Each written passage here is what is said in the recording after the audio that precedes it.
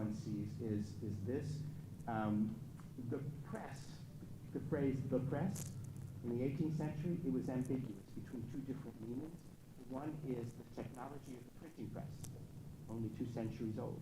And the other was the institutions like newspapers, which formed to check the government. So the press was both a technology of communication dissemination, and it was an institutional embodiment of that technology. And insofar as we're talking about an institutional technology, insofar as we're talking about a technology like the internet now, the thing about the press is it created mass communication, which is to say it created something called the public sphere, which is to say it created something called the public, who has a public opinion, and democracy is impossible without public opinion. So a different constitutional function is those institutions which spread information in a way that sustains the public sphere. An example of that, if you know European law, is the GDPR, which protects data privacy, except if you're performing a journalistic function. And how do we define journalistic function there? In Europe, they define it as, do you have a union? Do you have an opinion? Do you speak in a certain way? But actually, if you think functionally, it's like the printing press. It's like disseminating the information that creates the public sphere. 4 different constitutional functions, 4 different definitions of who would qualify.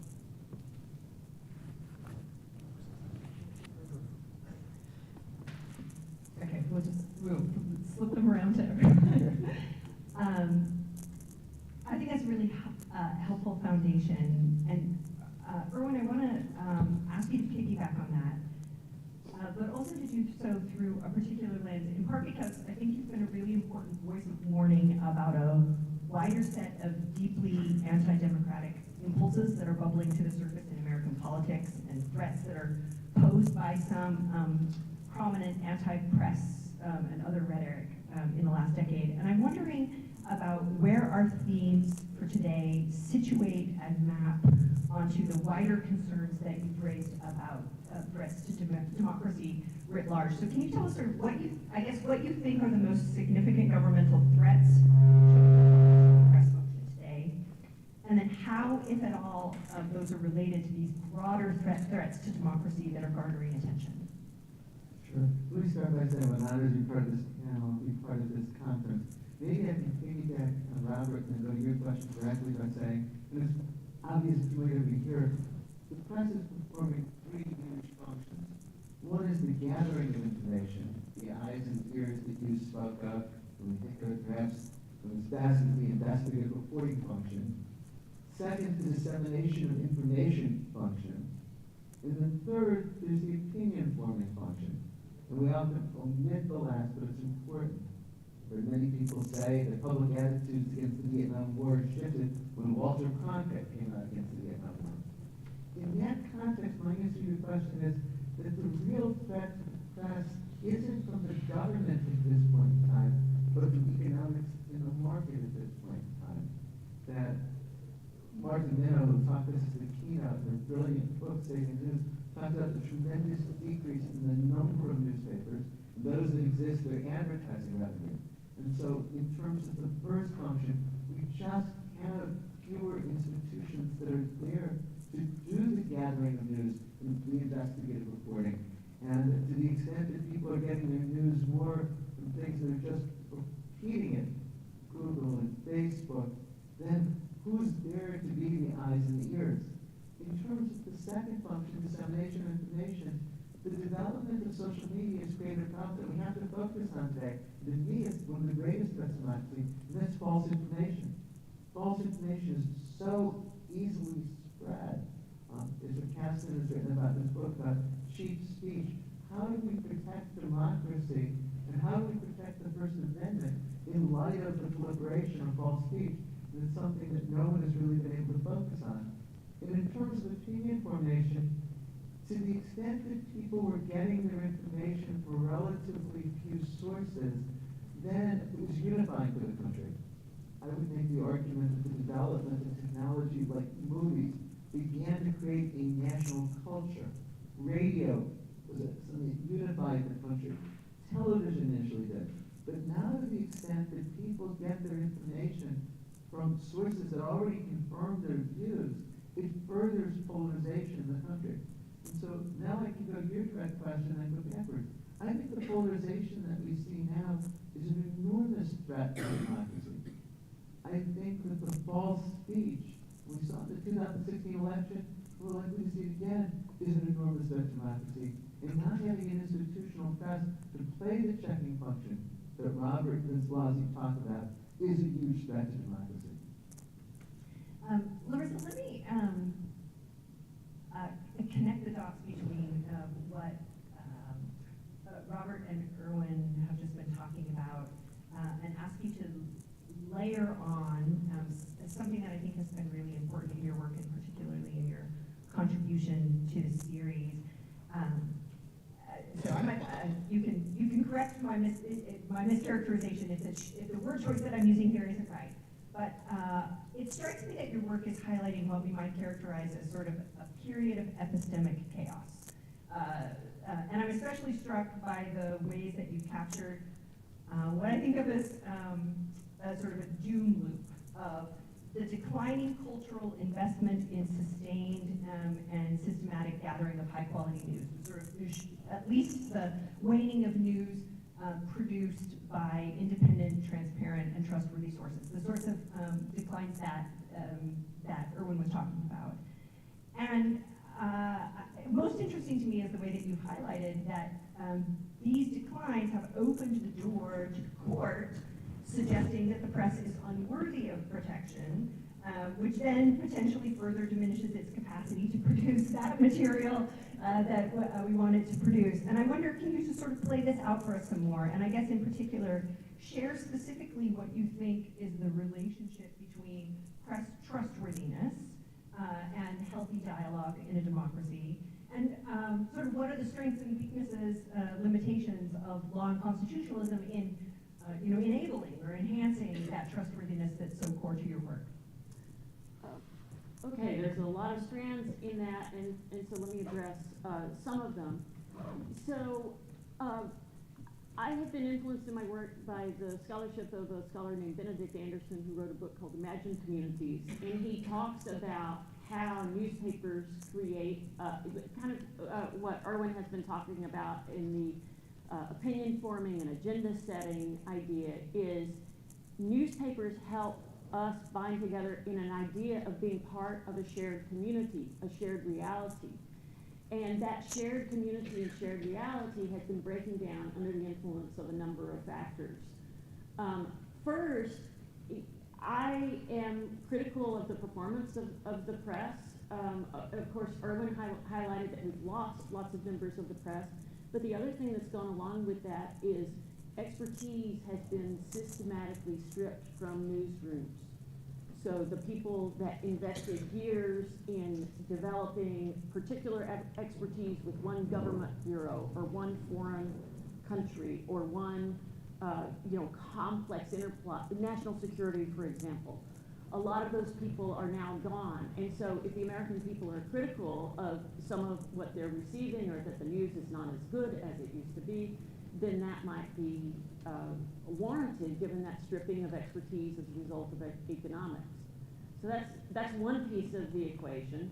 The other piece of the equation is that people are inundated with information from a plethora of sources, the reliable and the unreliable, and it is very difficult for any of us, no matter how wise or how trained we think we are in discerning misinformation, to sort out the true from the false.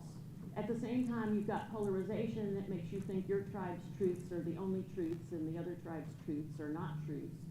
And then you have a decline in respect and trust for all institutions, and institutions turning on each other and trying to discredit, the legislators, discredit the judges, the executive branch discredits everyone, including the press, making them the enemy of the people, and declining public trust in the press means we have no shared reality to turn to. And so that agenda setting function turns out to be really important, and we don't know where to turn to find truth that we can agree on to enable democratic self-governance of the kind Robert talked about, find that public consensus that is critical to democracy. This is a great segue I want to look back and get Robert Erwin's thoughts on this, the trustworthiness component when we're really thinking about the role that the press plays in a democracy, how key trustworthiness is to the question, and also what, if anything, law and policy can do to improve that problem of trustworthiness. But before we do that, I want to ask a question to Michael, whose work I have been a giant fan of for a really long time. And the two questions that I actually want to pose to him are the titles of the two pieces of his work that are the most have been the most influential on me. Just for those in the room who aren't familiar with Michael's work, one of the things that I think is most compelling about it is that a lot of it has been directed towards people who are looking or might be persuaded to become performers of the press function.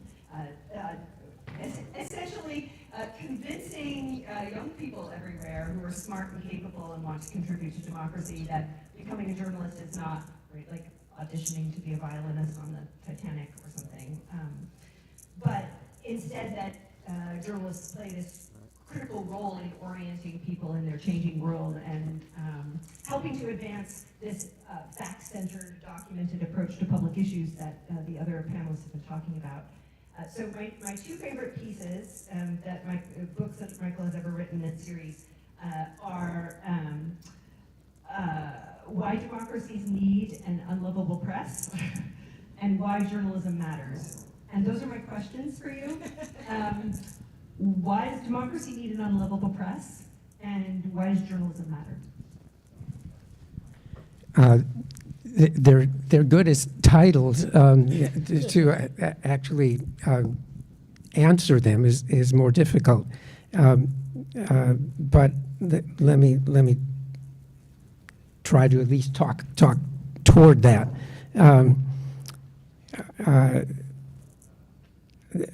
I should say I discovered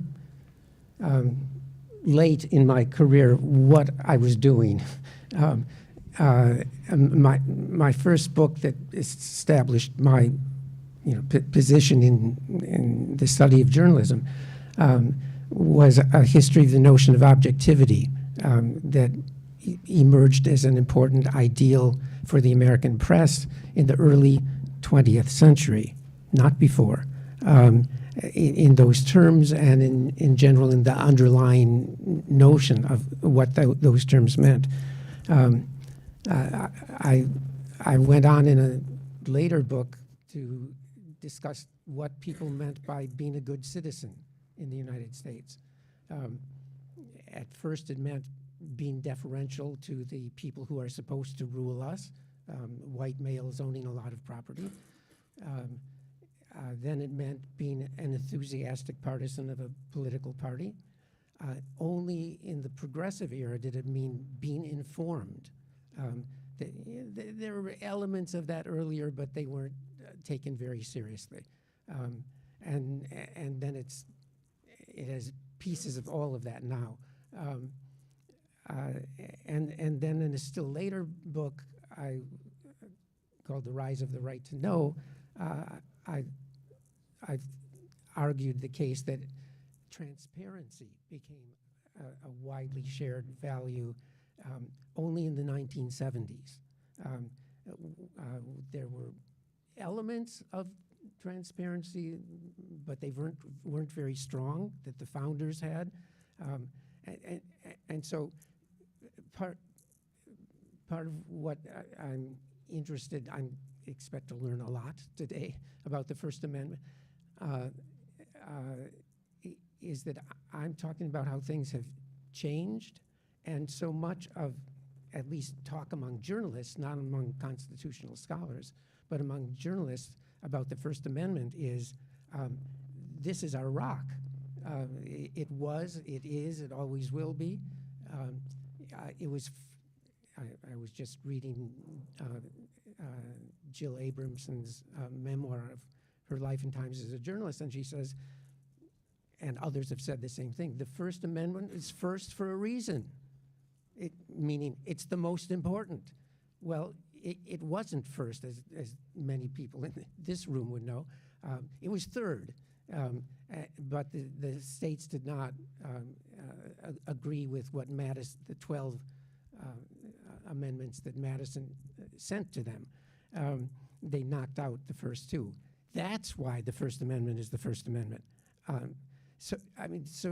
There's so much misinformation, I think, among journalists about what their role is supposed to be.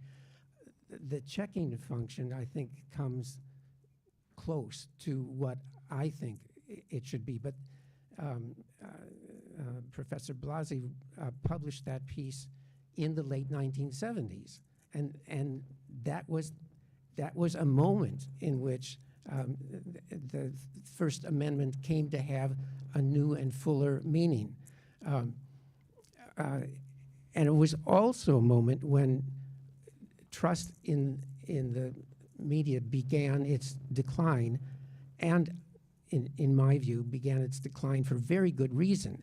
You shouldn't have trusted the media in the 1950s and the 1960s up until roughly 1968, when investigative reporting became a much more important part of what journalists did, at least in the mainstream media, and at a time in which there was a large shift in what mainstream media did from he said, she said, quote a Republican, quote a Democrat, and be generally nice to both sides. That also shifted beginning in the late 60s and being solidified in the 70s by public policy, by the Inspectors General Act. There are 70-some inspectors general who do inside audits. They running offices that have something like 14,000 employees in the federal government today. There was legislation to make campaign finance more available publicly. There was a National Environmental Policy Act that created the environmental impact statements that by something of an accident, but nonetheless an accident that in 1970 was likely to happen. Those environmental impact statements became public documents.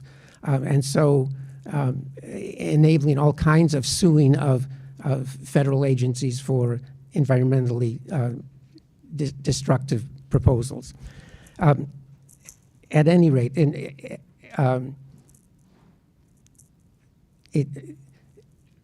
so the journalistic, I think, my impression is that the journalistic understanding of the role of the press is the founders had it figured out. No matter that the Supreme Court didn't take the First Amendment seriously with respect to freedom of speech and press until the 20th century. So there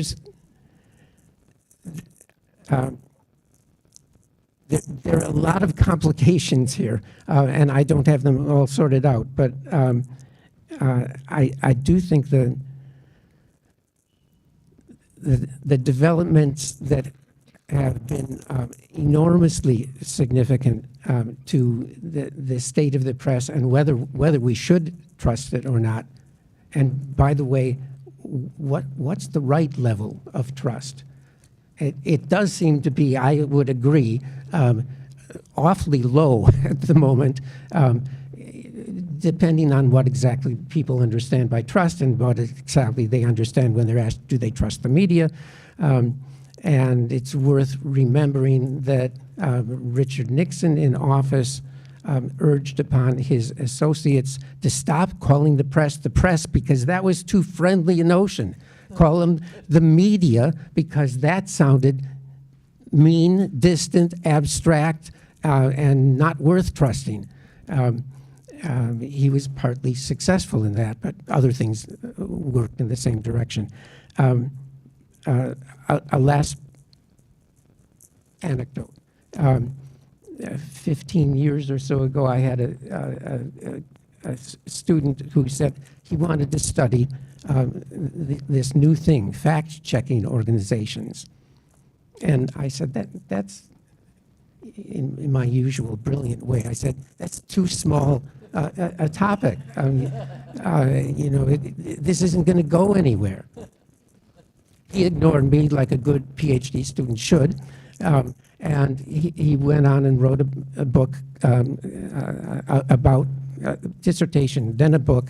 He's now a leading figure in the international fact-checking movement, encouraging fact-checking organizations all over the world. That Lucas Graves properly ignored me.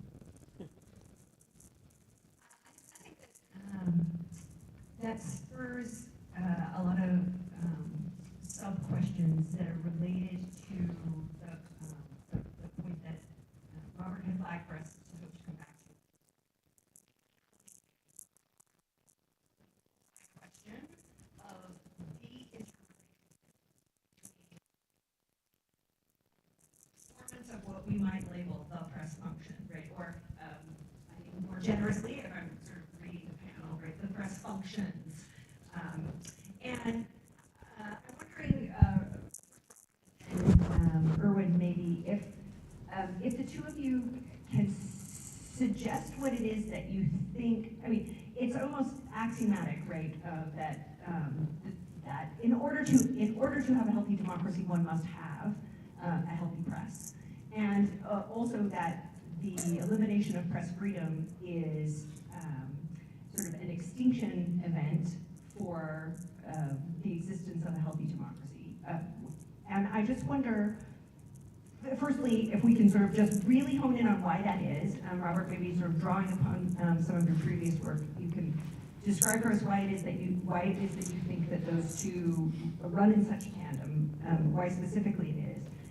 And just to throw in another theme that I'm hoping people might at least gesture towards as we continue to talk, a lot of our conversations about the relationship between democracy and press law seem to be focused on the supply problem, right? Sort of removing barriers to news gathering and investigative journalism, guaranteeing that those who are performing the press function can use the law as a sword and a shield to access information and to protect themselves against government pushback. But I'm also wondering if folks, as we sort of move through for quick thoughts on this, how you think as a panel, or how you think that the panel's commentary already has gestured toward the demand side of the problem, that maybe the country's appetite for shared public discourse or for the fact-checking that Michael was describing shifts. And the kind of bring a horse to water, but it won't drink dynamic. Do or can law and policy and constitutionalism have anything to say about that aspect of the issue? Robert, maybe you can kick us off with the first of these pieces, just connecting the dots between why a healthy press and a healthy democracy necessarily run in tandem. And then maybe we can get thoughts from other folks on the panel about the wider supply-demand piece of the equation. It's like standing on one foot. To ask about the relationship between the press and democracy, you need a definition of democracy. And if you ask the average person on the street, they say majoritarianism. But majority vote is just a mechanism for measuring something. And by itself, it means nothing. There could be a majority vote in North Korea, and they don't have democracy. Majoritarianism is linked to the more fundamental idea of democracy. It's because majoritarianism is a way of ascertaining popular will. Democracy is about self-government, and that means if we are participating in democracy, we have to in some way think that we're governing ourselves. But if I lose the election, how am I governing myself? That's the fundamental problem that an election, that a democracy over the size of a nation state has to answer. And the way it answers it, starting in the 18th century, is to say you can't identify with the outcome of an election, but you can identify with the process by which and in which the election is situated, which means the formation of public opinion. The idea is the election reflects public opinion, and you can always participate in the formation of public opinion and have a different public opinion later, and so win the next election. And so even if you lose, you can identify with the country which sustains freedom in the formation of public opinion. So then we have to ask, what is public opinion? Here I always start with a line from Michael. You've written, Michael, the public is the fiction that brings democracy to life. The whole idea of a public which can have a public opinion is a function of means of communication. The idea of that kind of public didn't exist before the printing press. Before that, in ancient times, the public was the amount of people that could gather in the agora within the sound of hearing of a single human voice. But the press spreads this over the nation state. So when is it that when we talk together, we can recognize the formation of something like public opinion, as opposed to a lot of people shouting at each other and not reaching a public opinion? That's the crucial question of the way in which the press relates to democracy. And there's several ways we can think about that. For one thing, think about the role of a political party in a democracy. Political parties channel political will in such a way that people feel represented, and then they're not speaking individually, but they're cumulatively speaking, and speaking through proxies, which we call political parties. When the parties don't represent what people want, say the contemporary scene, we're in trouble. The press does a similar function in a way that I would say has not been constitutionally theorized for the formation of public opinion. The press, even from the beginning of the 18th century, were channels and aggregators and accumulators of public opinion, such that enough of the public could feel represented in the clash of press views that the outcome would be coherently experienced as a larger public opinion. So the way in which the press responds to and articulates and makes people feel heard and voiced, this is a crucial function in the creation of public opinion. A second issue, and then I'll stop, is this notion of when we're debating, we're not shouting at each other, but we're talking to each other. What are the conditions of that happening? Now, we've talked a lot about trust. One can't commandeer trust. One can't order it to happen. It has to arise. What are the conditions under which we trust? And here, this whole phenomenon of fact checkers is so interesting, because it's saying you don't trust the newspaper, but you should trust the fact finders. Of course, people don't trust the fact finders. The lack of trust, when it's corrosive, goes all the way down. It's elephants all the way down. And then we have to think of the social parameters by which this most valuable and indispensable element of democracy, trust of a certain kind, is lost. This is a serious issue. Here's one candidate for you to think about in terms of loss of trust, in addition to many, many others. But if you think about the Reformation and the invention of printing, in the 13th century, you were forbidden from reading the words of Jesus. You did not know how to get into heaven. Only the church could read the Gospels, the Bible, and explain to you the path to salvation. Printing gets invented, and suddenly I can read the words of St. Matthew and St. Mark for myself. I can find out the way to get to heaven. I don't need the intermediate authority of the church, and I lose trust in the expertise of the church. I determine things for myself. We call that the Reformation. And the Reformation led to 2 centuries of social disorder before society could create new mechanisms of trust. Both civil and religious authority was undermined by the communication, because now everyone could be an expert. The internet has done the same thing. The internet has zero marginal information costs, so we're all experts on anything we can look up on Google. You see signs in doctors' offices now. Your Google search is not the equivalent of my MD degree. You've seen that? That's the same thing. That's why we have a large, the loss of trust is embedded in a larger phenomenon, which is an attack on expertise and forms of authority of all kinds, which I think very much is encouraged by this new form of information spread, and we don't have the mechanisms for reestablishing trust, and it surely won't be by simple mechanisms. Yeah, Erwin, I'd love to hear you pipe in on this. And the components of the supply and demand that You began by talking about the threat to democracy, and we talked about the lack of trust in the press. I think the lack of trust in the press has to be put in the context of the lack of trust of all of the institutions in the United States, The Supreme Court has its lowest approval ratings in history. The second presidency in a row, approval ratings are generally in the 30s. Congress approval rating is 18, and that might be 18 people, not 18. And with regard to the media, there are facts, and we need to have a social reality that's shared in order to be government action. Take climate change as an example. Climate change isn't bad, but to the extent that there isn't a shared reality, we're not able to deal with an existential problem for the planet. So then the question becomes, as you pose it, both in terms of supply and demand. In terms of supply, there have been many proposals advanced, and Martha Minow will talk about some of them from her book and proposals others in advance. We need to allow newspapers to recoup the benefits of their investigative reporting and other information gathering, so that when things like Google and Facebook are just retransmitting, they should have to pay for it to support the papers. We need to have a system of the government providing subsidies, especially for local papers, so they'll continue to exist. Because otherwise there's no one there to play the checking function with regard to local government. So we need to consciously focus on the supply side. In terms of the demand side, I think we've got to focus, and it's the people in this room, and those like us, need to focus on how do we deal with the problem of false speech over social media. None of us have been able to come up with a solution to it. The Supreme Court has generally said that false speech is protected by the First Amendment. New York Times, Mrs. Sullivan was rightly decided. But unless we have a mechanism for dealing with false speech on the demand side, I don't know how we'll ever be able to have social reality that's shared, and I don't know how we'll ever be able to restore trust into the media.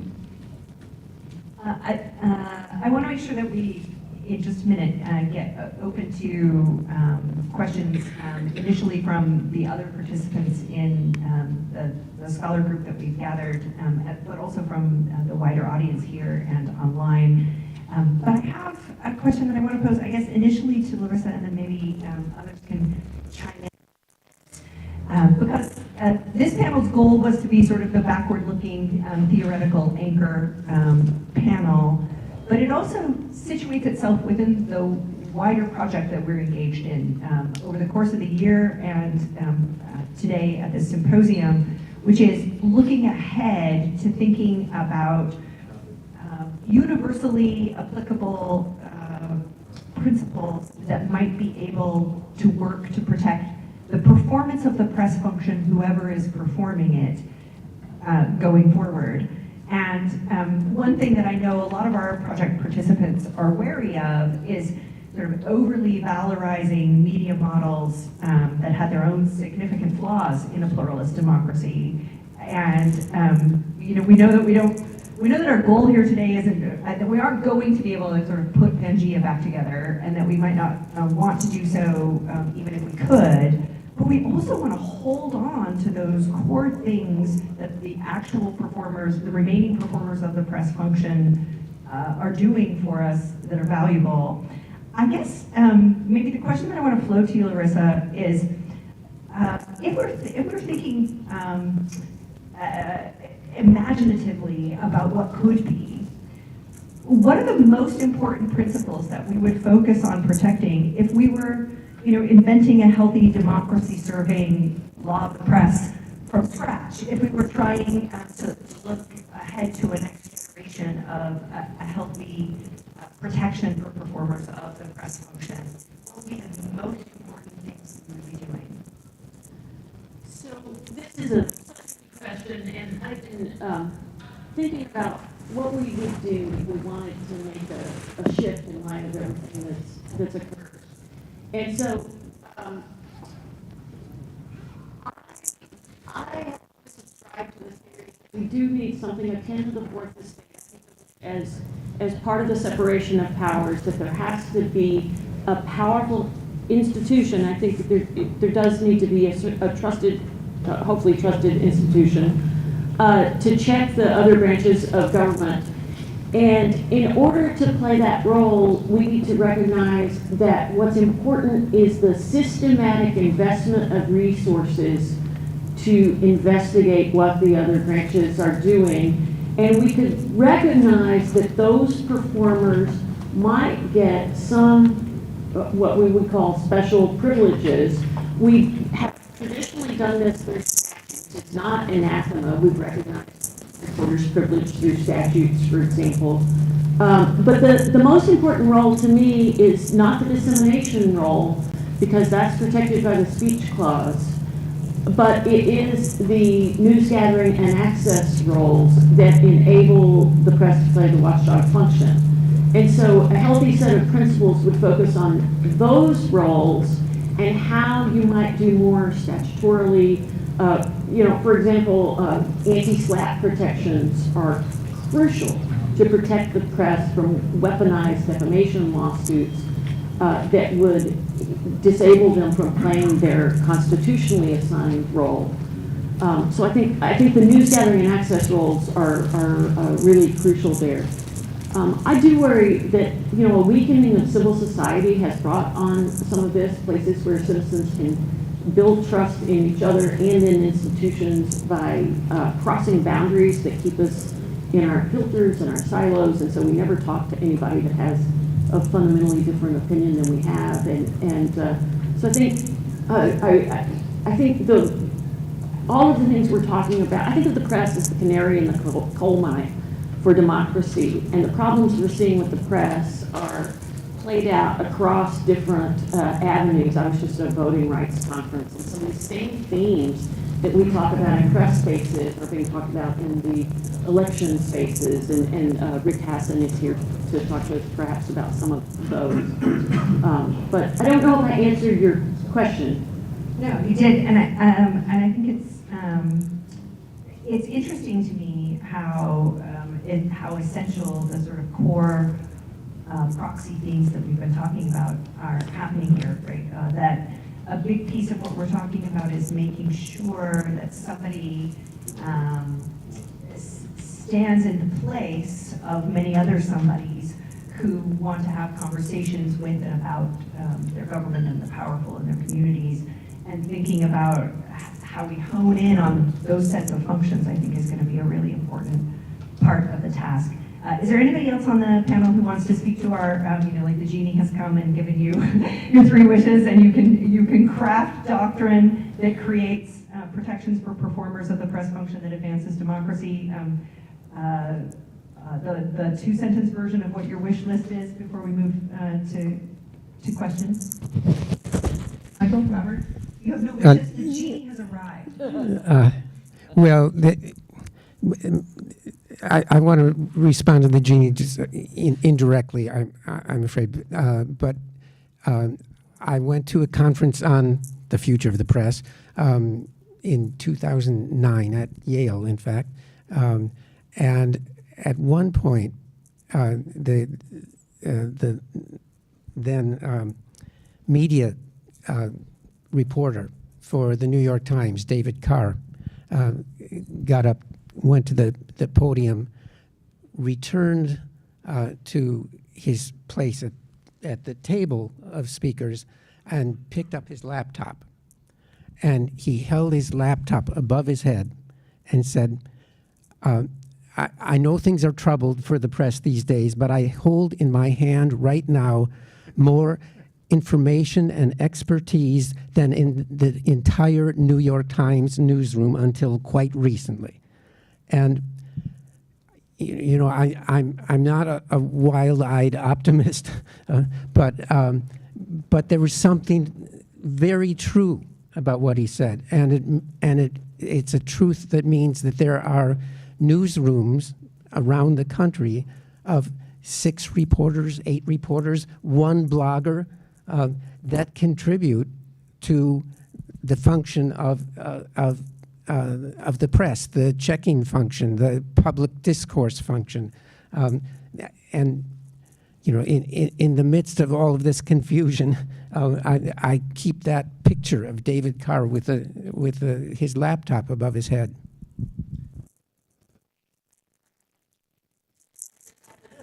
Public subsidies for local news would be top on my wish list. Local news is so crucial.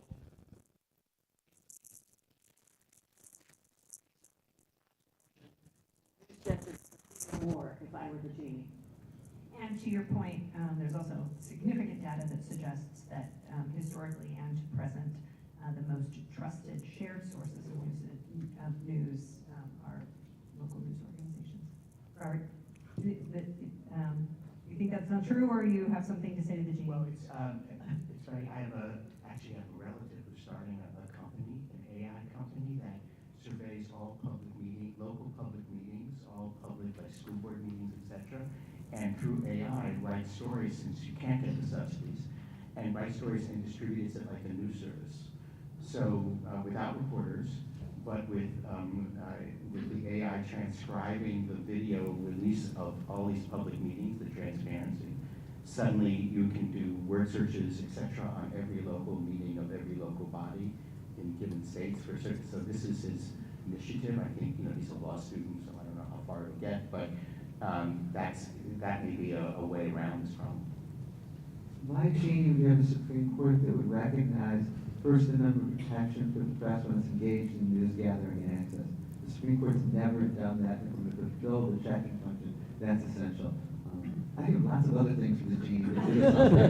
I knew that Erwin's genie was going to be wearing a robe. I knew it. Okay, I want to make sure that we give all of you the chance to have conversations with these folks here. So people who would like to come to the mic can offer up their questions, and I will watch to track questions from our online participants. Yeah, go ahead. Yes, I'm Michael Myers, President of the New York Civil Rights Coalition.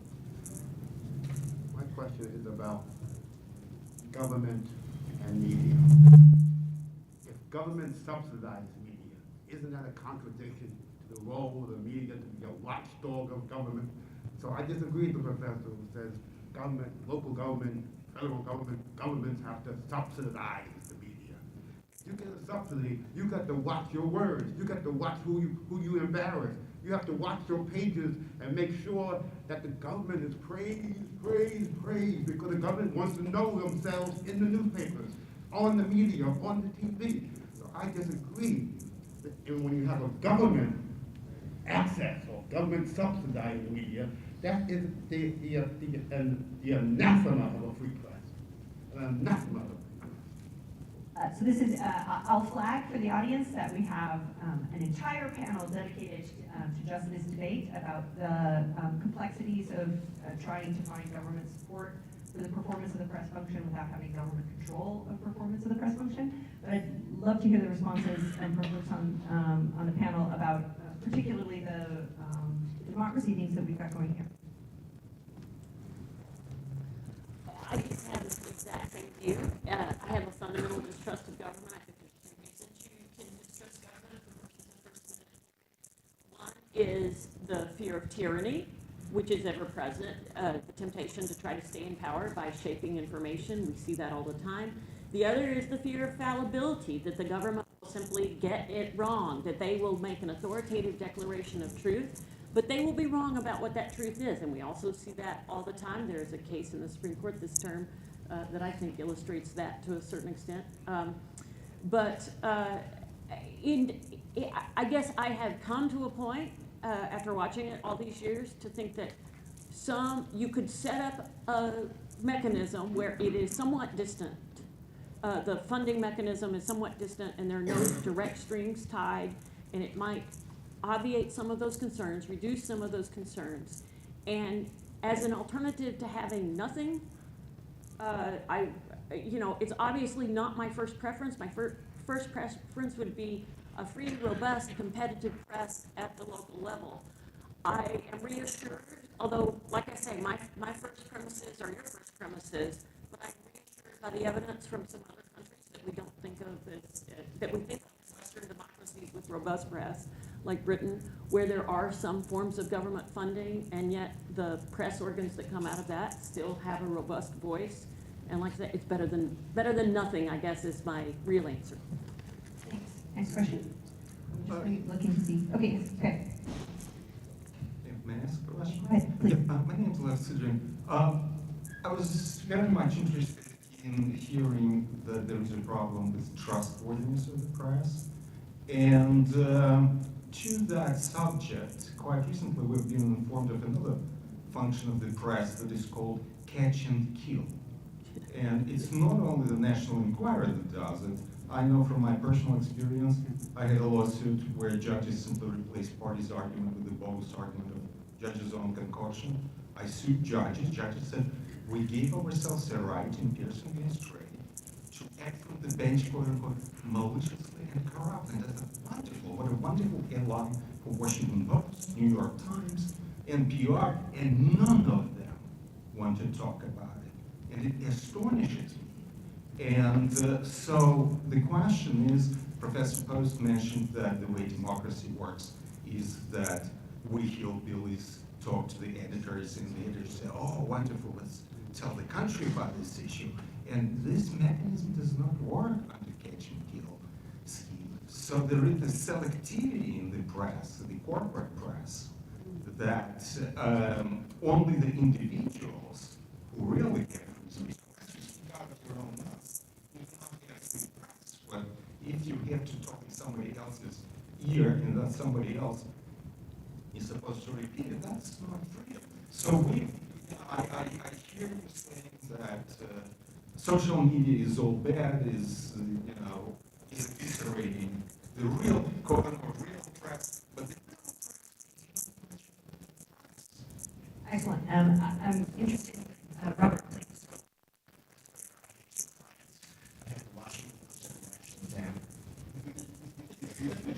So, on Tuesday in Washington, you get the story, is it true, what are your sources? And on the Friday, you fly down to Florida and you say, really, the two-headed twin is an invasion of privacy.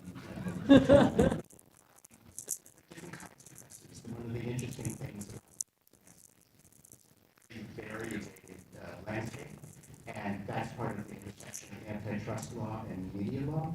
So you want different newsrooms with different judgments about what counts and doesn't count, but of course, every newspaper has to make a judgment about what counts. And presumably all of them are catching and killing, some might, and then the others might check them. But underlying your question was, you said only the individual. Here's the paradox, the deep paradox of the press at this point. The press has special protection because only the press could speak to the public. It could speak and everyone else could write letters, but they couldn't speak to a mass public. So the press and the public, these are complementary concepts. With the internet now, any individual can speak to the public. So this functional definition of the press has now dissolved down to what we need when we speak about the constitutional function of the press is a way to think of it that separates it from this association, which is and which I remind you would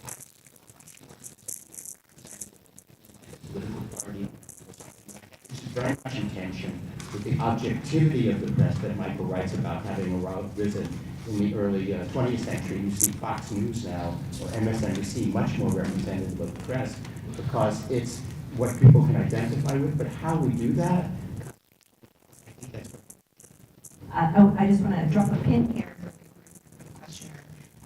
A number of scholars in our series have spoken, I think, quite insightfully to some of the complexities of that you're raising about the role of capitalism and concentration of power in corrupting the ideal democracy enhancing operation of the press function.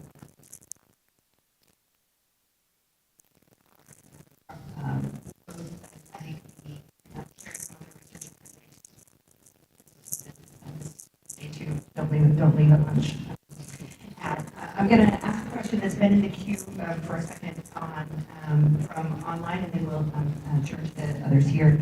The question online is, to the extent that trust in the press is divided along partisan political lines, how do we develop a shared understanding of the role of or importance of the press that can appeal across that line? Anyone wants to speak to that, to the disparity in views of trustworthiness of press? I'll say a word. Yes, so Republicans trust the press less than Democrats do. There was I thought a fine piece by the public editor. Public. Right.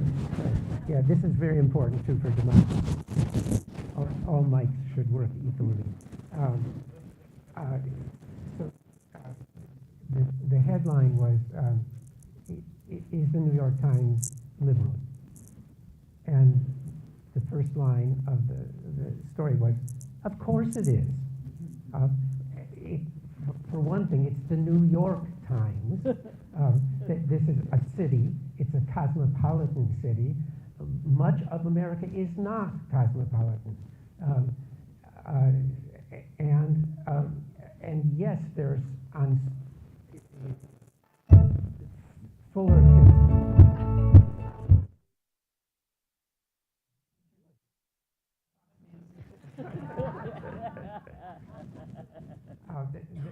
The further part of the piece says, on political issues, Democrat versus Republican, he believed that the New York Times was perfectly objective.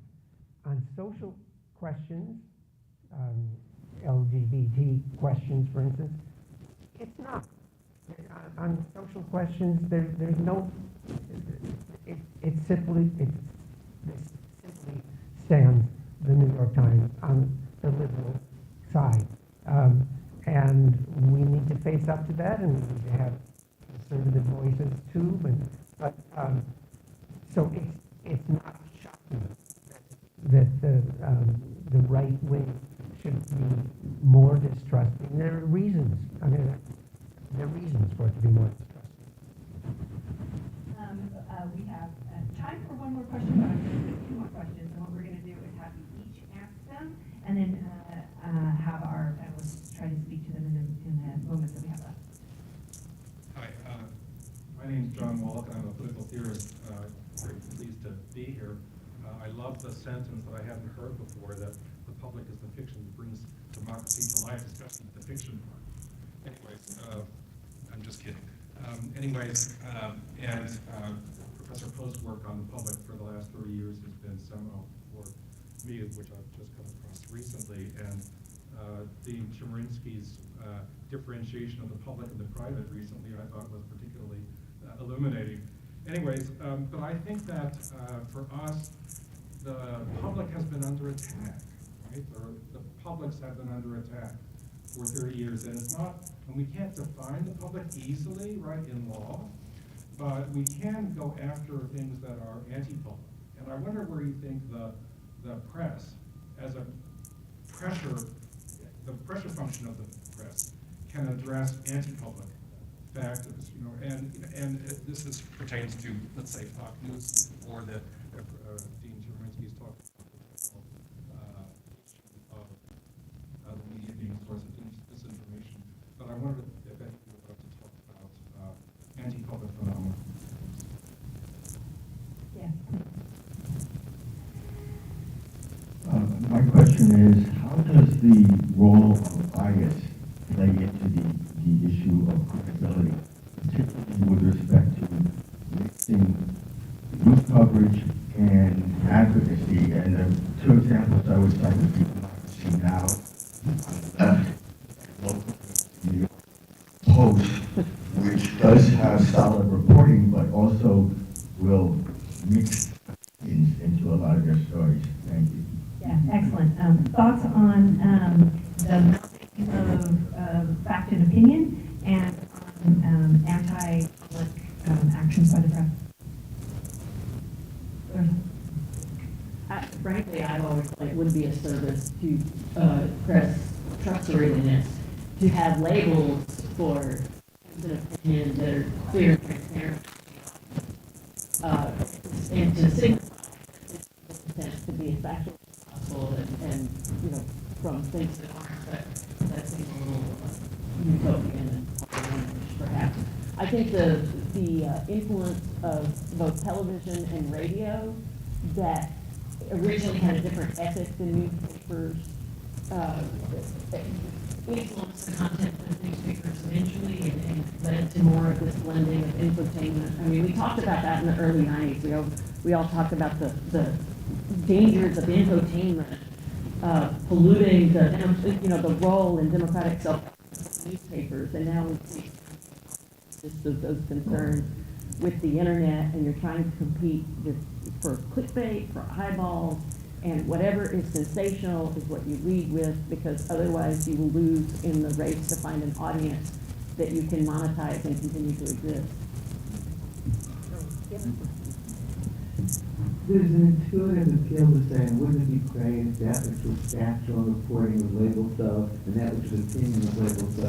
And yet the reality is those distinctions are so much harder to draw. Imagine that a newspaper or TV station has to make choices about what stories to put on the front page or what stories to put in back. That's going to be based on the choices they make. All of us were teachers. No matter how hard we try to be neutral in the classroom, inevitably our views affect all sorts of choices that we make. Now, that doesn't mean that there isn't a difference between the news section and the editorial section. But I think we've got to acknowledge that this is about journalistic ethics and journalistic practice. It's not about government regulation. And I think as we go forward in the day, one of the things to think about is, when are we talking about what's good practices for journalism versus when are we talking about what should the law do or what does the law prohibit, say, the person then that the government be able to do.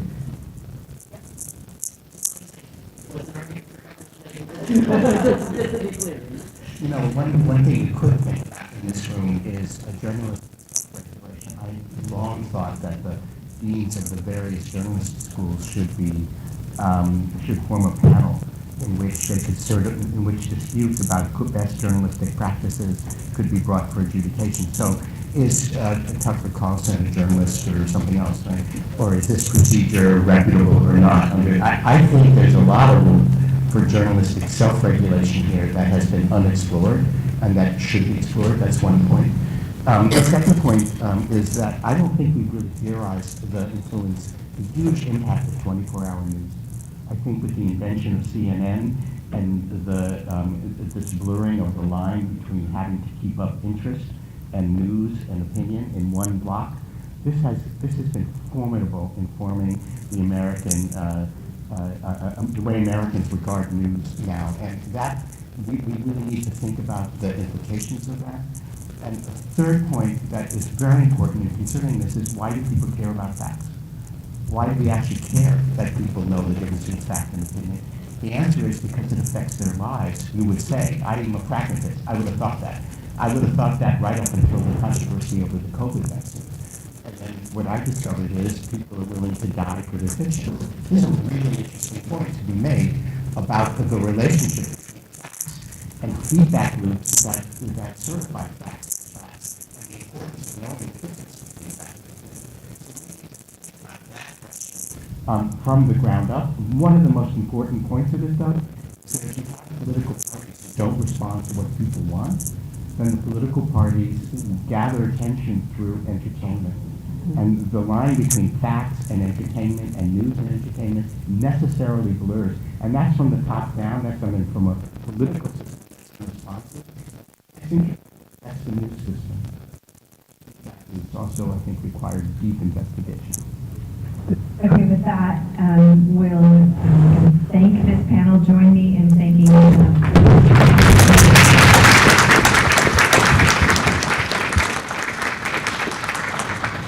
really appreciate all of your thoughts and the possibilities. We're going to take a short break and reconvene for the next panel at 10:50.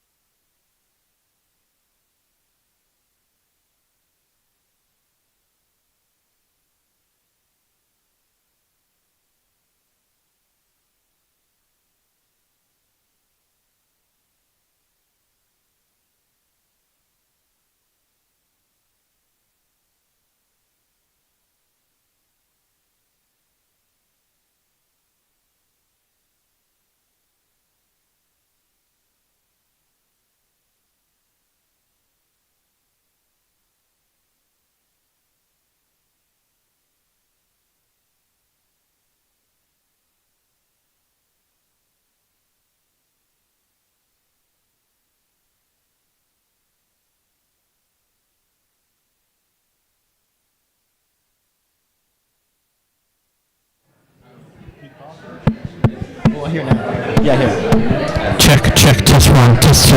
Yeah, if you're hearing good stuff there, then that's going to be reflected on our main camera, and we can grab that for you. Okay. 5 is nice and hot with that. 5 is nice and hot. Go to the next one.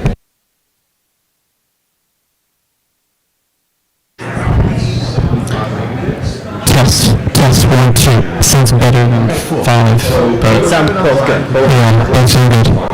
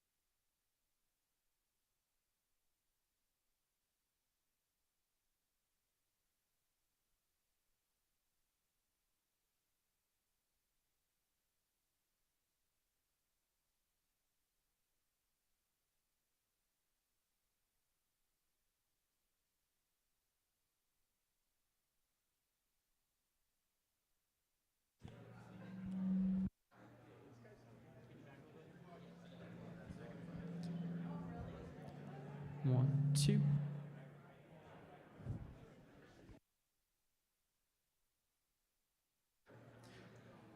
Check 1. Check 1, 2. 1, 2. Check 1. Check 1, 2. 1, 2, 3. 1, 2, 3, 4. Check 1. Check. Check 1, 2. 1, 2, 3. Check. Sorry, yeah, thank you. Mic 5. Testing mic 5. Mic 5, check.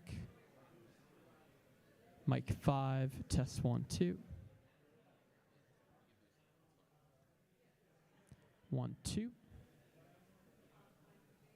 Check 1. 1, 2. 1, 2, 3.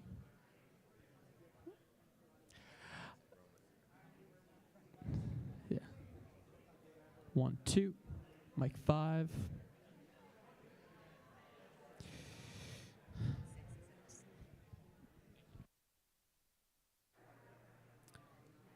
Mic 6. Testing mic 6. Mic 6. What was for? Mic 6. Testing 1, 2.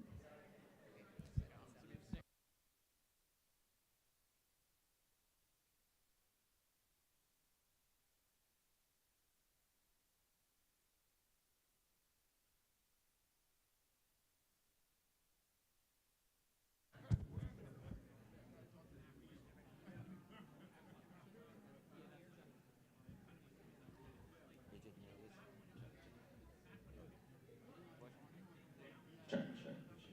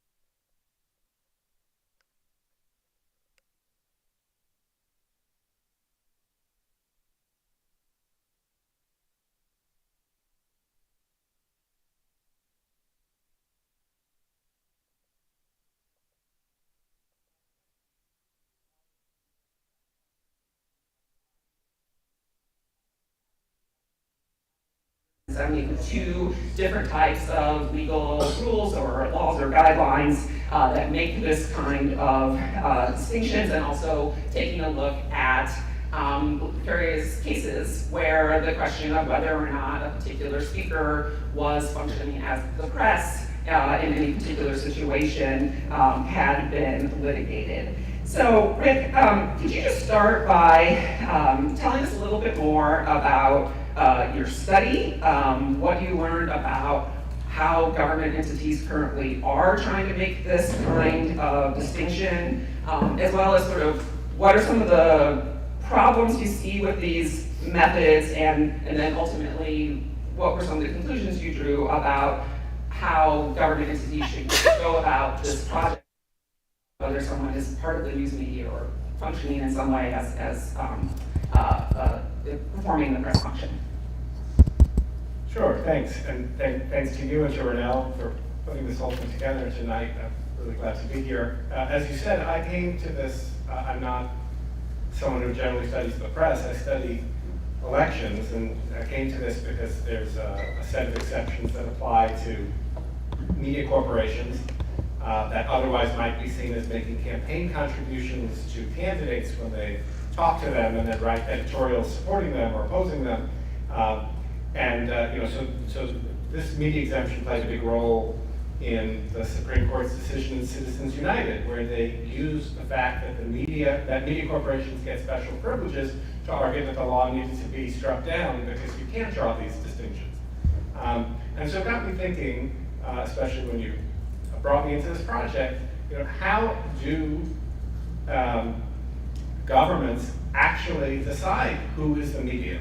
And so, I looked at everything from the Supreme Court's elaborate rules, which go on, I think, for 8 pages with an additional 15 pages of commentary because it's the Supreme Court, to have the Riverside County Fire Department decide who gets to go in and look at a fire, and to media shield laws. And we coded them. I had a group of researchers. We looked at what the commonalities were, and if you look across those rules, there seemed to be a number of themes, and Sonja, you kind of earlier on had developed a taxonomy, and this just kind of extends that.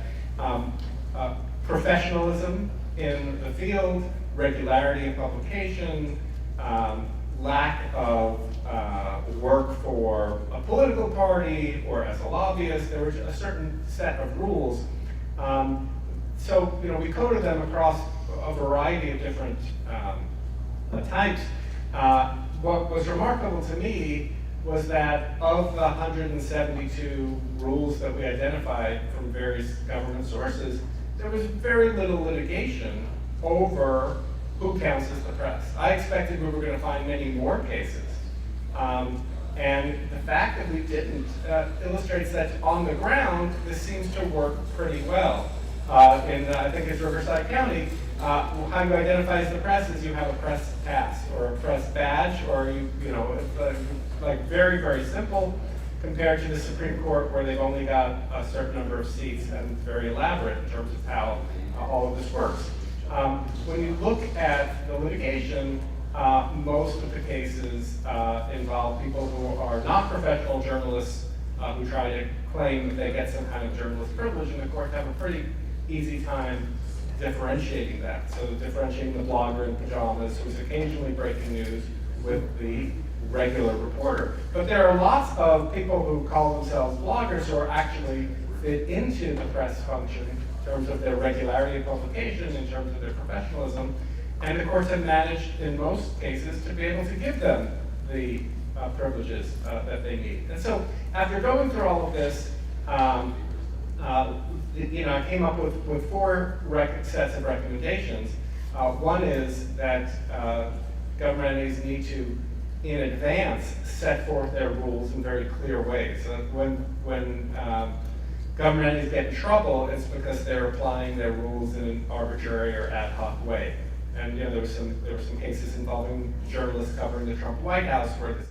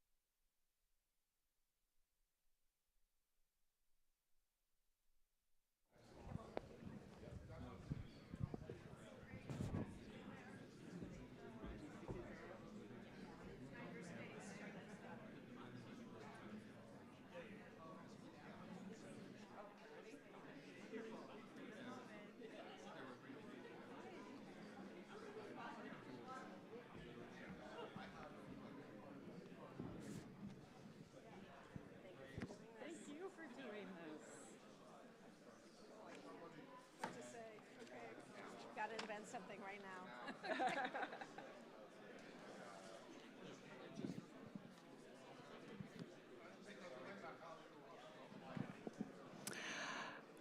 Okay, everyone, can you hear me? Do we have a working mic? Okay, wonderful. We are going to get ready to go forward with our keynote discussion. If you could please take your seats. So it is my complete honor to introduce and have this conversation with our keynote speaker, Martha Minow. She is the former dean of Harvard Law School and is currently the 300th anniversary university professor at Harvard University. And she comes to us as an expert in human rights. Her background, which is, again, because of time, we cannot do justice to, but comes from this long period of research and advocacy for members of all sorts of religious and racial minorities, for women, children, people with disabilities. And she writes and teaches about a number of things, including digital communications, democracy, privatizations, military justice, and ethnic and religious conflict.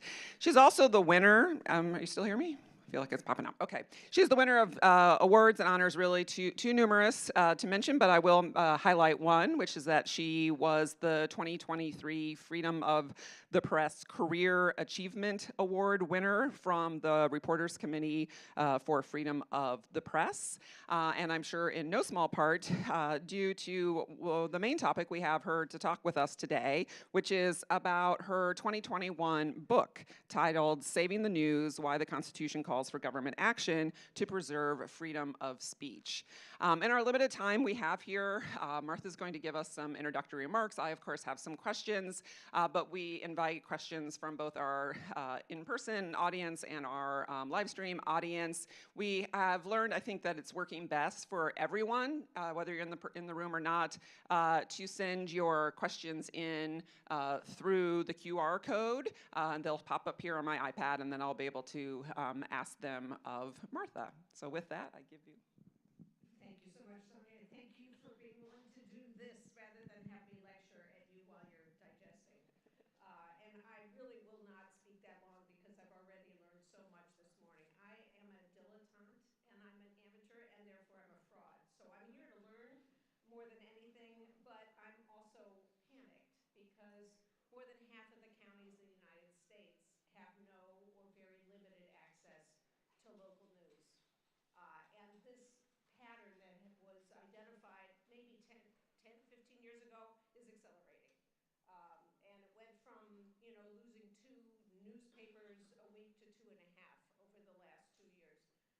And the patterns and the explanations for it are many, but I can't help but think about this as a lawyer and as a citizen. And I think that it's fascinating that there's only one private industry that's mentioned in the Constitution, and it's the press. And I don't think that the Constitution is a suicide pact. And if the press doesn't exist, I think there's a problem. Now, I learned a lot from this morning's panel about democracy and whether or not the press is a precondition for democracy. I think that's a topic to talk about. But I do worry that we have created a constitution and a political economic system, as well as a technological one, that is undermining what seems to me to be a key ingredient to the form of government that we actually have embraced. I can talk about this familiar story. RonNell began by looking at the synonyms for crisis. I just Googled, familiar in relationship, within 5 words of local news crisis, and familiar is now familiar. This is a major problem, but it's why we all know. It's related to the rise of the social media platforms, the migration of attention, migration of advertising, the migration of support. But it's not only that. I think that there has a lot to do with the erosion of antitrust law, the erosion of the tools to guard against concentration of wealth. I think a moment of this week that really arrested my attention was the lawsuit brought by Alden Capital. Alden Capital, which now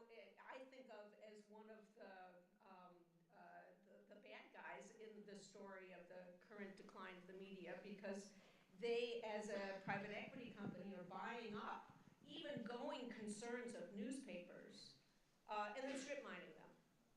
My hometown, Chicago, I'm watching this happen with the Tribune, with, just crying, because it was a great newspaper, and there's no journalists left anymore. Alden Capital brought the lawsuit this week on behalf of 8 of its newspapers against OpenAI and Microsoft for copyright violation and misappropriation and diminution of their market value. So that kind of made me chuckle, even though I'm crying about it, because I don't even think they have the tools to hold the tide back, certainly not against generative AI.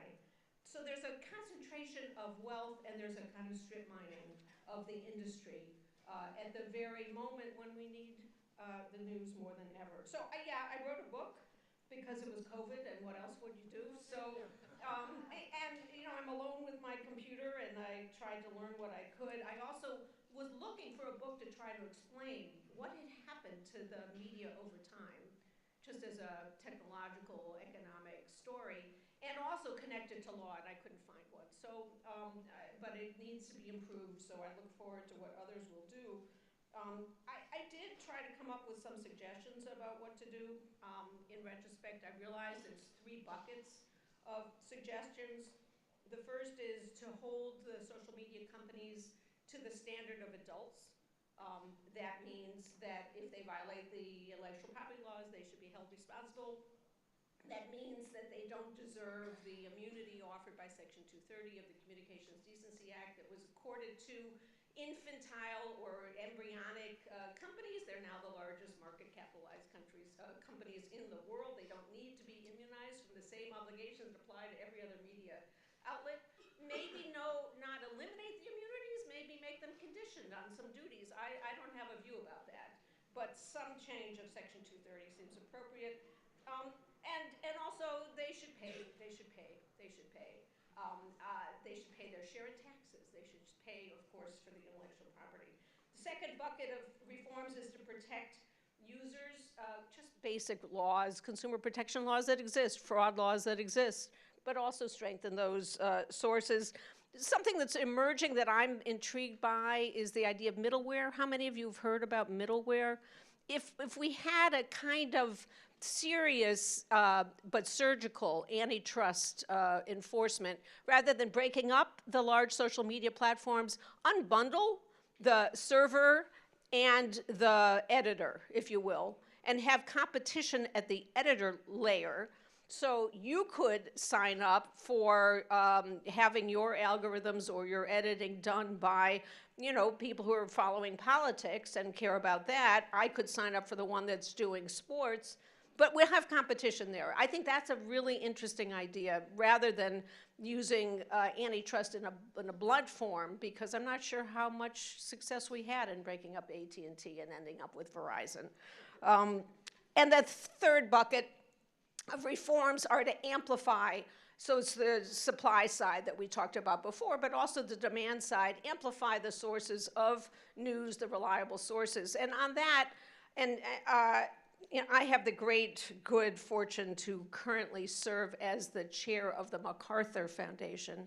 And in that role, I've had the chance to work with John Palfrey, its brilliant president, to coordinate what's now 57 philanthropies to raise first $500 million to support and invest in local news. And now we have a consortia of 17 local, regional, local news investors, and we're close to a second $500 million. So it's not enough. The estimate is that it's going to take $3 billion, but the idea here is that philanthropy has to be a piece of the puzzle. And the conversion of many for-profit media entities into nonprofit is one model. I don't think it's the only model. I'm interested also in what the Providence Independent has done, which is it's a for-profit, and it has a nonprofit foundation that's associated with it. I also think there's an important role, as we are seeing, with new forms, with micro-journalism, with experiments. Robert Post talked about his relative creating an interesting entity using AI to cover local council committees and so forth. You know, I think another piece of the puzzle here is universities. If you go to a state capitol right now and there's any journalist, it's a student. And I think we should recognize that as a civic function, that universities and colleges are providing journalism schools, undergraduates, and they should get a subsidy to do that. But there are other pieces of the puzzle besides philanthropy, besides universities. Innovation, wonderful paper for this conference on that. Innovation in business models, innovations in delivery. I've already mentioned antitrust. I think there are some possibilities there.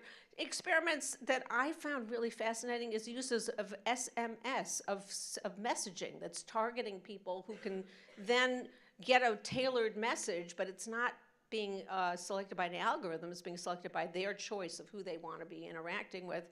I think there are lots of possibilities. So I am less depressed on this particular subject than I was 2 years ago, though I'm really depressed, really, really, really depressed, and really worried.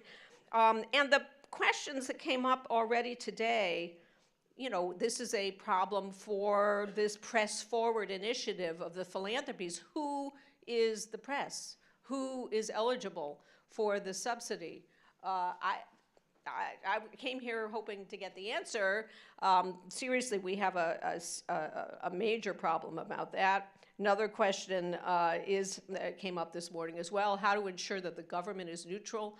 So I'm on the board of local public media, GBH, which produces a quarter of the content for public media in America. We have an experience of the Corporation for Public Broadcasting, which has an interesting separation from public broadcasting, which is itself separate from the individual groups like GBH. So it's many, many layers. But you know, research of the BBC, which was mentioned also this morning, shows that, yeah, there is an influence in what they cover compared to purely commercial media because they get government support. So you need plural sources. There's just not one answer. But those two questions seem to me very much on the table. Who's press for purposes of support, for purposes of philanthropic or governmental support? The Local News Sustainability Act that has bipartisan support but cannot get on the agenda to be voted on in Congress should have been bundled with the Ukraine aid. But in any case, that act has this problem of who's the press. If I get a tax credit for taking out a subscription, for what?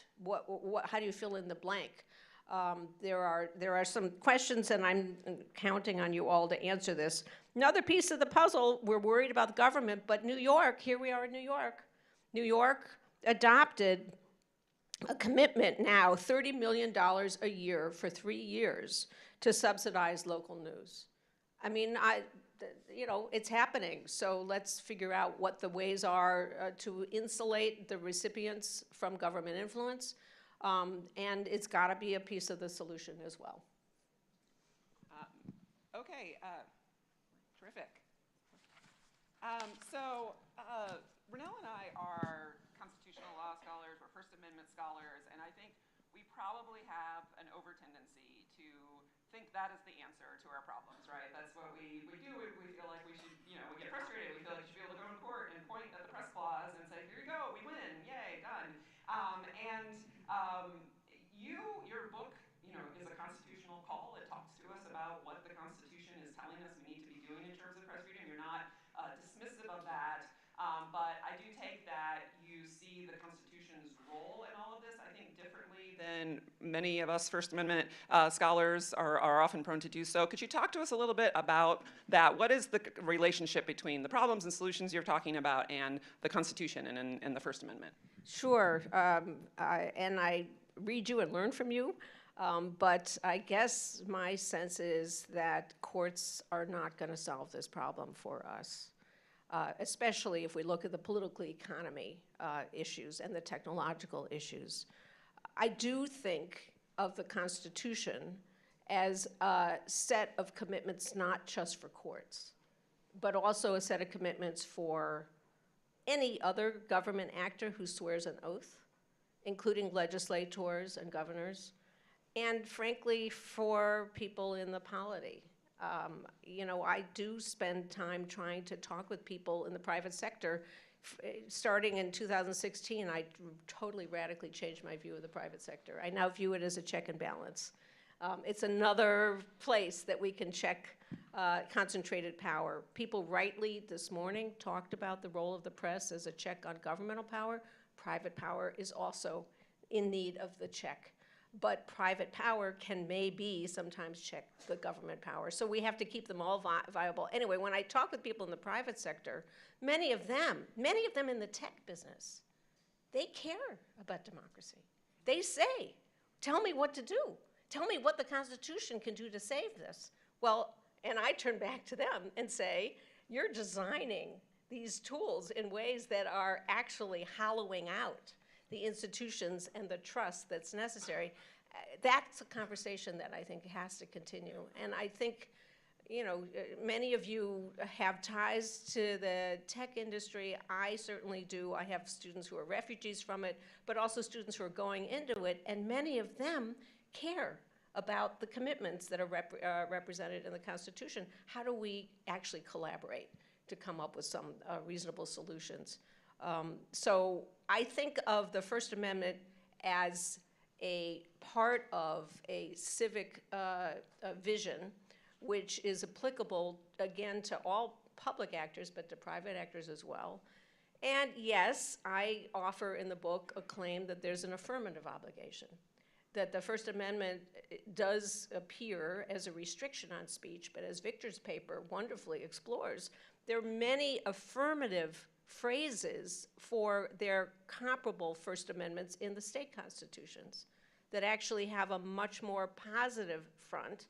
And there are, you know, small but bits of hints, even in Supreme Court opinions, about an affirmative vision about right to access, right to knowledge, the rights of readers.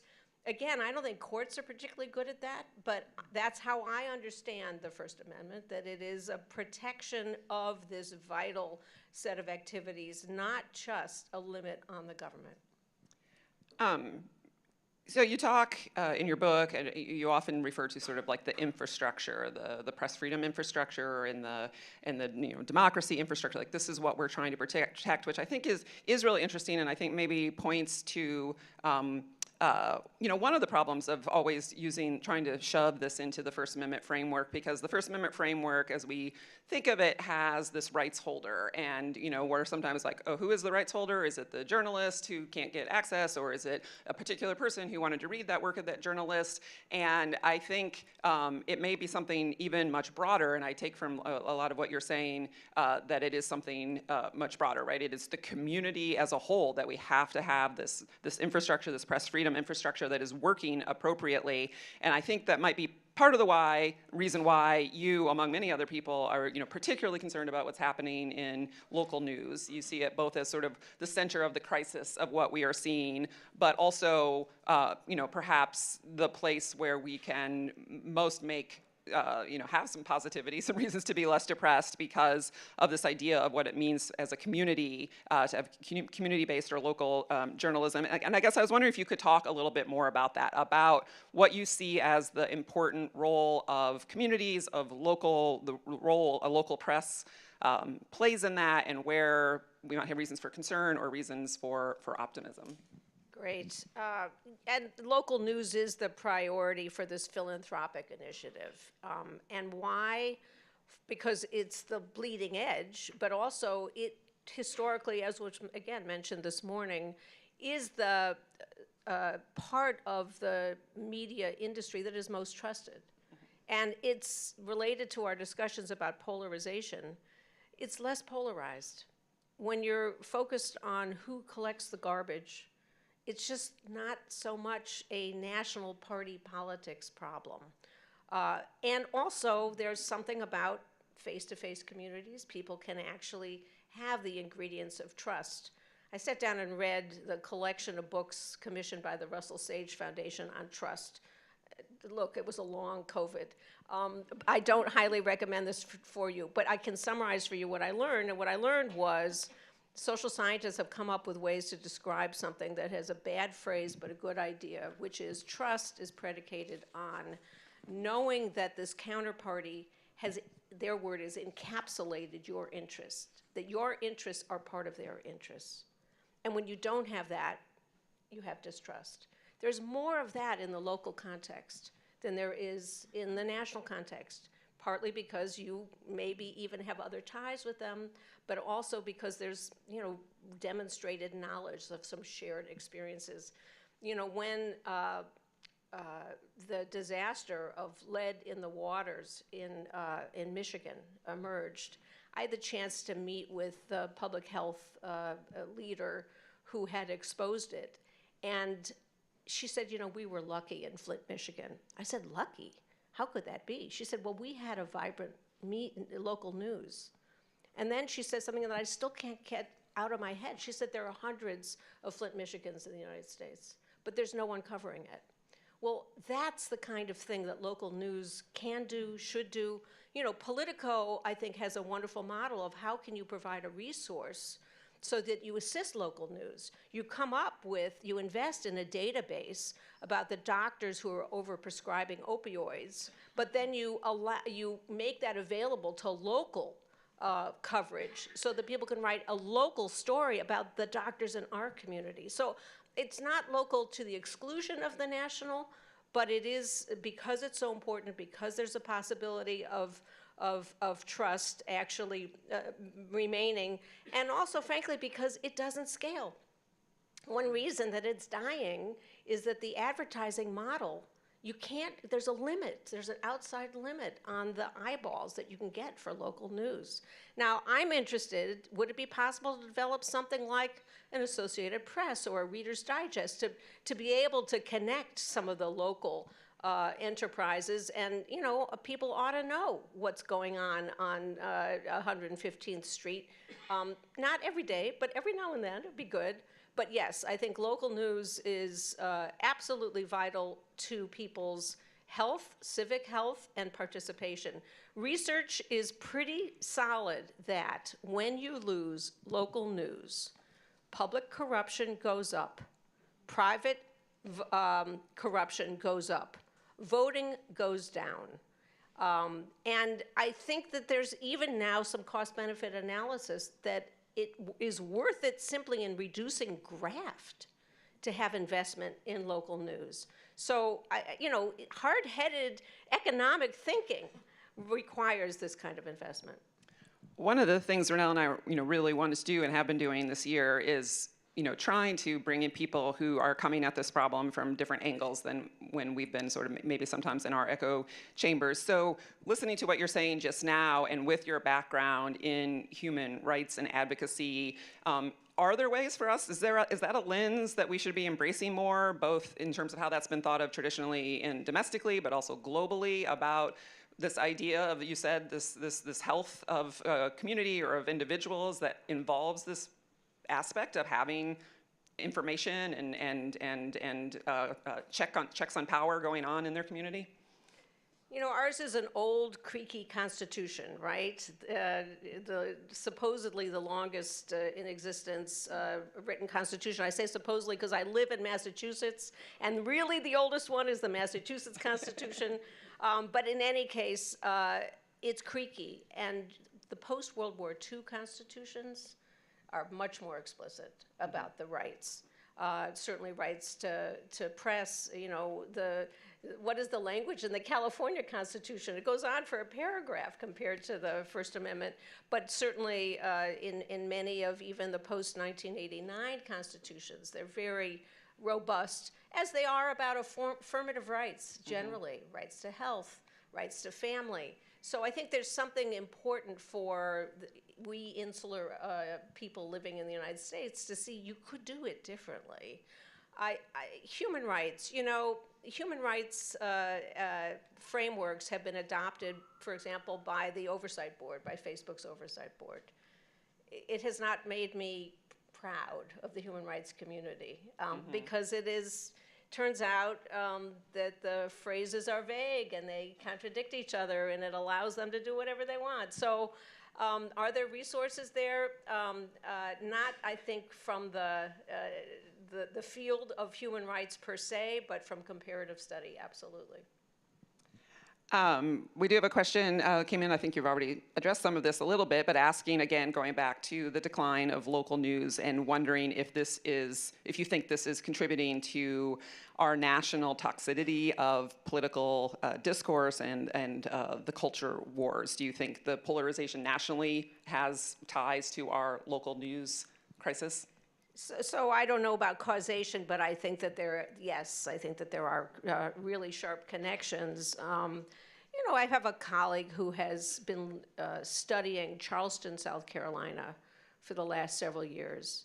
Not exactly a place lacking polarization, a place with a lot of racial division, a lot of economic division, but what she's discovering is that they face sea rise. They're going to be underwater very soon, and that's changing how people talk and work together. There's something about, yes, I think the loss of recognizing that we are living in physical places, we are human beings with physical presence, when you're dealing with the air wars that are created by national parties, national media. You know, at the same time, somebody here will know better than I do, there's some interesting statistics about what we perceive to be polarization in this country. When you actually look at what people's views are, their views about reasonable gun control, their views about reproductive freedom, there's much more agreement. And when you also look at who posts on social media, it's a tiny number that do the vast majority of the posting that gets amplified by the algorithms that are, you know, full employment for the psychologists about rubbernecking. How much can they engage us with "we're shocked"? You know, the research that shows the most circulated information, misinformation, isn't even looked at beyond the headline. This is the problem that I think has contributed to polarization. It reflects polarization. Again, I'm not sure about the causal arrow, but I do think the local, their chances to actually remember that when you talk to someone one-on-one, the disinhibition reflex that we've all learned from being online, you don't have the same sense that there's no human being on the other side because you actually see there's a human being. So yeah, I do think there's a good point in that question. So you mentioned thinking of having sort of changed your view on the private sector and now seeing it as having a role to play as another check on government. Obviously, though, increasingly, you know, some of the stuff again that we talk about with the First Amendment, which are it's all about what limits what the government can do in terms of regulating or censoring our speech, don't apply when we have in the private sector. But none of that can matter anymore if all of our speech is taking place in private forums and we don't have these same kinds of protections. So I'm just curious about. You know, what do you see? And there's also sort of this concern whereas we might have had concern with the government censoring speech about government policies and government actors, you know, with private corporations, then maybe our concern is different. It's just going to be regulated in a way that serves advertisers or other corporate interests, not so much the same interest. So I'm just curious if you could tell me some more about your thoughts about the role of these private actors taking over such a sort of significant part of the ways that we all communicate to each other. Are there parts that concern you, or parts, again, do you think this could play a positive role as a piece of a broader puzzle? So really, you're asking about social media platforms, yes. And are they the public square these days? And functionally, for a subgroup in the population, they are. Looking at the demographics, we can predict it'll be more and more and more because, you know, people under 40, it is the primary source of news. Not true for people who are older. I still get hard copy newspapers. Anybody else? So yeah, well, we are a dying breed. as you asked the question, I realized, oh my gosh, that my own conversion coincided with my 2.5-year service on the board of something that was once known as CBS. Remember that company? And it was a company that actually believed in the investment in news, and it was a loss leader, right? And as I watched it go out the window, they don't care about it. It's one of the places that I learned to actually think it wasn't so bad to have family-owned media and even to have two-tiered stock. If you had people who were owners who actually had a civic vision, as we see with the Washington Post. So that's why I guess I had somewhat of a conversion experience, but I quickly left that board and am going to be in lawsuits for the rest of my life as a result. Another story. But what I have learned is that the state action doctrine, to get really technological or techie about this, state action doctrine has grown and shrunk through American history. And the assumption that these are private media and therefore there's no public dimension. Well, we have two different public-private distinctions in the law. One is government versus everything else, and the other is the intimate sphere versus everything else. The private sector, the commercial sector, the nonprofit sector, they're in that in-between. And I wouldn't try to tamper with the constitutional doctrine. I definitely don't think we should treat the social media platforms as government for purposes of then restricting their ability to edit. I am not for that. But recognizing that they play a public role in this other sense, I think is absolutely right. The same way that we talk about public accommodations. You can't keep people out of a store. So I think we have to be more nuanced.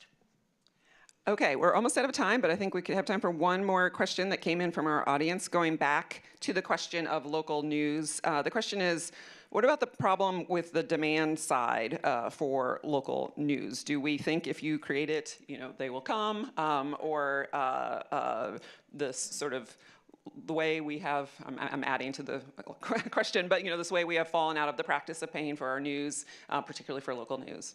I was just going to start where you ended, which is, look, there's a little bit of blame to be placed at the doorstep of some of the media companies that were slow to recognize the digital revolution, and when they did, largely did it for free, which then wrongly taught people you can get information for free.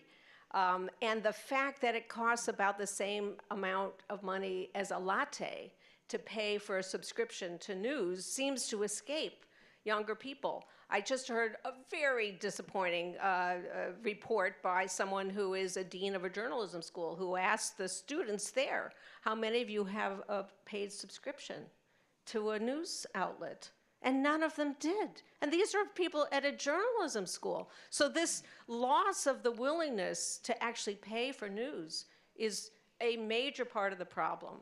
I mean, that said, I think that the demand side, it's not just if you build it, they will come. I'm going to tell a story and then also backtrack on it. I talked to the circulation head of the LA Times, who explained to me that they track very closely what stories individual people watch.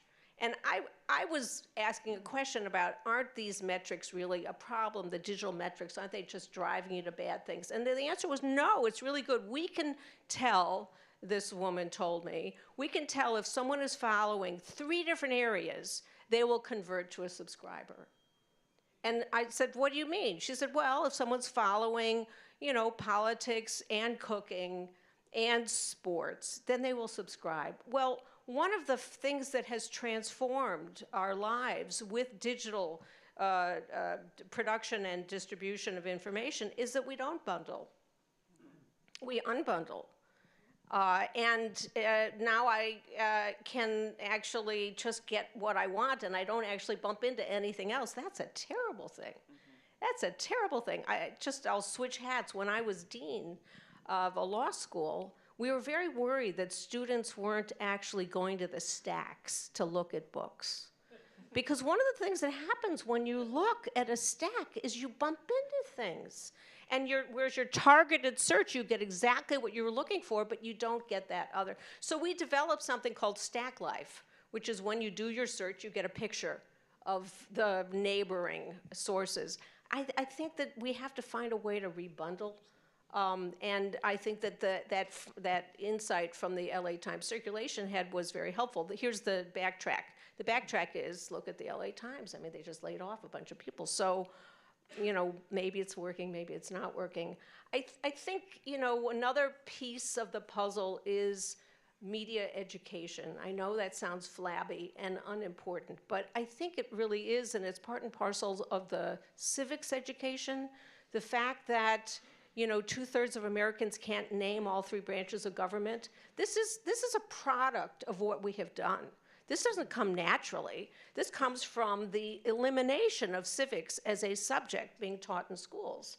Well, I think part of civic education, and there's a movement to revive it, is also critical reading and critical consumption of information. And, you know, once you actually talk with people, young people actually do want news, they do want information, they get it in a different way, they won't pay for it. But cultivating that understanding that you can be a critical discerner, as well as a producer.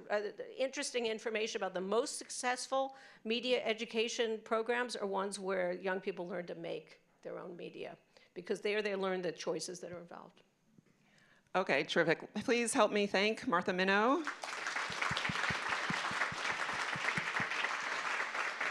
We will be taking another short 10-minute break while we set up for our next discussion.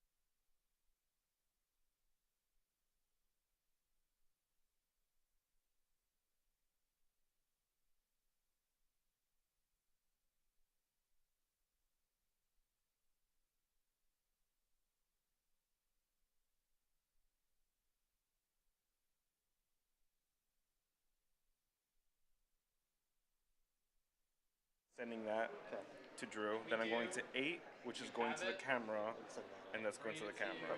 So if I'm doing 8, which is laptop 1, I can do the same thing and just hit 7, move it up, 8, move it up. And do we know if it works out? 3, good, ready to go? Yeah. I'm not hearing anything. Can we just check it if you can? Is it good? Is this good? It's good. There you go. Thank you. So I'm going to assemble.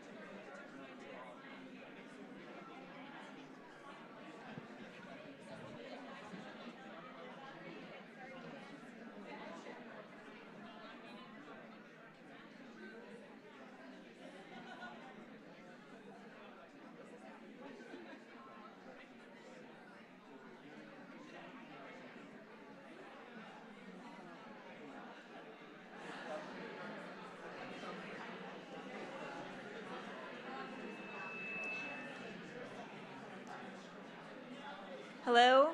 Hi, everyone. We're about ready to get started again. If you could please take your seats. We're going to get started again in just a moment. If you could please take your seats. Thank you so much. Please make your way back to your seats. We're about to begin again.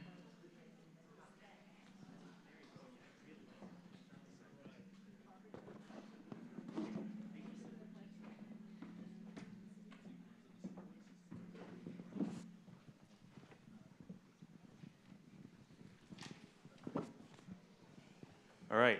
Hi again, everybody. I think we have working audio now, which is great. So I want to thank Jelani and Isabella for making time for this at the very last minute. Isabella, as you know from our makeshift program, I think, is the 148th, right? Editor-in-chief and president of the Columbia Daily Spectator. She's a student at Columbia, studies sociology, and is graduating in 2025, right? And Jelani is the dean of the journalism school at Columbia, and also a member of the Knight Institute's board. So I guess the first thing I want to say to the panelists, and Isabella, to you in particular, is thank you. You know, all of us who have any connection to Columbia have been relying so heavily on the work that you and your colleagues have been doing. And I think I speak for certainly everybody at the Knight Institute. You know, we're really grateful for the hard and difficult work that you and your colleagues have done over the last few weeks.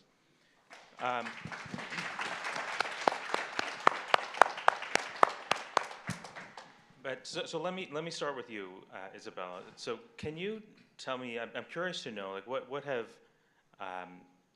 been the most challenging aspects of you know, doing your work at Columbia over the last months, you know, since October, but in particular over the last few weeks? I mean, of course, October 7th took everyone by surprise, and it was certainly shaking for our newsroom to suddenly mobilize around an issue that otherwise, as young students, we wouldn't have had much exposure to reporting on. And so there were both issues inside and outside of the newsroom, and trying to keep up with a rapidly expanding storyline that really, again, sprung up on us kind of at a time in which we were also in a period of leadership transition for our newsroom. I was in my application process for editor-in-chief. I was university news editor, and so it was sort of my time to also, in some ways, prove the capabilities of our newsroom. And I think many of the challenges have come from, how, especially internal to the newsroom, as students, this is something that undeniably everybody is usually very deeply connected to, and as students who have direct stakes in our coverage, how do we practice the degree of professionalism and objectivity necessary to separate ourselves to do the reporting on the issue while being deeply affected by the policies Columbia was enacting, by the police presence on our campus, by all of the different elements of this, the protests, the incidents, as well as reporting directly on our peers. We also rose very quickly into the national spotlight and were competing directly with a lot of people who were, I think, jealous of our territory in a funny way. We had a lot of funny jokes internal to our newsrooms about the New York Times and trying to really keep up because there was a national interest in what was happening at Columbia, and that has obviously remained, and that has put such a pressure on us as student journalists who are trying to balance our course load, trying to balance our academics, but are often having to drop everything to cover something that not only do we want to break for the sake of our community, but we have external pressures to do. And so especially in these past few weeks, that has only escalated maybe 200 times more with, of course, the commencement of the encampment, as well as the exterior protests that came around with that, and then now this sparking of a national movement across college campuses. There is so much interest in our university and what we're doing here, and therefore so much interest in our journalism, which is fantastic, but it also means the demands on us are greater than they've ever been. Jelani, one of the things you have been doing is trying to ensure that press can have access to Columbia's campus. Can you talk a little bit about that challenge? You wanted me to lead up to that question? So I'll start by asking if there are any employers in the audience that might be interested in the dean.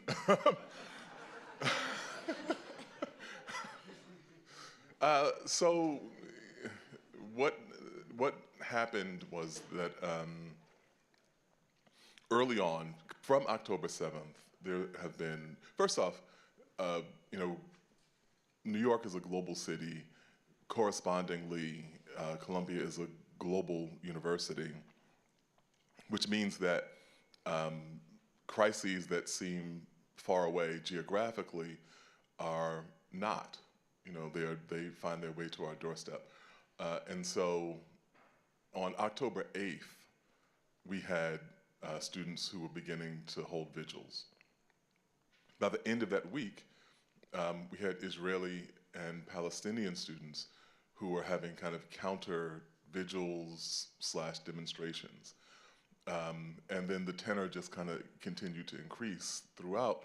And all of this is kind of reverberating around. And because of security concerns, which were valid, one thing that I'll say is that my view from the inside of it was that there was a lot of criticism of Columbia for shutting down campus at varying points and only allowing people with Columbia IDs to come in.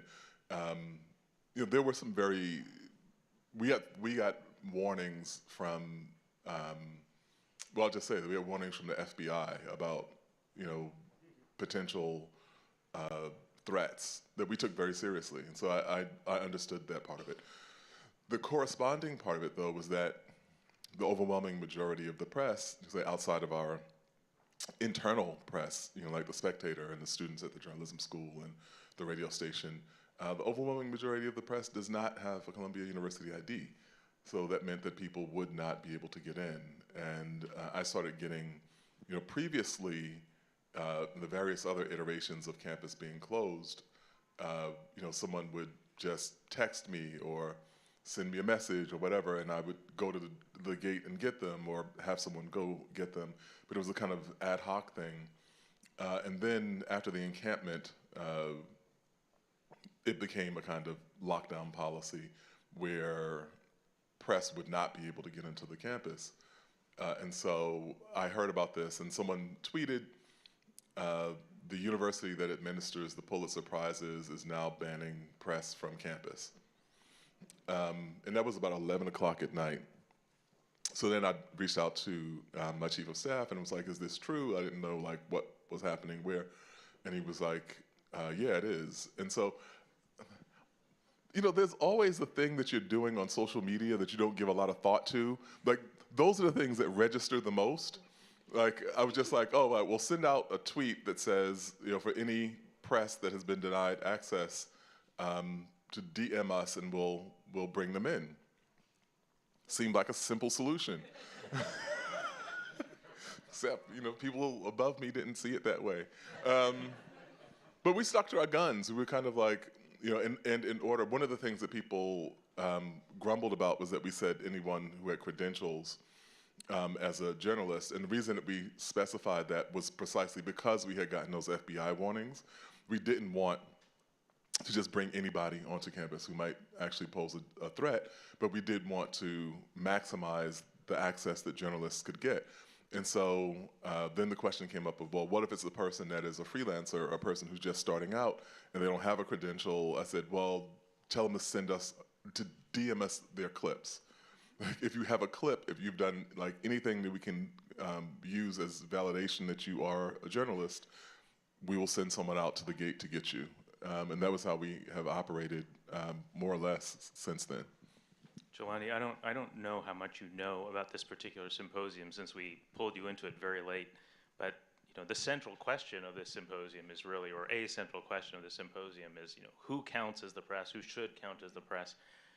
So it's really interesting to hear about, you know, how you thought this through in this particular, you know, particular context.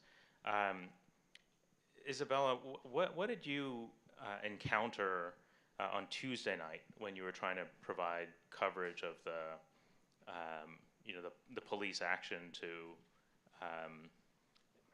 expel the students who were in Hamilton Hall? And how was that different from what you encountered, you know, in the first police action, which was about a couple weeks earlier? Mm-hmm. So I was actually with a team of reporters and some editors right in front of Hamilton. And we had groups of reporters around campus at differing points who were kind of all feeding us information. Some people who were outside campus, some people who were on campus. I actually managed to sort of get on campus by pleading with the Office of Public Affairs because I had left the night prior at 5:30 in the morning to just get some sleep in my dorm room, and then 6:30 in the morning, complete lockdown, which included myself and included everyone who could have possibly left my student journalist. And so we were able to facilitate access for some people, but not all of our reporters, of course. So we had teams across to be able to feed us information. And so we were right in front of Hamilton when we get the news that the police had already they were encircling our campus, but they finally kind of went through the gates. And so as soon as that happened and we saw them sort of marching towards Hamilton, we kind of got exasperated. We were like, we need to clear out as much as possible. We need to get out of the way. That was something that we had kind of briefed our reporters on. It was like, you know, this is a potentially very dangerous situation for us. The best thing we can do is not interfere with, obviously, the police and the protesters. We need to figure out a way to be this third party. And so we backed off into sort of this other dorm area, Hartley. And as they were marching, they actually started coming towards us, which the crowd of press, onlookers, it was not just Spectator. I saw plenty of people from the journalism school. I saw WKCR, which is the student radio station, and there was eventually a line of police officers wielding batons, pushing us all back towards John Jay, which is one of the other dorms, and pushing us back and back and back and saying, like, you need to leave, you need to go into the buildings. People started rushing into the buildings, getting pushed into the buildings. Protesters were also still chanting throughout this period. And so it was an incredibly intense time. I'm literally holding my laptop out because I was doing the, you know, as editor-in-chief, I don't report, but I was obviously live editing and doing the live updates of the story I was publishing as I was walking backwards, facing the police, and also taking video so that I had a record of all of this happening. And so they continuously push us back towards John Jay. We're trying to run off and sneak into a little place, try to find a place where we could get a vantage point, but not be in their way. We really wanted to emphasize that. But it really wasn't enough for them. They didn't care that we were press. They didn't care that anybody there was press. I saw CNN there with Andersen Cooper, in fact, and nobody cared, or at least the police didn't care. And so that was incredibly shocking to us. And eventually, you know, they pushed us back into toward John Jay, and we wanted to go back in because we actually left all our stuff there. My backpack with my wallet, government ID, like all my food, like all was left in that building. And they locked those doors, or they blockaded those doors, like shoved the batons into those like handles, like completely locked us out of there. And then also locked the gates to leave that space. So we were like trapped. It was super confusing, and we didn't know what to do. They were shouting at us to leave, but we literally had no exit. It was just so shocking until eventually they were able to open those gates. And as we were leaving, they said, like, they threatened us with arrest. They said, like, you either need to leave or we will arrest you. And that was just unacceptable, of course, in my view. And as we started getting the stories, like as we were live messaging with other reporters, some of them were pushed off campus as well. Some of them lasted a little bit longer. Our core photographer was somehow able to really like navigate and get some really great pictures before also being cleared off campus. And that was so strange because in the first police action, you know, in only 2 weeks earlier, that had not been the case at all. The police had come in, they had, you know, taken away the protesters, but there were hundreds of people watching. And, you know, notably, it was also a lot more peaceful in that first police action, right? I would say that this second one, there seemed to be a lot more force. And it was just so shocking to see that comparison of the no onlookers versus onlookers, and for the immense amount of force versus less. I had a kind of description from my vantage point. So we had a newsroom set up in the Brown Center, which is, you know, the main floor of the journalism school. And so for a minute, we had students from the radio station who couldn't get into the building, and they had, you know, were using our space. You know, a ton of our students at the journalism school were in and out of there. I think some spec people came through there. It was, you know, a hub. And, you know, we had been in negotiations. I was, in addition to being dean, I was one of 4 faculty members who were coordinating negotiations with the students. And up until maybe 45 minutes before the police entered campus, when there were about 1,000 cops surrounding the campus, we were still in negotiations. We were trying to like hammer out something at the last minute. And when that didn't work, when that fell through, I was like, okay, the police are definitely coming on campus. So I'm thinking I need to go, my next thing is I need to go make sure that the students are safe. So I go down to the Brown Center, and this is how foolish I am. I'm a parent, so I should have known better. So I said, listen, you all have acquitted yourselves amazingly, and the whole country recognizes the work that you've done as journalists. But the police are going to be on this campus. They're going to come in very significant numbers, and I need you to fall back. Like, you can report the rest of this story from Pulitzer Hall, but there's no need for you to get, you know, into the middle of the fray. You've done enough, and, you know, you should be applauded, and you will be applauded. And they're like, thank you, and they're all in agreement. And then I walk away, and everyone grabbed their cameras and flew out the door. It was like as if I had told, I have 4-year-old twins. It was like as if I had told them, yeah, there's a birthday cake in the living room, but I need you to not go into the living room. And they're like, yes, Dad, we won't go into the living room. So Jelani, I really do not want to get you fired, but I also want to ask you this question. So you mentioned earlier that you thought that, you know, you saw a legitimate security justification for limiting access to campus, and I see that, you know, I see that too. But I'm wondering, was there a legitimate security justification for clearing all the journalists out on Tuesday night before the raid? No, I don't think so. And so also, I don't think,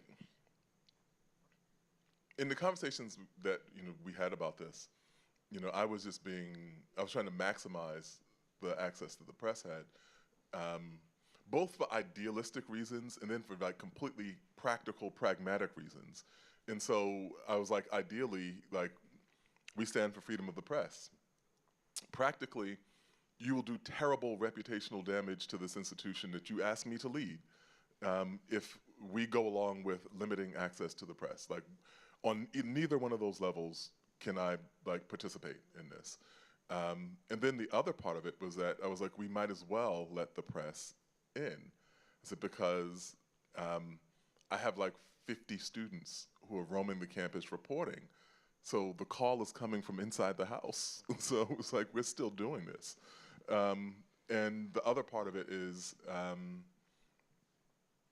as with a kind of metaphor or a microcosm of the bigger national security questions, it was literally that on the campus. We did have to take care of the threats. So we did have to respond to the threats that we had been warned about. We had to take them seriously, but we also had to do that while not unnecessarily infringing upon other liberties and freedoms. And that's what that discussion really was. Now that the NYPD has released a 5-minute sizzle reel, it's more obvious that the press is not necessary, right? So here's the thing that I just found out. Like, at one point when Hamilton was like blocked off and they wouldn't let us in, it was because they were filming the video about how heroic they had been in liberating Hamilton Hall. And it was also, first of all, it wasn't a good video. That was like the first part of it. I was like, I have some students in the doc program at the journalism school that could really fix that for you. But the other part of it was that it kind of went to the core. If there are journalists around, are you going to film that video? Probably not. And it was, there were lots of things, including, as we just saw the city report, the gunshot that happened in Hamilton Hall from the police officer as well. No one was hit, no one was injured, but anytime a gun is fired, there's a potential for grievous injury or worse. Isabella, one of the things that so I read the national press about Columbia, and often reading the stories in the national press makes me especially grateful for the kind of reality-based coverage that I see in the Spectator. I'm wondering what do you see when you read the national press? Do you feel like the national press is doing its job with respect to, sorry, this is now a leading question, but do you feel like the national press is doing its job in reporting on what's taking place at Columbia? Yeah, I mean, this is hard because I heavily respect media, and I think out of anybody, I try to see it as I have an immense trust for our processes. I definitely think I have encountered a lot of press in which I feel it is a misrepresentation of our campus, and I think part of that reason is because at Spectator we cover every single development, from something as boring as maybe the latest development of the negotiations just extending a little bit more, or smaller events such as a dance performance that occurred at the encampment, or other like smaller things. And I think, of course, what national press is going to be interested in are these big, maybe more shocking stories that have a lot of importance and that we have also been covering. But when we cover 100 stories and 5 of those are the shocking and the violent and the abhorrent, and maybe 95 others are about sort of the smaller developments and the like very intimate portraits of like the many different students on this campus and what they're feeling and how the faculty are responding and the administration, it does paint something a lot more full and a lot more complete. And I think you would watch, I think, solely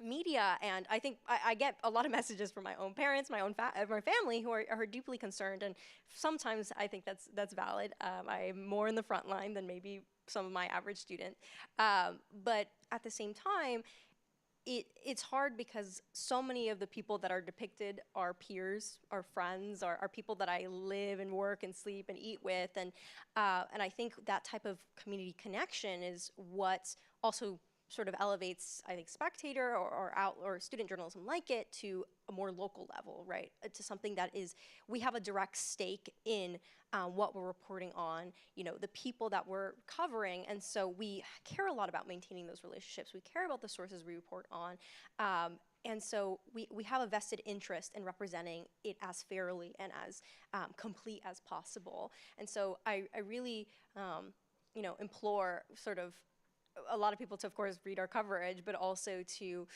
try to unpack like all of those smaller details and try to find a picture that isn't just sort of this like idea of a warring campus in which everybody disagrees with each other and like there is no resolve and there are not people like who are actively fighting for the unity of our community. I would argue that many of the journalists here are, and so are so many other faculty, administrators, students who we've spoken to, and I think that obviously gets to be a missing piece, is like who are the people fighting for this to come to a resolve, or how can we like come together, and then where are the moments that that is happening, where people are joining and finding community in each other. I think I have, okay. So Jelani, I want to ask you one more question. So you've been, you know, as is already clear from the answers you've given so far, really at the inside of all of this. You know, you have been talking to the protesters, the representatives of the protesters. You're also part of the administration. You are talking to all the journalists who are covering it. So you're an insider in so many, you know, different ways here. And I'm wondering, you know, insiders often feel like the story that is being told publicly is not the real story, right? So I'm curious to know, like, in what respects do you think the narratives that are taking hold, either at Columbia or more broadly in the media, are inaccurate or have become, you know, disconnected from the actual truth? So there are three things that I'll say I think are really important. One is that the students were a lot more justified in their concerns than has been reported. You know, when you kind of walk through the very specific reasons why they felt the way that they did, it makes a lot of sense. And we had students out there, one of whom had lost 14 family members in Gaza, and another of whom had lost 8 family members. And one of the leaders was a Palestinian young man who grew up in a refugee camp. And so there was a kind of narrative of like the impatience, oh, these bratty kids who are, you know, whatever. It's like you lose 14 members of your family, and like, what would be your response to it? No, let me finish. The other part of it is, I'm glad you brought that up. You said to blame Hamas. The other part of it is, when I talked with, and this is like what happens with heterogeneous movements, the young people who I talked to like vigorously denounced anti-Semitism. The person who we spent 10 days negotiating with at all hours of the day and night, the two, one of them said, our people clearly have a shared destiny. We denounce, like, you have a kind of heterogeneous movement that pulls in a lot of people that you don't necessarily have control over. And it was a narrative where I believe that the nucleus of the people involved in that protest were as disgusted by the anti-Semitic behavior that they saw as the other parts of the campus were. And you know, that narrative hasn't gotten out. And the last is that I've been implicitly critical of Columbia in my comments, but I will say that the other thing that hasn't gotten out was that Columbia was far more flexible and far more open to hearing and listening than has been reported. One of the things that we will, well, I won't get into all the things of it, but we talked about, when we came back from negotiations, we were like, what can we do? What can we bring to the table in this conversation that would be legitimate and meaningful? And what I got was an open reception. The people really wanted to think about, you know, where the university could make a difference, you know, the validity of the concerns that some of the students had raised, and in the midst of like a fog of all these things going on and people chanting and like kind of the lunatic fringe outside the campus, which was a whole other thing, all of those things, it became difficult to actually see what those human interactions were that we got to see on the inside. Isabella, I'm going to give you the last word. What can, so you got a room full of First Amendment scholars, First Amendment lawyers, some journalists. What can we do to help you do your work? I think part of this answer is going to be sort of not a cop-out, but for us, Spectator is a financially independent institution. We're a nonprofit. We've been independent since 1962, established since 1877. The best thing you can do for student journalists is donate. We have a work-study program internal to Spectator that funds which aims to eliminate barriers to participation in journalism. We are able to compensate the journalists who work at Spectator for the work that they do if they are, heavy financial aid recipients or if they are on some level of financial aid, and that's something that we're incredibly proud of, but also as the journalism industry at large, of course, is impacted financially. So our student journalists, our revenues have gone down, as have across the industry. And as our revenues have gone down, the need of our students have gone up. And we're forever working to try to patch that gap in terms of being able to support as many students as possible. And so obviously that's one fragment of it. And then we're always looking for mentors and alumni especially, but alumni of Spectator or Columbia, but just people who can really, take us under their wing, show us the ropes. A lot of us go into the journalism industry or adjacent to it, or maybe other industries as well. But the people who've really supported us, given us the resources, whether it's, instruction, panels, it's, even certain seminars to be able to teach us, how to do a FOIL or FOIA request and how to do these basic skills, or some skills that are considered basic, but that we're still building out in our own newsroom, is also incredibly valuable to us. Jelani, Isabella, thank you so much for making time for us.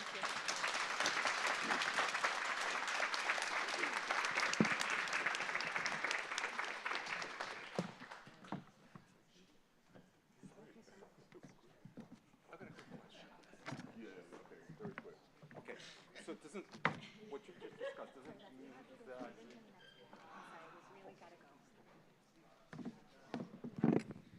Thanks, everyone. We're going to go straight into panel 3 now. If the third panel could come up to the front, please.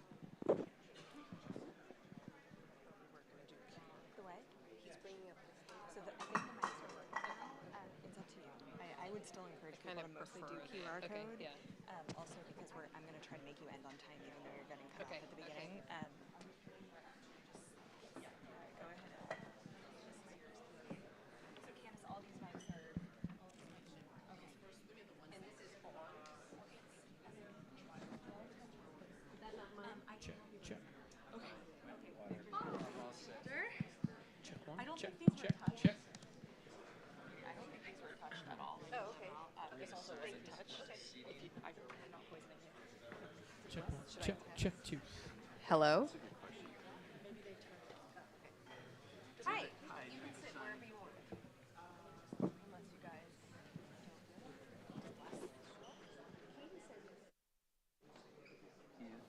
Someone has to.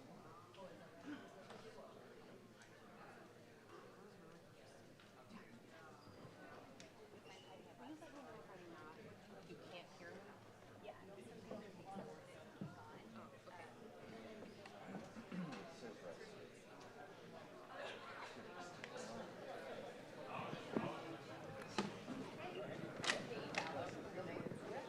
Hi, Courtney Bradley. Yes. How are you? USA doing? All right. The world's a little. Yeah, these things are going on. Just waiting for Heidi.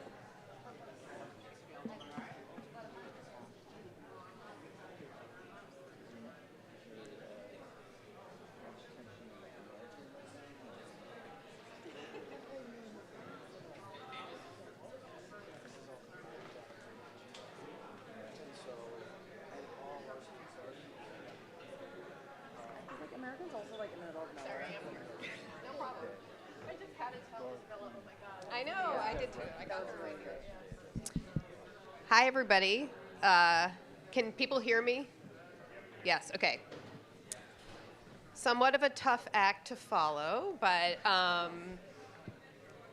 won't take time for a personal anecdote. When I followed a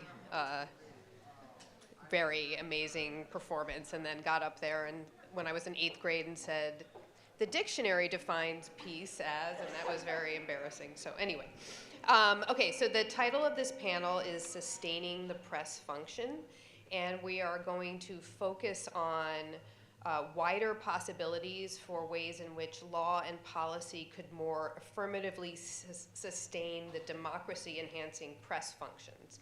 So not maybe utopian, but just thinking about ways in which we can address a lot of the issues that we've been talking about earlier. So first of all, I'm going to give brief introductions of our panelists. As others have said, there's more information on them in the program, but immediately to my left is Courtney Radge, see, I practiced this, Courtney Radge, who holds a PhD in international relations and has been a journalist in the Middle East and the United States.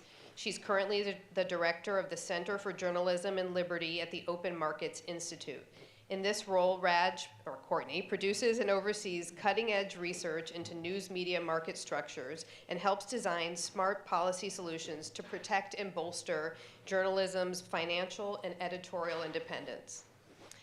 To Courtney's left is Victor Picard, who is the C. Edwin Baker Professor of Media Policy and Political Economy at the University of Pennsylvania's Annenberg School for Communication, where he co-directs the Media Inequality and Change Center.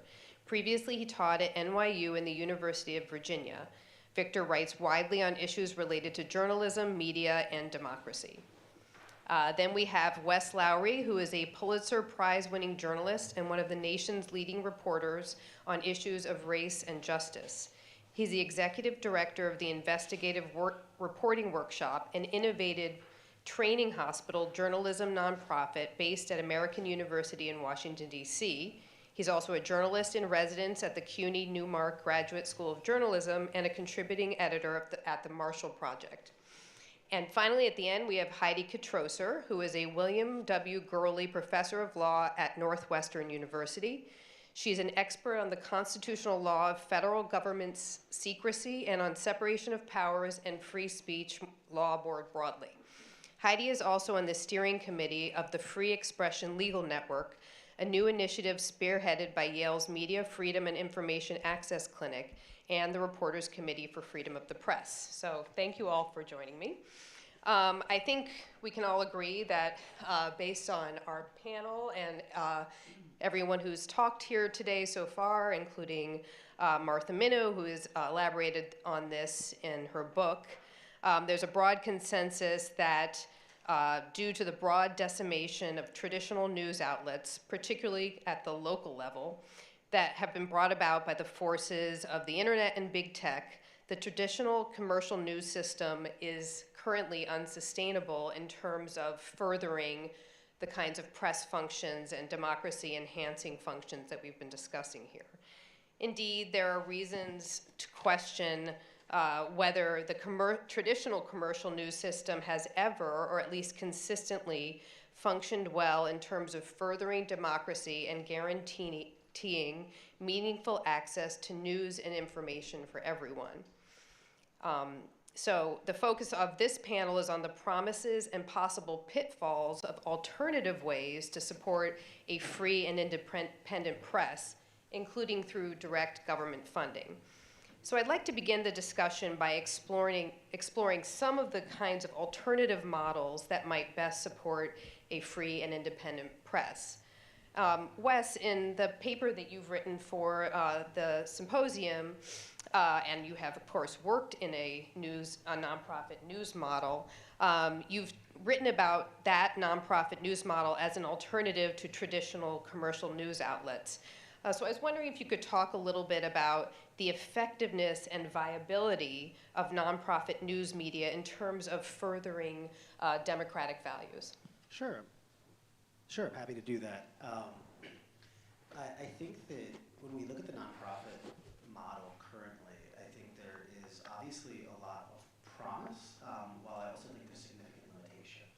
So when you look at look at nonprofit news, one, there's always been some component of it in our media ecosystem. We think very often of NPR and PBS. We think of it as public media. Although I would complicate it a little bit, because when we look at how much revenue actually comes from the government itself versus viewers and listeners like you, that is in fact, that gives away the game about the fact that this is in fact a nonprofit news organization that receives some federal grant funding, right? But we've seen a remarkable rise in the number and amount of nonprofit news organizations as we've seen the contraction of for-profit news, especially locally, and as journalists have tried to find new ways and new models.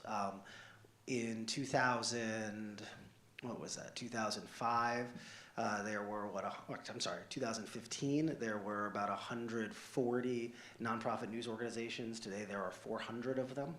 And so we've seen a massive response and growth. Almost all of that growth is in local markets.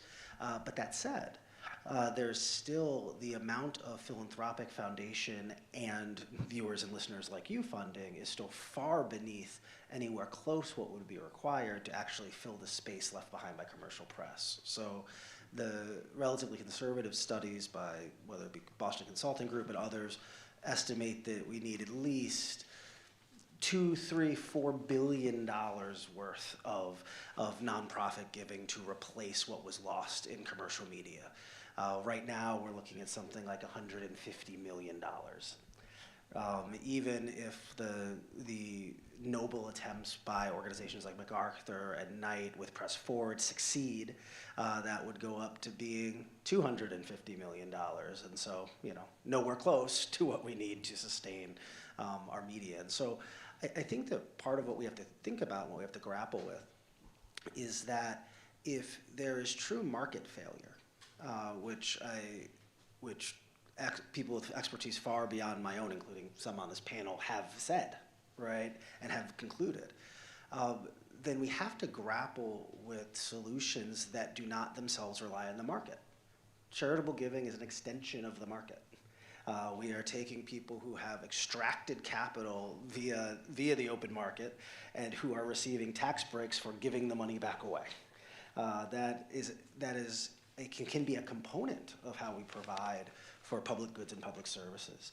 But I do think that it's becoming increasingly clear, desperately quickly, that nonprofit media is just a tax status, and that it is something that cannot and will not actually sustain the media ecosystem we need, at least not the one that we need to have a healthy public opinion and therefore a healthy public democracy. Thanks, that's very helpful. And I'd like to then also talk about non-market-based solutions, but first I wanted to talk with Courtney because I know that you have written about regulatory efforts around the world that attempt to shore up the financial stability and structural independence of the news media, particularly as a response to the impact of big tech companies' financial model on the ability of the news media to continue to function. So I was wondering if you could talk about the types of regulatory interventions that you think have been or that might have promised to be successful in terms of supporting a functioning press, and these models could come from here or abroad. Yeah, thank you. So is this on? Can you hear me? Okay.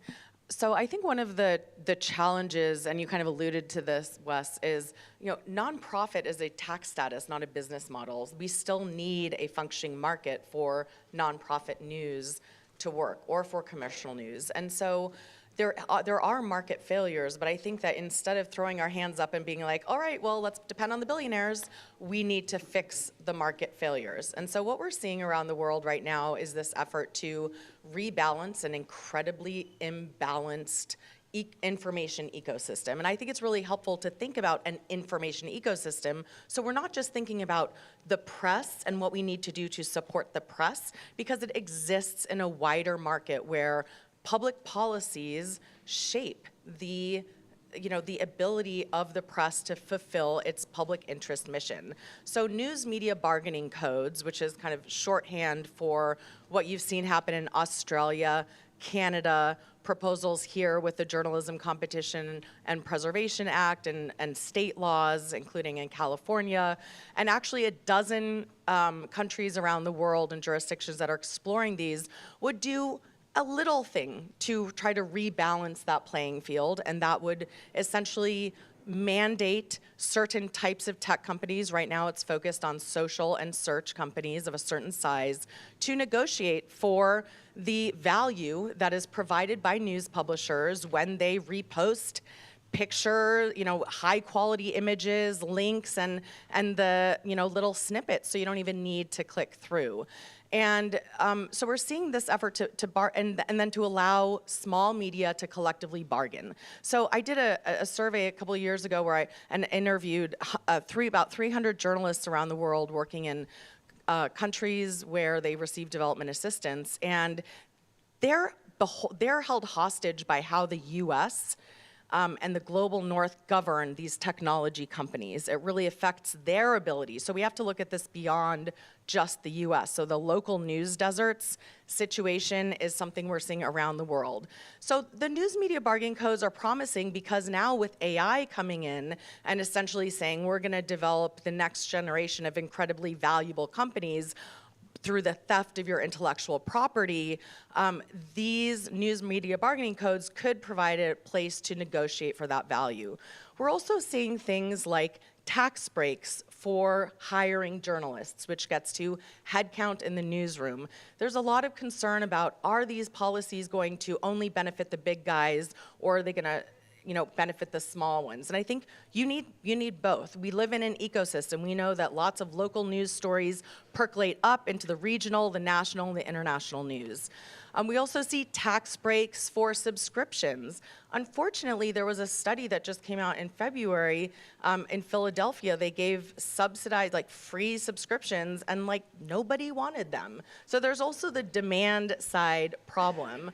But I do think that the big elephant in the room is market failure. So instead of giving up on that and saying well, let's depend on a bunch of wealthy people or put everything behind a paywall so information becomes a luxury good, that's a very dangerous way to move for our democracy, for democratic values. Thank you.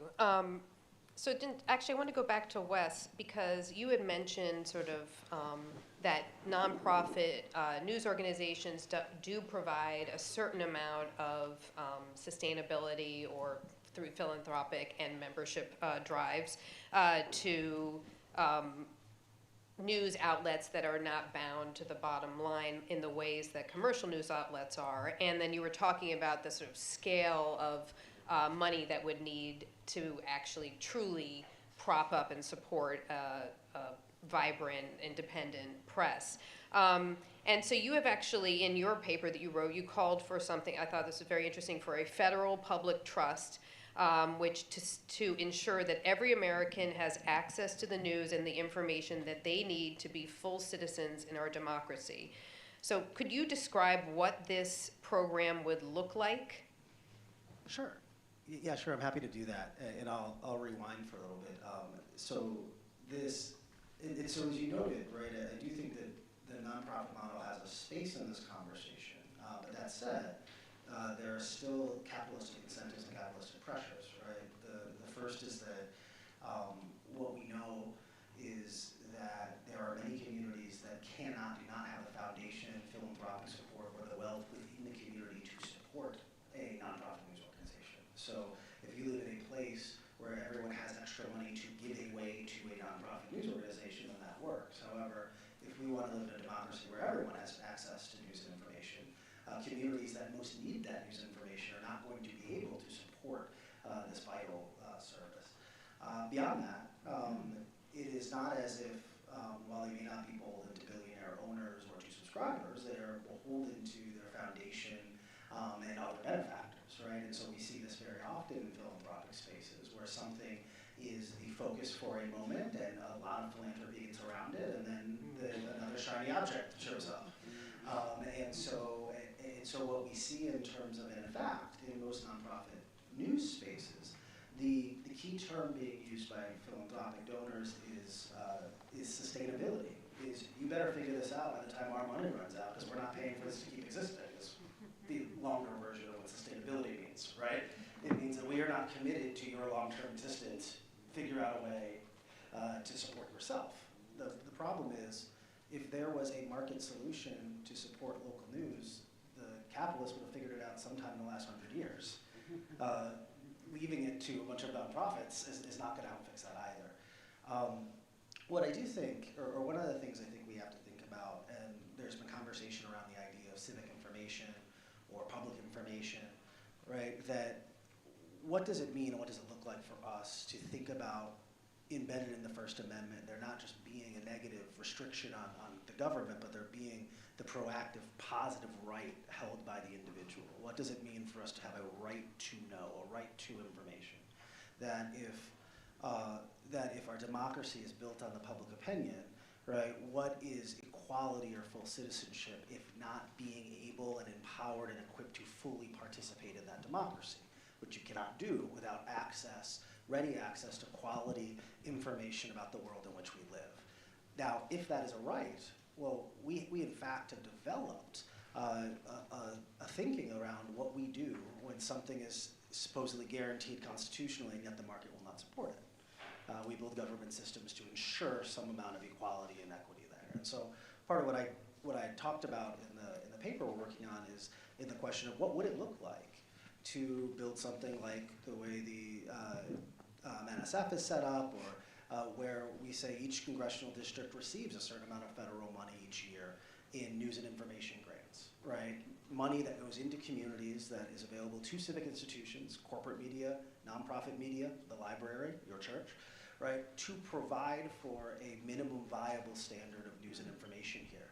We know that so much of the information that is most vital to a community, government documents how to register your car and enroll in schools in the language of the refugee community who has just shown up. How to register to vote, who is running, and what those ballot initiatives really mean. Where to get a COVID shot. All of those things are actual vital pieces of information that you cannot sell at the market in a way that is going to bring you profits, right?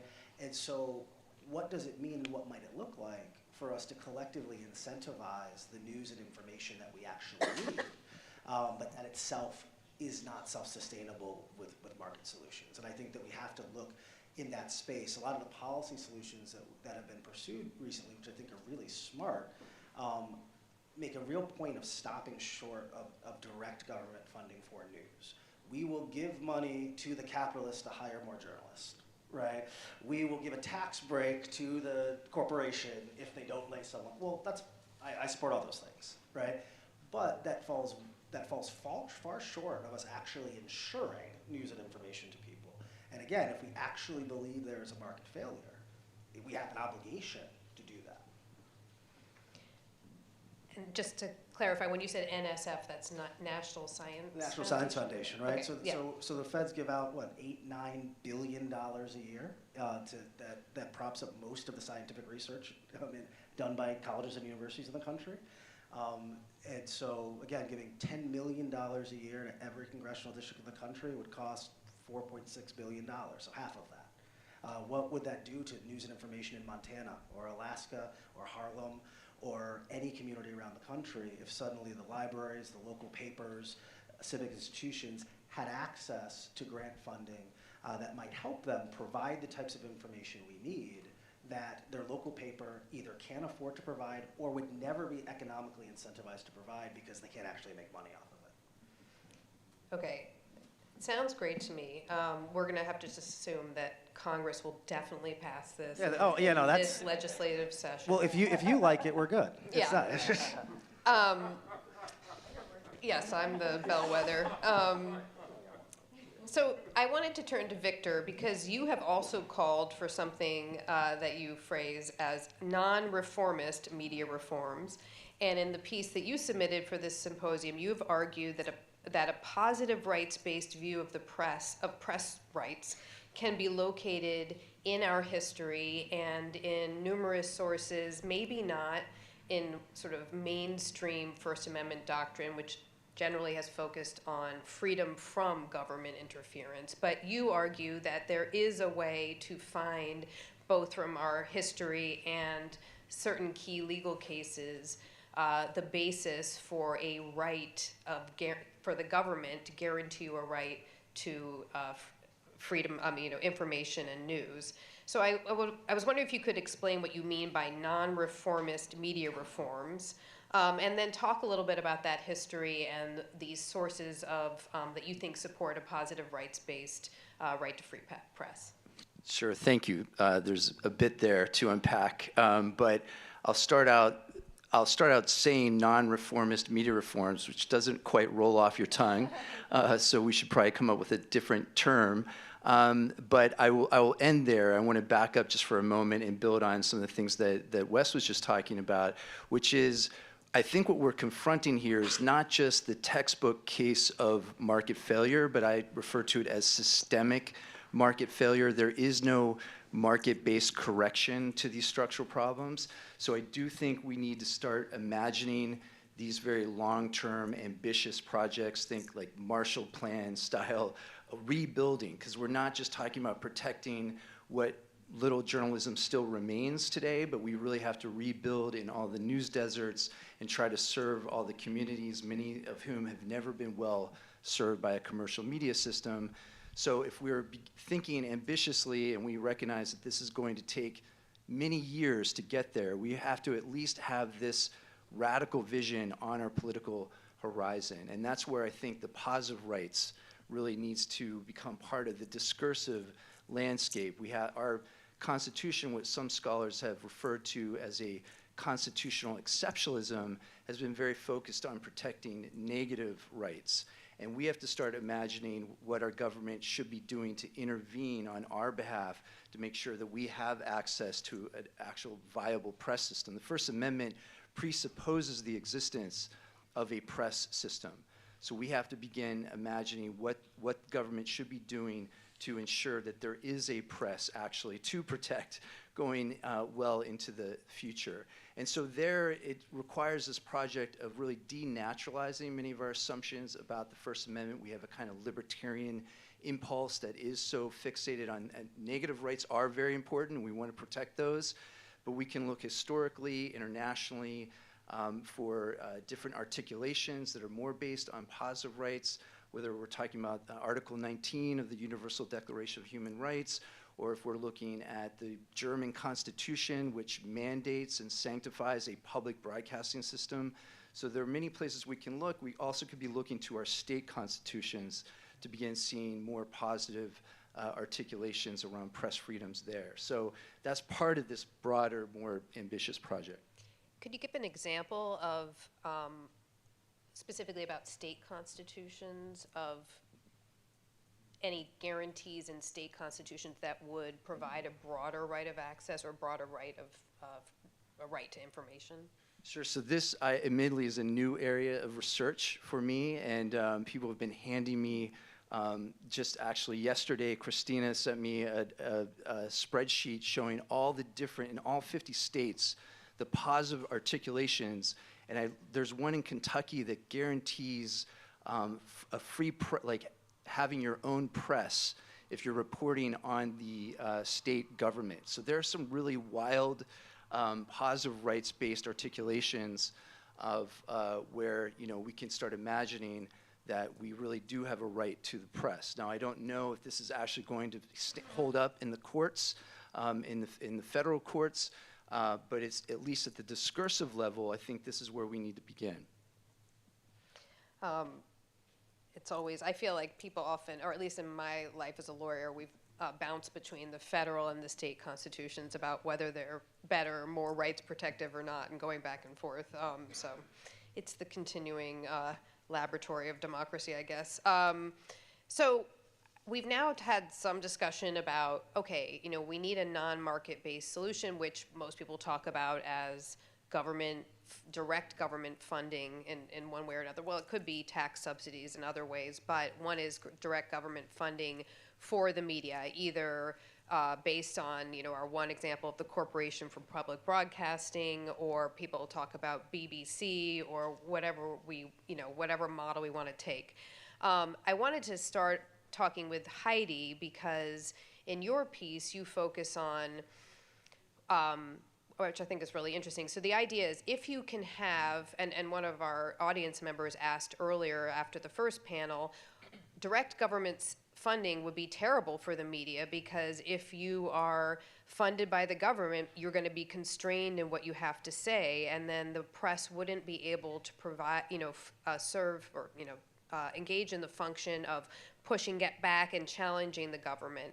And so some people talk about this as either state capture, it could be fully state capture, basically state-run government, or it could just be in more subtle ways or, in medium ways. So Heidi, you talked about, would there be a way through, I think, legal and constitutional analysis to, if there was direct government funding of the media, to argue that there is a bulwark against, through a legal framework, of having the government control the message. And you talk in particular about an anti-distortion principle that can be found in existing First Amendment precedent cases that the Supreme Court has decided, and that principle might provide a legal mechanism to protect against state capture. So could you talk a little bit about how you define the anti-distortion principle and how is it reflected in existing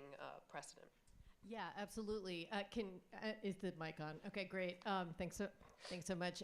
So exactly as you set it up, you set it up in a way that the question in a way that, very much mirrors sort of my motivation and my thinking in writing this paper and working on the anti-distortion principle, which is that I am perhaps motivated, as much as I am motivated by a fear of capture of government-funded entities, perhaps even more so, I'm motivated by my agreement with everyone on the panel and by much of what we heard earlier today, that we desperately do need non-market funding sources. And I think we do need government assistance, and as several people very eloquently put it, I think we need that not just as a practical matter and legislation providing as such, but I think ideally we need to persuade members of the public as well as politicians of why this is so very important. This is not a luxury good, for some,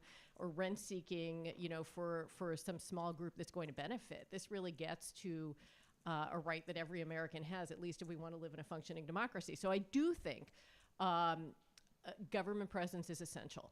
But then there's exactly the potential capture problem, which, as you said, a gentleman this morning, sitting right in front of me, made an excellent point in asking about that. And so we need to address it because it's a real risk. I also think we need to address it because it's an argument that, in addition to being grounded in a real risk, some groups can sort of harness it in bad faith as well.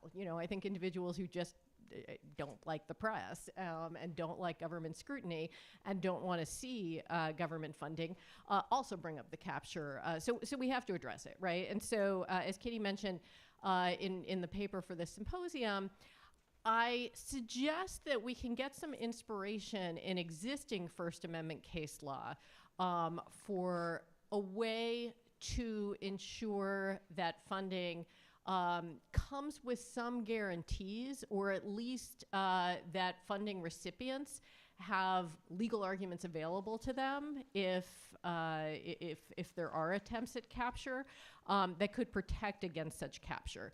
And the basic idea, I guess, to put it in simplest terms, to go to what I mean by anti-distortion, right? The basic idea would be to say that when government funds a journalistic entity, when it purports to be funding journalism or the press, that it is essentially tying itself to the mast of the sort of social meaning of what is meant by journalism, what is meant by press, right? So if government says, well, we're funding, investigative journalism because it's very important for our constituents to know what's going on in the community, and then they put strings on that to the effect of, this is an oversimplified example, although it once shocked me to actually see it in legislation or an executive directive. But if they then say, for example, but you can't criticize the governor, or if back channel communications are offered to that effect, or if structurally they say we're going to set this up in such a way that the stories go through the governor's office or go through the press office of this or that political institution, that there might actually be constitutional limits on the ability to do that, the theory being that this actually runs counter to it's antithetical to the very entity that government claims that it's funding when it says it's funding a journalistic entity. And then real briefly, where can we find, we actually can find some support for this in existing case law. I talk in the paper about a number of cases in which the Supreme Court has articulated something akin to an anti-distortion principle. So one of my favorite examples actually comes not from journalism, but from a program of funding for legal services, a case called Legal Services versus Velasquez from 2000, where Congress passed a law that provided for continued funding of the Legal Services Corporation, attorneys for people who can't afford their own attorneys. But they put in a condition on the funding. They said, but by the way, if you're acting pursuant to this funding as an attorney, and let's say you're seeking to help someone who claims that they are illegally at risk of losing their benefits. You can make you have lots of arguments you can make. For example, you can argue that whoever administers the program for them has administered it incorrectly, but there are certain arguments you can't make. You can't argue, for example, that the statute that is being administered is unconstitutional. And the court struck that down because they basically said, you're saying two incompatible things. You're saying we're funding lawyering, and then you're saying, but if you want to accept the funds to be a lawyer, you have to impose limits on your zealous advocacy, even though zealous advocacy is the very heart of lawyering, the court argued. So that's, I think, the clearest example from the Supreme Court. There's a fantastic example from a district court of a case very much involving journalism from just a few years ago called Turner versus U.S. Agency for Government Media, in which a district court in D.C. found that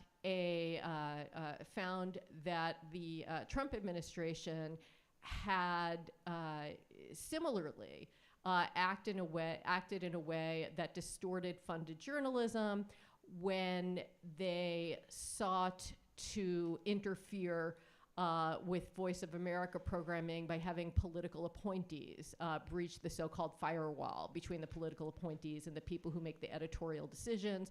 And again, although the court didn't, actually name it the anti-distortion principle, it was pretty similar reasoning to the effect that this is incompatible with the way newsrooms work and the way they need to work to do the things that the statute that funded them says that they're going to do. Finally, real quick, obviously this raises all kinds of questions about how do you determine what is the nature of an institution so that you can determine if a condition is antithetical to it. I leave that to others. No, I'm kidding. I suggest in the paper that, first of all, we can draw from examples in the case law as to how to do this. I'll just say here, and I'm happy to elaborate if we want to get into it further, that I think there are sort of descriptive factors that one can look to. So, for example, in the Turner case, among the evidence that the court found in the record that the court found interesting and relevant and important was testimony by a Voice of America employee who had spent 20 years at other journalistic institutions explaining how, best practices in journalism include sort of a firewall between the commercial interests and the sort of reporting activity and sort of between the overall evaluation of superiors versus sort of interference interference in day-to-day newsroom performance. And so the court used that, for example, to say, well, this is sort of considered a best practice in journalism, so you can't purport to fund journalism and then force something that's completely antithetical to that practice that allows political interference in day-to-day reporting. I also think there can be a normative component. Many people this morning spoke, I think, in really insightful ways about some of the key constitutional functions performed by journalism, particularly the checking function of journalists in checking government. So I think normative sort of aspects of the role that journalism plays in furthering constitutional democracy can also be looked to in terms of whether conditions on journalism are antithetical to the thing that a legislature purports to be funding. That's great. I think that's really interesting. I was very interested in that Voice of America case too, because that does seem like a prime example of it could be just ripe for government control, and how do you protect against that? And I think it was also interesting what you said in your paper about the parallels between this kind of the anti-distortion principle as applied to lawyering or journalism or academic freedom, because in, with public universities, you also have that issue of when the government is funding and employees, but they're engaged in journalism, or teaching or research, what is the extent of the government control? I think, I'm trying to about the time, whether you want, I think that the examples here emphasize how difficult it is for government to fund press. You have to decide who is going to be a beneficiary, who decides what that definition is. I think one of the things we have in journalism that is helpful is we have a lot of self-regulatory entities.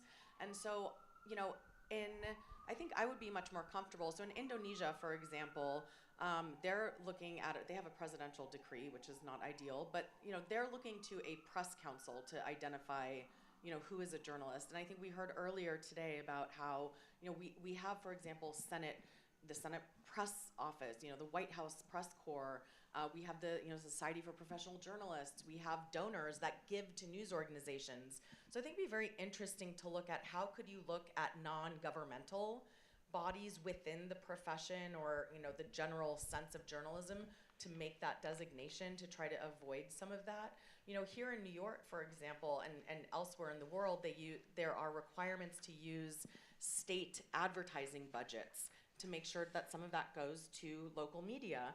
But Anya Schifrin, who teaches at Columbia in SIPA, she holds a Saving Journalism conference every year, and we've heard about how the New York advertising is influencing how they apportion advertising is getting apportioned based on political favors to some extent. And so I think we cannot just give up on the market. We really do have to fix the market because you have some of the earliest Black-owned newspapers were market-based, and the market may have failed to serve everyone, but we do know that you have had many, the ethnic press, different language presses, able to, when there was a functioning market, to serve those populations. We might not have had national press doing that as well, but I think we have to be very careful about just throwing our hands up and being like, oh, well, the market failed, because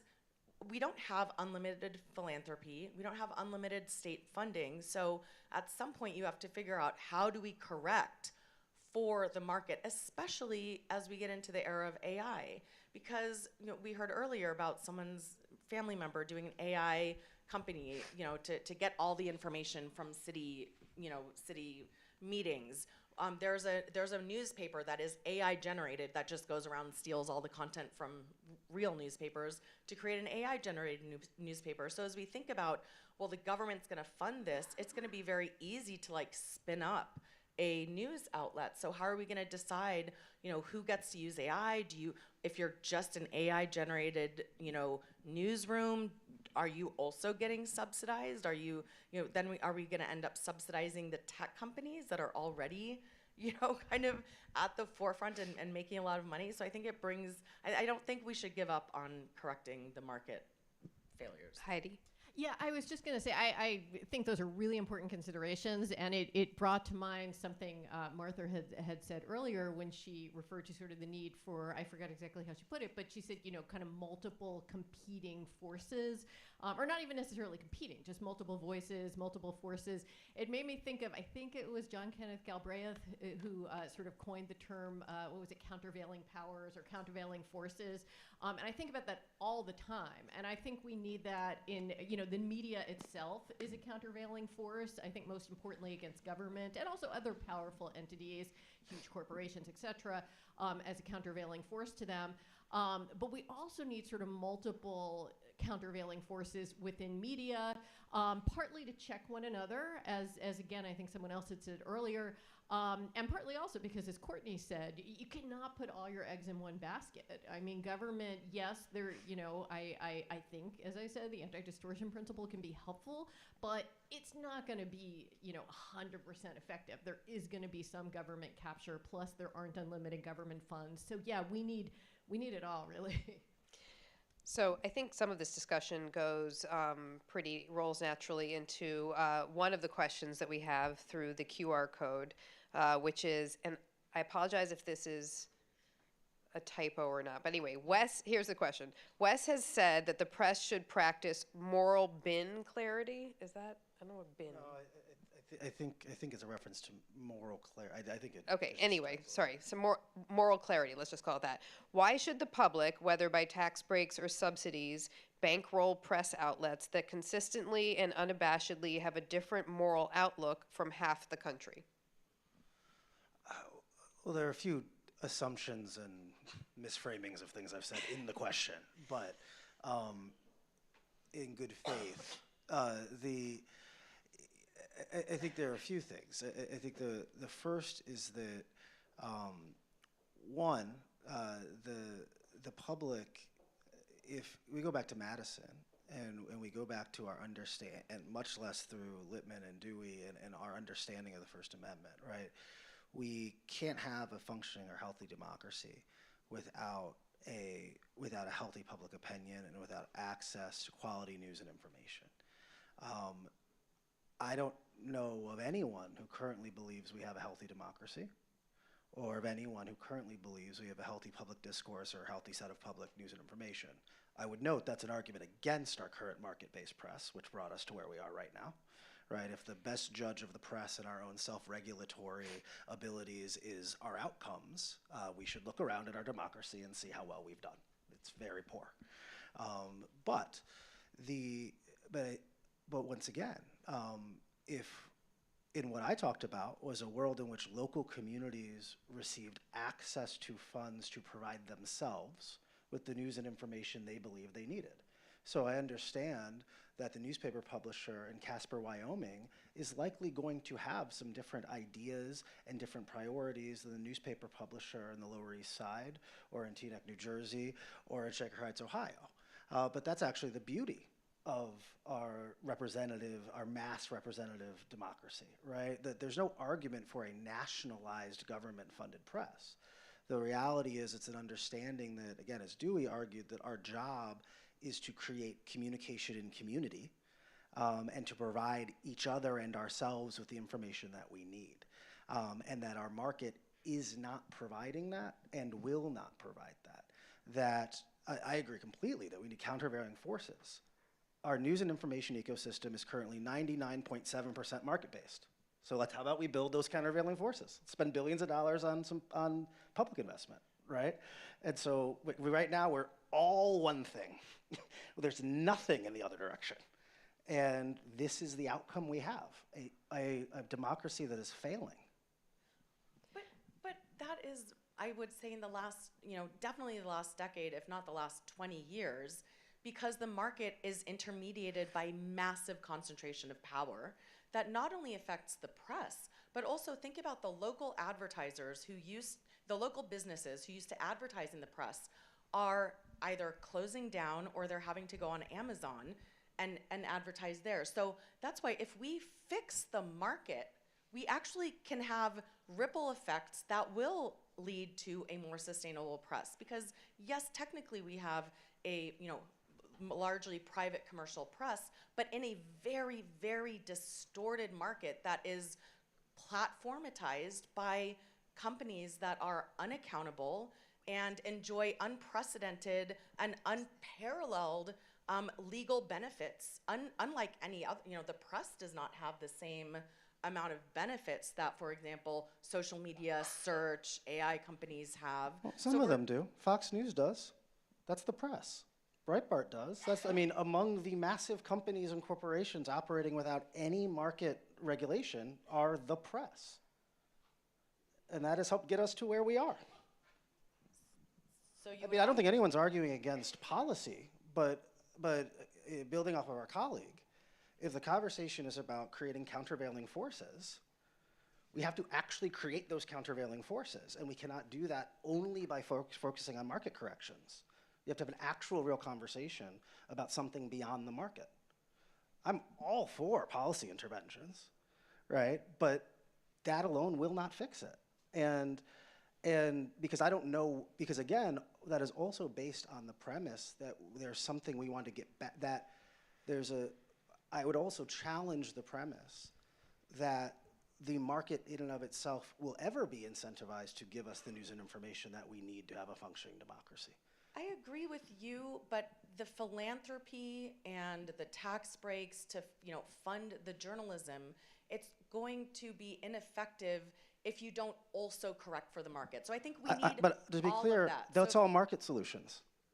Philanthropy is a market solution. Tax breaks are a market solution. They're going to be an effective period because the market cannot provide us the news and information we need to have a healthy, functioning, multiracial, multicultural democracy. Although, Wes, you also have, I thought if I read correctly in your piece, you were saying that you think you envisioned it at least with did you say two legs, where one was kind of a nonprofit model and the existing, I wasn't exactly sure. I have to remember how many legs I ended up in. I was editing myself, and I'm still editing myself, right? Okay, but it's a multi-leg stool. Again, no one's arguing for a government take over the press, right? But we have, right now we have a stool with exactly one leg, the market. And then we're pretending like philanthropy and nonprofit is a separate leg, even though it's the same leg. And we're pretending as if tax breaks are a separate leg, even though it's the same leg. Giving a tax break to corporations is not separate from the market. It is the market, right? Having people who have extracted billions of dollars in wealth out of the market give charity back so they can get tax breaks, aka philanthropy, is not the market. It's the market. Something's either market or it's public. Well, right? Yeah. That's how it works. We can't pretend that's not how it works. Just going, 1 second, I just wanted to follow a little bit up on that original question because I do think. There's a QR code that you. Oh, no, yeah, I will. We do still have time for a question, so if you give me a second. But one of the things in the original question was, what about bankrolling sort of outlets that don't reflect the opinion of half the country? And I do think that goes to the issue of kind of like the Voice of America case. Like, are we talking about a direct government funding to existing news outlets, or are we talking about a more sort of civic-minded National Science Foundation where you're setting up more with hopefully a protection against state capture, where you're setting up more local or to be run by the local communities. And it did kind of remind me, I don't know if it's too far afield in terms of the analogy, but Victor, in your piece, you were talking about the role of the Postal Service, particularly in the 19th century, as seen as this public good that was deserving of funding, where everyone had access to it. And in your mind, is that something that you think could be a potential model? Well, I think it's definitely a good, I'm not sure if this is on or not. It's definitely a good starting point to just, again, broaden our imagination about what we could do in the future and indeed what we've done in the past. And in today's money, the postal subsidies of the 1800s would be worth tens of billions of dollars. And it was based on a recognition that the market alone would not disseminate news and information efficiently or to far-flung communities across the country.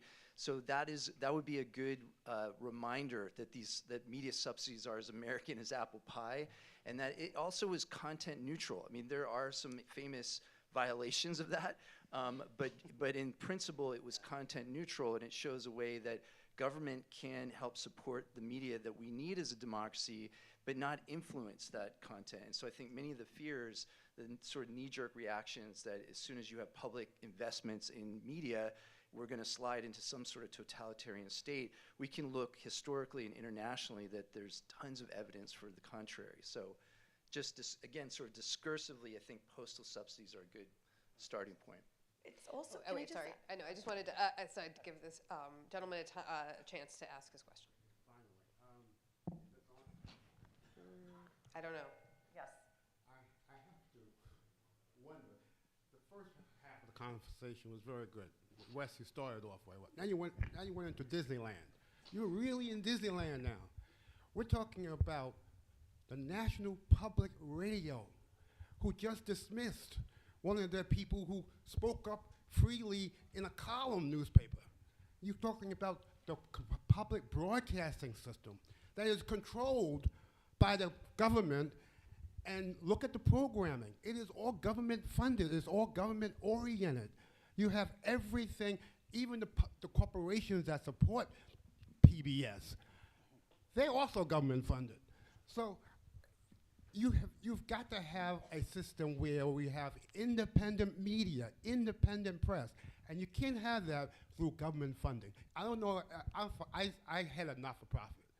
Believe me, filing for charities, just filing to the government. They want to know all your business, who all your funders are, and all that other nonsense.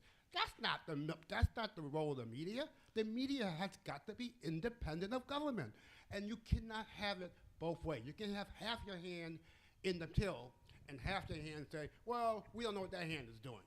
No government funding for media, no government funding at all for the press. So you'll take money from Bloomberg Philanthropies, but not from Mayor Michael Bloomberg. You'll take money from Bezos and Amazon. You'll take money from. You mean I mean the nonprofit media. I mean the like.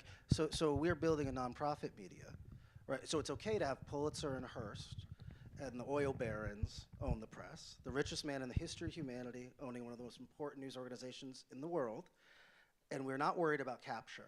We're not worried about the lack of independence there. We're not worried about the most. Well, I'm asking, right, like, that independence is not just about independence from government, right? And in the United States context, our market is just as powerful a force often as our government is. Yet we have constructed a media ecosystem in which we are completely reliant on one, and we lose our minds if the government wants to give someone $5 to tell people where to register to vote.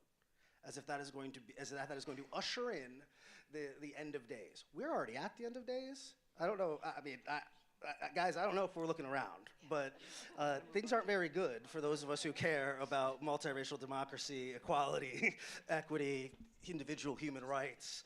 And so the idea that a newspaper publisher in Montana might be able to receive a $10,000 grant from a federal government agency that's independently operated, the same way a researcher at the University of Montana might, is somehow going to threaten the independence of our press more so than the need for them right now to call the richest person in Montana and beg them to buy the newspaper so it exists. Much or the threat that newspaper just closes and doesn't exist at all. I think we have to be willing to engage in the idea of there being countervailing forces, that we need a mosaic model of our press where not everyone is going to do everything. It might very well be true that individual journalists or individual organizations that receive some amount of government money therefore feel less inclined to do some things, but no one is calling for the elimination of the commercial press, which could still do that. Can I just want to bring in also then the international dimension. Sorry. We're gonna just. So I think, it's also helpful to look at the international dimension, and I agree with you. I mean, it is World Press Freedom Day. One of the pillars of press freedom is pluralism, and so we need that in the funding sources, et cetera. But the Nordic countries are very good examples of where you have some government support, and the way you structure it matters a lot. So there is a difference between, Voice of America, which is, legally there's supposed to be some editorial separation, but because of the funding, it's more challenging versus the way the BBC is funded, which is through a trust. And so you can structure government funding in ways that creates more distance from political influence, et cetera. And so, the Nordic system is often held up like that. I think one thing that's very interesting with the news media bargaining codes, because I absolutely agree with you.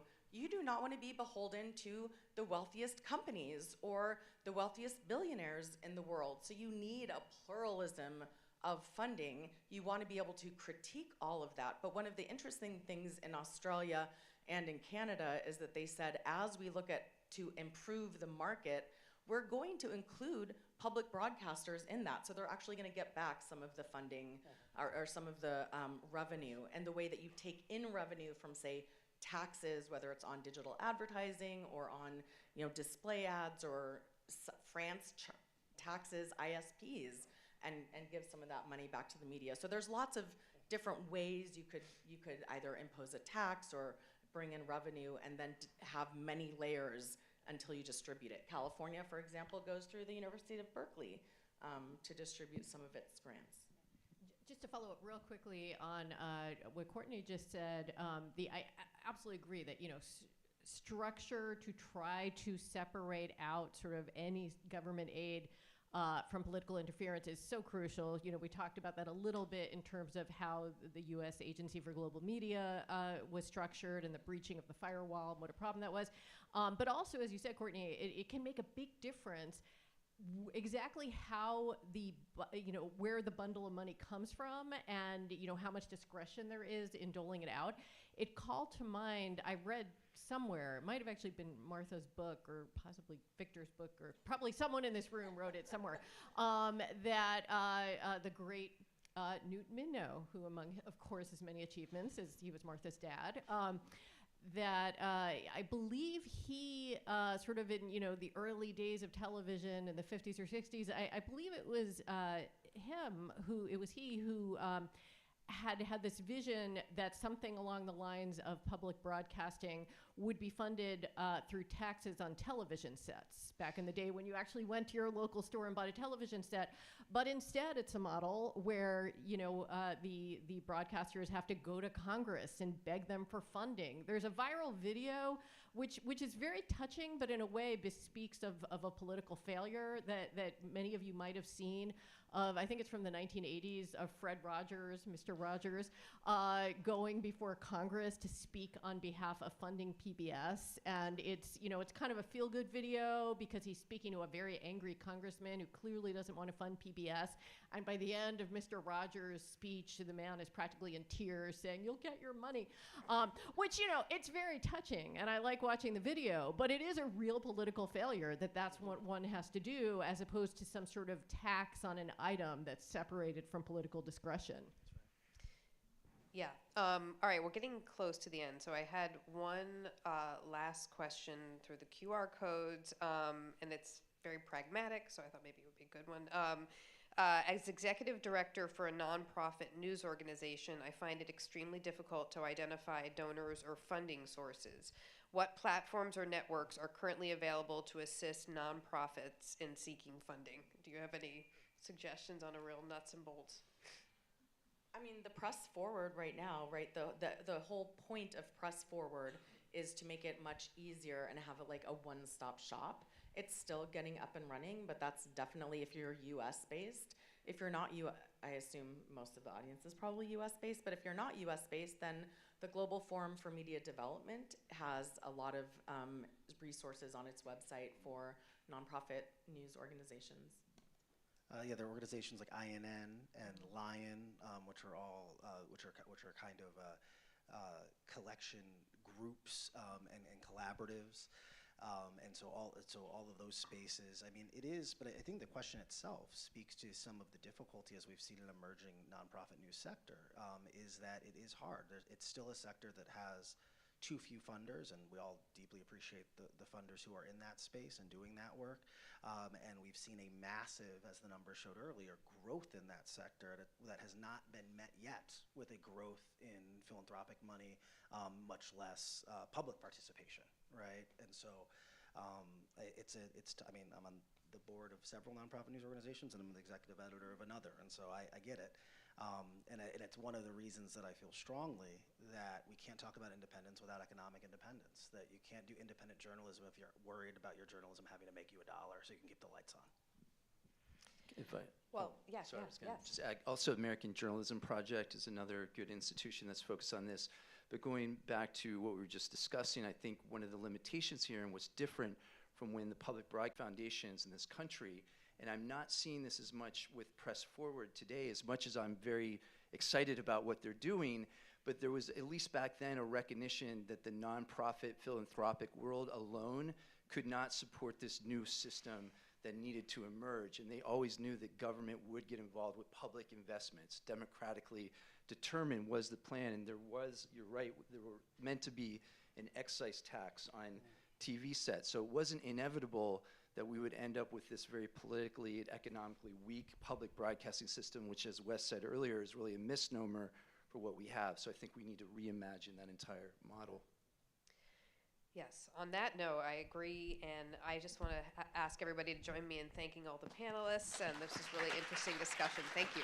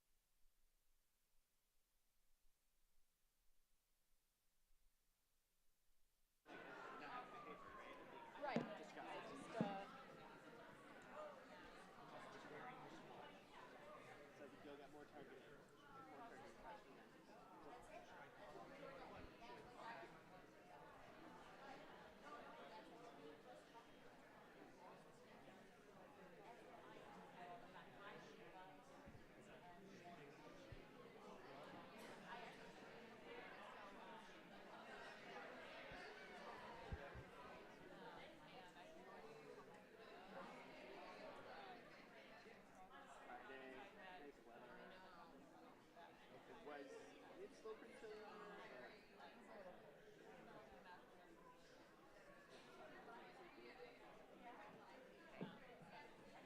the long procedure of calling people back to their seats. This is a bit of a grab bag. The what? This is a bit of a grab bag panel, right? We're gonna still don't know. If I can.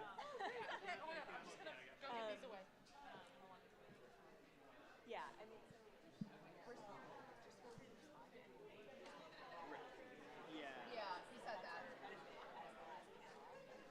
And also, like, if I ask a question, they want to answer different questions. Well, I was saying, I mean, if we want to talk about AI, I can talk about that from like a copyright perspective, if that's helpful, you know. Right. So I figured that could be like, we haven't really spent a ton of time on that, so that could be an interesting thing. Right. 65 minutes. Yeah. Right.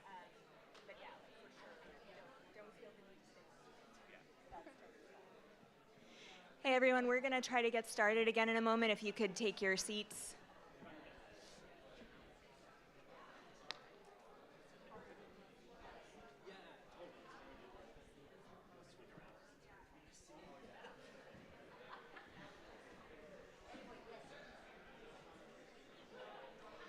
If you could please start making your way back to your seats. We're going to get started again in just a moment. If you could please start making your way back to your seats.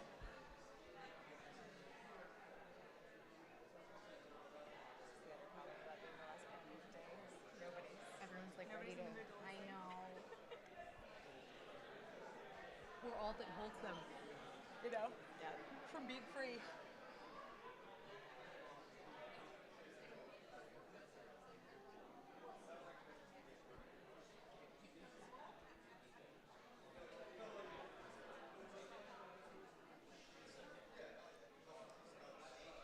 Hi everyone, we're going to get started again. Please make your way back to your seats now. Please make your way back to your seats. We're going to get started. Okay. Thanks very much, everyone. This is the final panel of the day. I'm Katie Glenn Bass. I'm the research director at the Knight First Amendment Institute. And one of the really great things about my job is that I spend a lot of it trying to convince brilliant thinkers to write things for me, and then I get to publish them. And you've heard from a number of the people who have been writing things for us this year. The papers that you've heard discussed are all in draft form, but they are going to be published over the course of the summer and fall on the Knight Institute's website, and then they will also be forthcoming in an edited volume with Cambridge University Press next year. I just want to take a few minutes before we get started to thank some people as the last panel of the day and as one of the co-organizers of this. First, I want to thank RonNell and Sonja for being just the truly most excellent partners in this event you could ever ask for. It's their leadership and their intellectual firepower that brought everybody here today and shaped this event into what it is, and it's been such a privilege to work with them.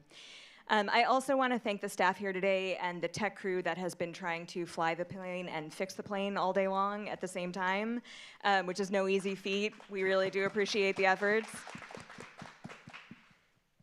So with that, this panel is about new frontiers for protecting the press function. And a lot of what we're going to talk about, you'll see, has been drawn out by other panels that we now get to build on. And I have a great panel to do that with, so I'm going to go from nearest to me to farthest. Nora Benavides is Senior Counsel and Director of Digital Justice and Civil Rights at Free Press. She manages the organization's efforts around platform and media accountability to defend against digital threats to democracy. She's previously worked at PEN America and the ACLU of Georgia. Beside her, we have Jacob Noti-Victor, who is an associate professor at the Cardozo School of Law. His research focuses on how the law impacts innovation, culture, and the deployment of new technologies. Going further down the line, Christina Koningieser is an associate professor of law at UC Law San Francisco.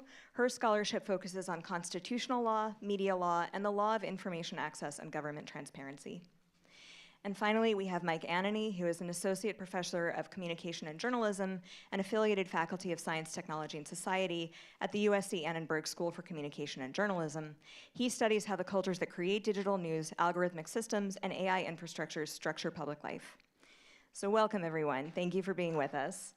We're going to be considering new lenses that we might use to try to think about protecting the press function and things we might employ that we haven't drawn on to the fullest extent yet to try to protect press freedom and the press function.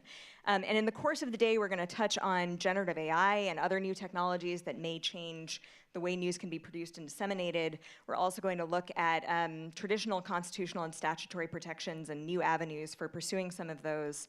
But I'm actually going to start with a paper that has come up a lot throughout the day in various ways that has to do with innovation policy. So I'm going to turn to Jacob. Jacob and Christina co-authored this paper.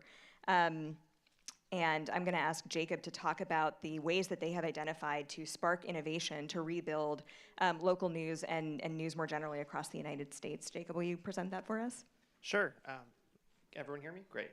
So this paper, so I'm a little bit of an outsider here. I'm an IP scholar. Christina is a First Amendment media scholar. It's a little bit, IP scholar and First Amendment scholar walk into a bar.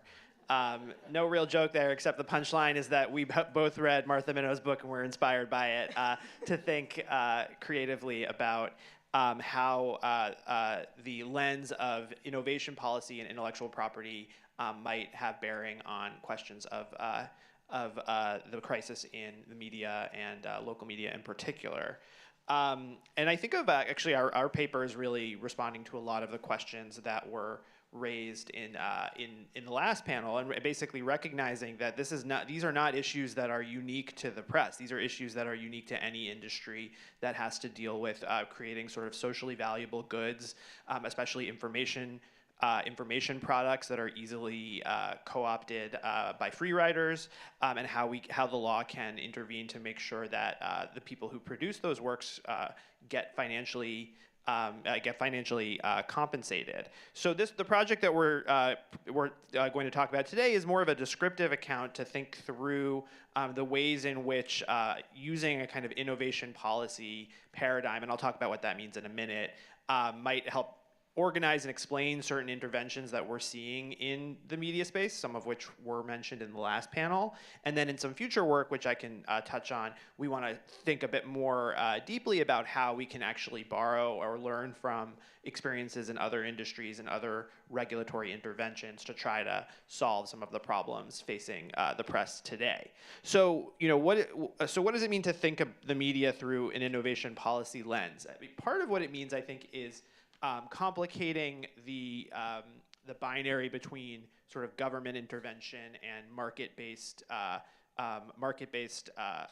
approach that was, I think, one of the touch points in the last panel. On some level, even when we let the market control financial compensation for the media, we're relying on some government interventions. We're relying on intellectual property, copyright, some sui generis rights like the hot news doctrine, to the extent it still exists, press publishers' rights that some people have talked about, and the kind of classic IP model is that the way in which we make sure that certain valuable information products like the media occur is we just bolster those exclusive rights, and we ensure that creators don't have to worry about having their works free-rided off of or co-opted by giving them that kind of exclusive rights protection. This provides a financial incentive for the creation of things like pharmaceuticals and music and the like, but also media products. But in the sort of IP information law world, this account's been is complicated by the recognition that the market doesn't always provide those types of rewards for the things that we most want, even if we bolster IP protection, and this trade-off between sort of the market versus government is often has been talked about a lot through what some people call the patent prizes debate. So should we rely on patents, exclusive rights, and the market to provide innovation in value in areas like pharmaceuticals, or should the government provide prizes, grants, and the like to ensure that these things come about? And the solution that many have come to is it's actually not an either or. That the best model is to think through areas in which ways in which we could harness harness sort of the market and its ability to identify what people want, as well as the government's ability to sort of maybe identify what people should want, even if they don't know they want it. And maybe we can harness these two things together. So rather than thinking of this only as patents and prizes, innovation policy scholars often think of 4 different categories, a lot of which were talked about at least tacitly in the last panel. So first, there's IP protection, which provides the ability for companies to essentially compete in the marketplace by monetizing their products and preventing free riding. This is sort of like the most market-focused, even though it does rely on some government, some prerequisite government intervention. Then there's direct grants, via subsidies, or at the extreme, direct government ownership of the press, or of labs, or of all sorts of things. So the NSF parallel was brought up in the last panel. We have that, but we also, in the press, we already have things like the Corporation for Public Broadcasting, and we have Voice of America Radio. We have Stars and Stripes. We actually do have government ownership of the press. But there's also a different model here, which is a prizes model, which seems similar to a grant or funding-based model, but actually is one in which the government predefines sort of a goal or an outcome and basically says, if you come up with a vaccine, then you'll get money. So too, we might say, if you come, that we'll have a prize for the best article written about local housing issues. This is a sort of ex post way of government funding certain things that it's deemed to be desirable, in contrast to the grant versus grant and subsidy approach, where the government basically just gives money and says, go forth and do your best work. And then finally, there's tax credits, some of which were talked about in the last panel, where the government basically just lowers the costs of doing business for any entities engaged in innovation. Happens in the science sector, and as we heard, also happens to some degree in the press already, and has historically. There's actually been tax breaks for newspaper printing equipment, I think, as early since almost right after the founding. So these all seem quite different, but they're all basically ways of the government intervening intervening in order to provide money for innovation in certain in highly different ways, and all of them carry different pros and cons, some of which we've talked about. And part of what we want to do in our future work is use this innovation policy paradigm, which basically says these are all part and parcel of the same set of interventions, to think more comprehensively about how those interventions can be combined and layered in ways that can foster the ideal or an ideal, because I don't think we're not really working we're definitely working in a second best world here, press ecosystem that combines market-based that allows market forces to be harnessed, but also allows governments to step in when necessary. So I know I'm going on, but one small area where we've already started thinking about is drawing a parallel to what's often called the orphan drug issue. There's a lot of funding for drugs like Botox and other skincare routines, things like that. There's a lot less funding for treatments for muscular dystrophy or diseases that don't actually harm a lot of people, even if we do have a social value. We believe it's socially important to fund those types of things. One way in which innovation scholars now think about this is, the best case for patents, the best case for markets is for things in which there is a lot of popular demand, and the best case for funding is in which there are things that have less popular demand. That doesn't tell us much about how to solve the media, but there's all sorts of sort of complicated regulatory permutations that it's not as simple as just providing money for the funders that are working on orphan drugs. There's lots of ways in which the protections of the patent system as well as government funding have been layered on top of one another to try to come to an ideal innovation ecosystem in that area. And we think some of those regulatory systems could actually be mined for ideas that might have efficacy in the media context, and that will be something we deal with in future work, but will be happy to talk about it a bit later in the panel if there's time. Okay, great, thank you. I do have some follow-up questions for you and Christina, and I'm going to see if our panelists do as well. If those of you in the audience have questions, at any point you can use the QR code over there to submit one through a Google form, and it will come up to me on this iPad. If you have burning questions for this panel, that is your best bet. We have a slightly shorter schedule for this one, so I can't guarantee we're going to get to the live mic Q&A. But I do see the questions come in that are submitted through the QR code. So as a follow-up question for you, I really appreciated the approach looking at other sectors, looking at other ways of innovation in other spaces to find solutions. One theme that we've heard throughout the day here, we've been questioning here, is that the press function may be unique, constitutionally or socially, or both. So in what ways does that maybe complicate the analogy or the attempt to look for solutions from these other sectors? How do you think that might matter as we start to try to adopt those other innovation policy approaches, either of you? So I'll jump in first. I think sort of the big issue, and maybe the big distinction from some of these other contexts, which we hope to borrow from, is what we've talked about before, which is that there's a really big fear of government retaliation and government backlash. But I think what we're planning to argue is that the sort of ample bucket of choices that this innovation policy framework gives us is going to allow for us to sort of think through that really seriously. And there's a cost and a benefit, right? There's a cost to not having any government funding, right, and local journalism collapse. There's also a cost to having government funding of local journalism because you have these retaliatory effects.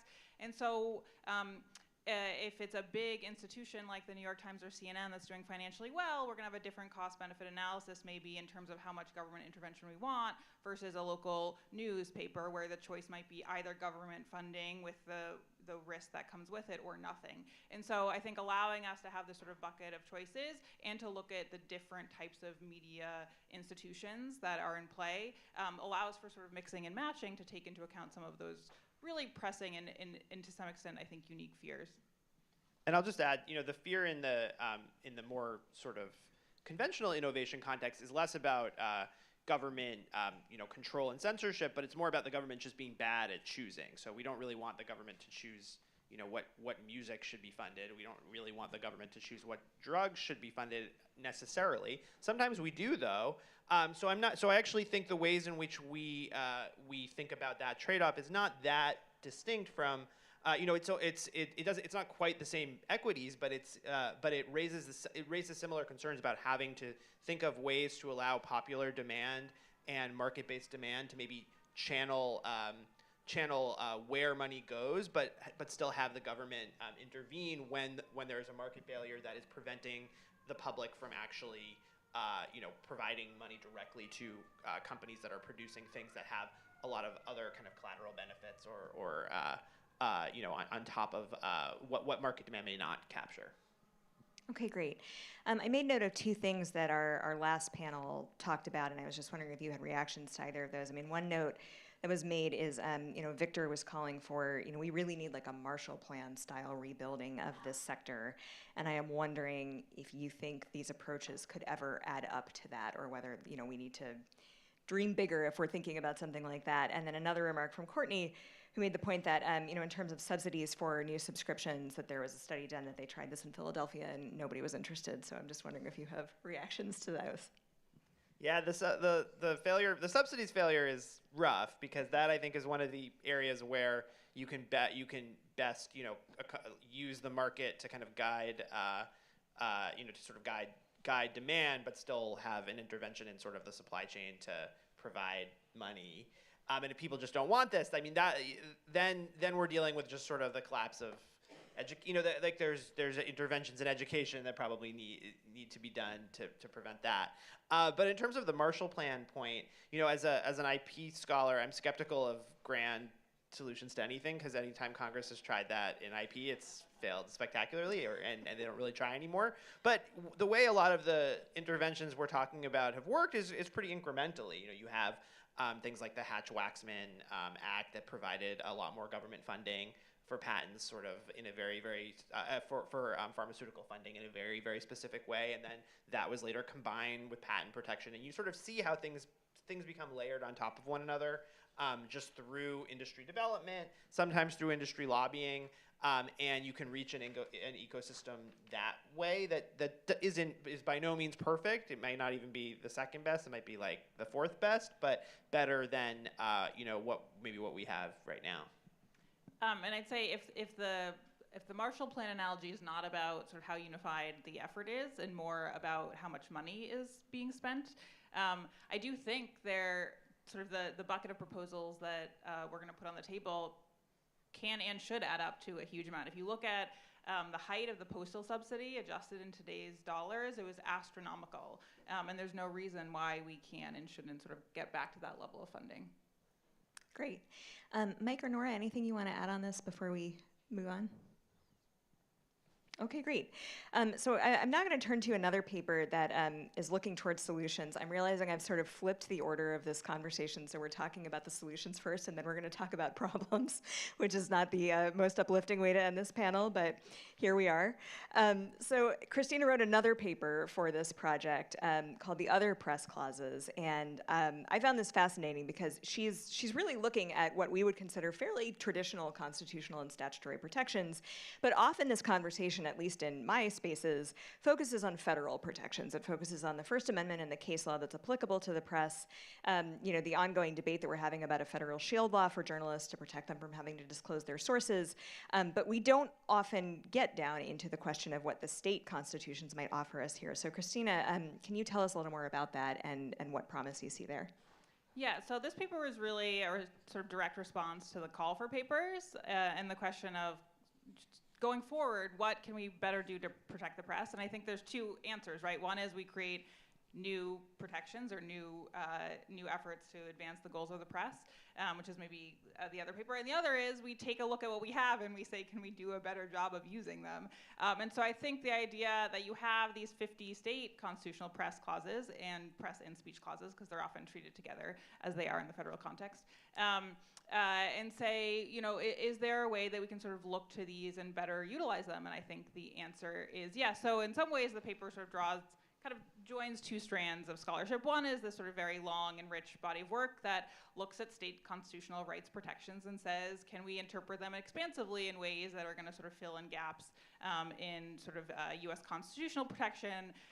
There's obviously a huge amount of work being done, but I think today there's a lot more attention being paid to this question because people look to the Supreme Court and they say they're not going to help us, so where else can we look? And people are now looking to state courts in areas like abortion rights, environmental protection, where either there's been sort of federal retrenchment or a sense that the Supreme Court is not going to interpret the Constitution in ways that are going to allow us to sort of rise to meet new challenges.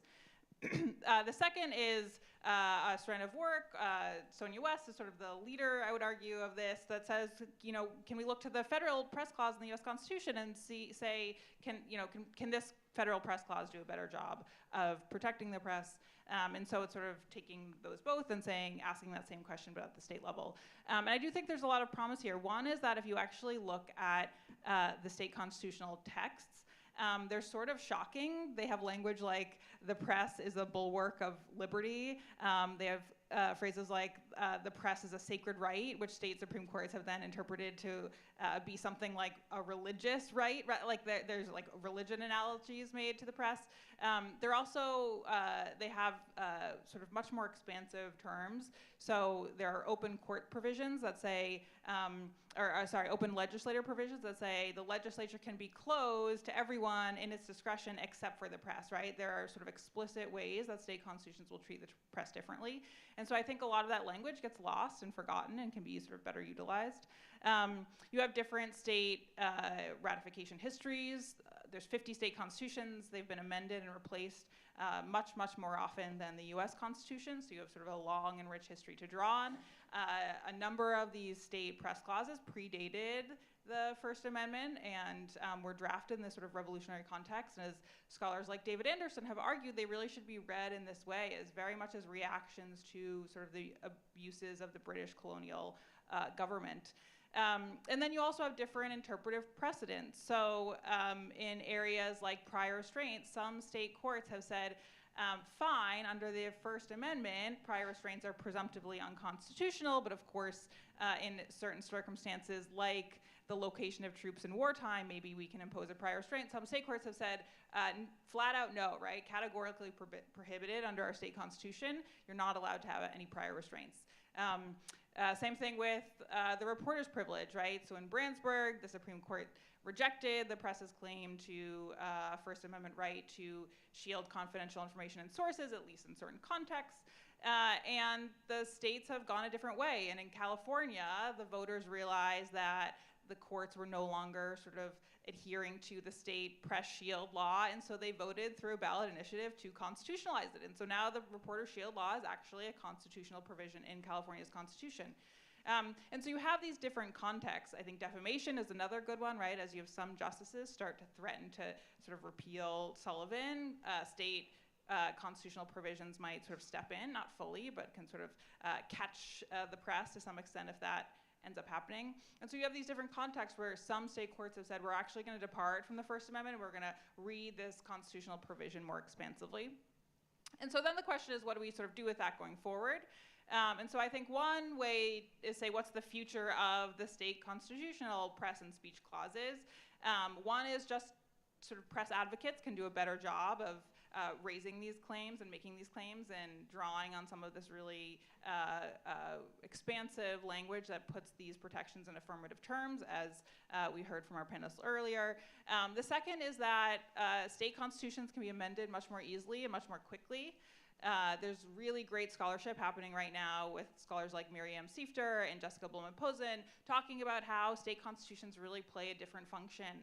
And this sort of direct democracy mechanism is really powerful. And again, one that I think press advocates can maybe sort of better utilize. And then the second is what does this mean for the federal, the First Amendment and US constitutional protections? And I think another thing that press advocates can do a better job is collect a lot of these examples and use them to say, look, the Supreme Court has all this sort of list of horribles that's going to happen if we treat the press differently, if we extend this protection, but the states have already done it and it's been fine, and actually it's been really great, and use the experience of the states to help the court and help Congress sort of imagine a different future and show them a different path that has worked, in my opinion, pretty well. Great, thank you. I wanted to ask you to elaborate on one point that you made in the paper, which is that some of these state protections and the great language that they include, you note this is often paired with language about press responsibilities and duties. And I'm just wondering if you can talk a little more about the potential trade-offs there. Have you seen that applied in the past in a way that is adversarial to press protection overall? Yeah, so a lot of the state press and speech clauses, they'll have this really expansive affirmative language about the sort of rights of the press and the rights of free expression and so on. And then they'll say, but those who exercise them are also responsible for their abuse. And the courts have split to some extent, and the history is sort of very long and complicated, and I won't go into sort of all of it here, on what that means exactly. And some of them have said, oh, actually this limiting language means we should sort of contract things and have it be narrower than the First Amendment. Of course, in practice that doesn't matter because the First Amendment is the constitutional floor and you can't drop above it. And so in practical terms, even when they try to sort of use that to limit things further, it doesn't necessarily have a lot of weight. But other courts have said, you know what, this is no different. All they're saying is you have defamation liability if you abuse it, which is sort of how we've had the law sort of historically. It's always been that way, and so it's not going to sort of add a lot of meaning in terms of narrowing how broadly we interpret these. Okay, thank you. So in another recent law review piece of yours, which is co-authored with Larissa Lidsky, who is here today as well, you two make the argument that a lot of First Amendment law around the press is rooted in two underlying assumptions that are not true anymore. So the first of these assumptions is that the press is a powerful actor capable of holding its own as it checks the government. And then the second is that the executive branch is bound by various constraints that limit its ability to keep information secret.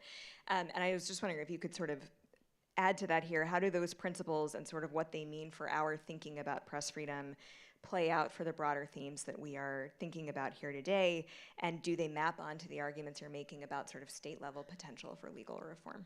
Yeah, I think they do map on. And I think the way that they map on to sort of the broader conversation today is sort of in two ways. One is, what do we do with this? one thing that we do with this is we go back to the court and we say, look, all of these cases you handed down in the 1970s that are built on all of these factual assumptions don't hold true, and you should rethink these cases. You should go back and you should see all of the errors in your ways, especially in these changed conditions, and you should issue a different decision.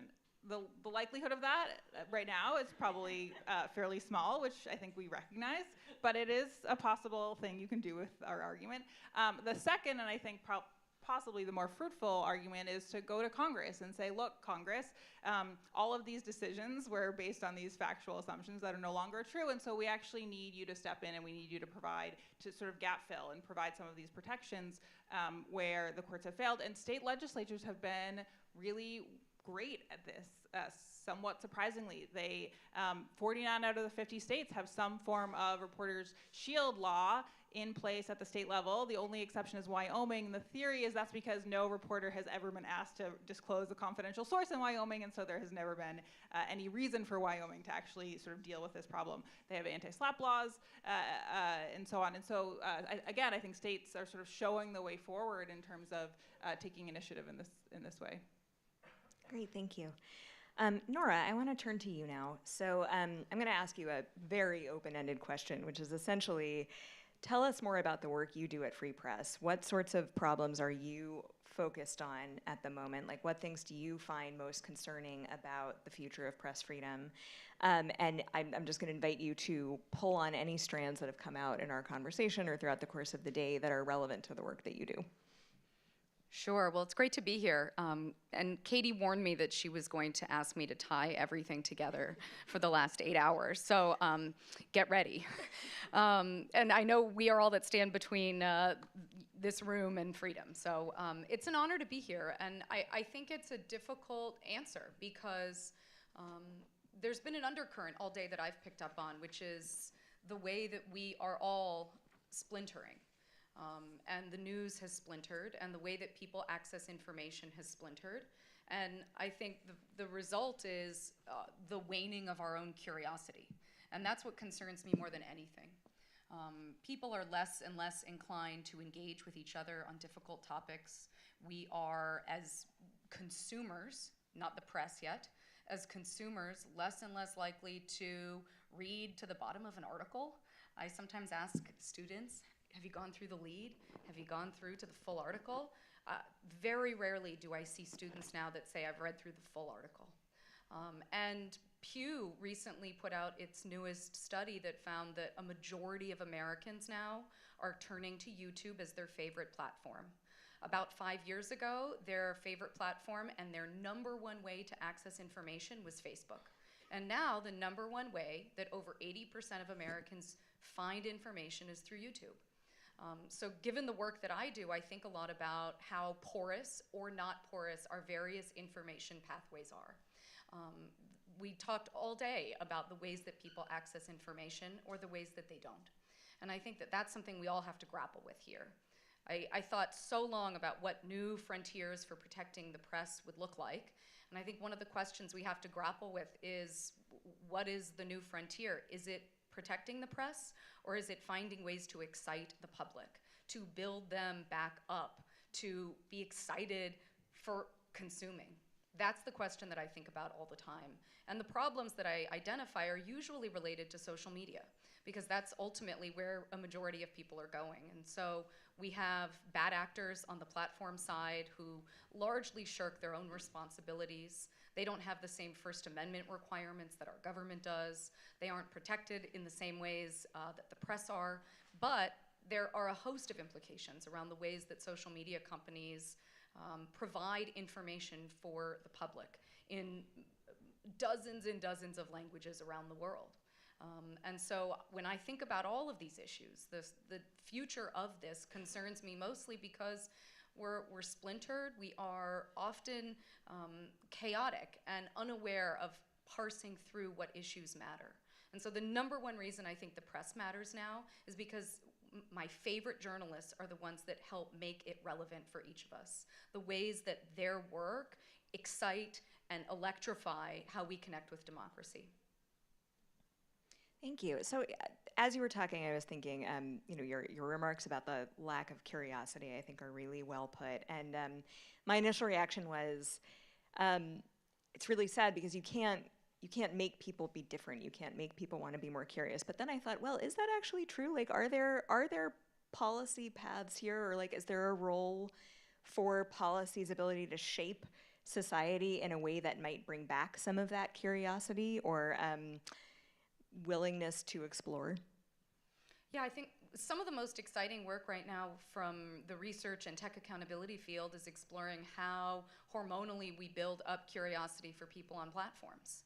You know, right now, people see a warning label, quote unquote. And what does that do? That turns them off. They don't want to be told or scolded that what they're seeing is something bad or false. What would it mean to spark someone to ask a question in response to what someone else posted online?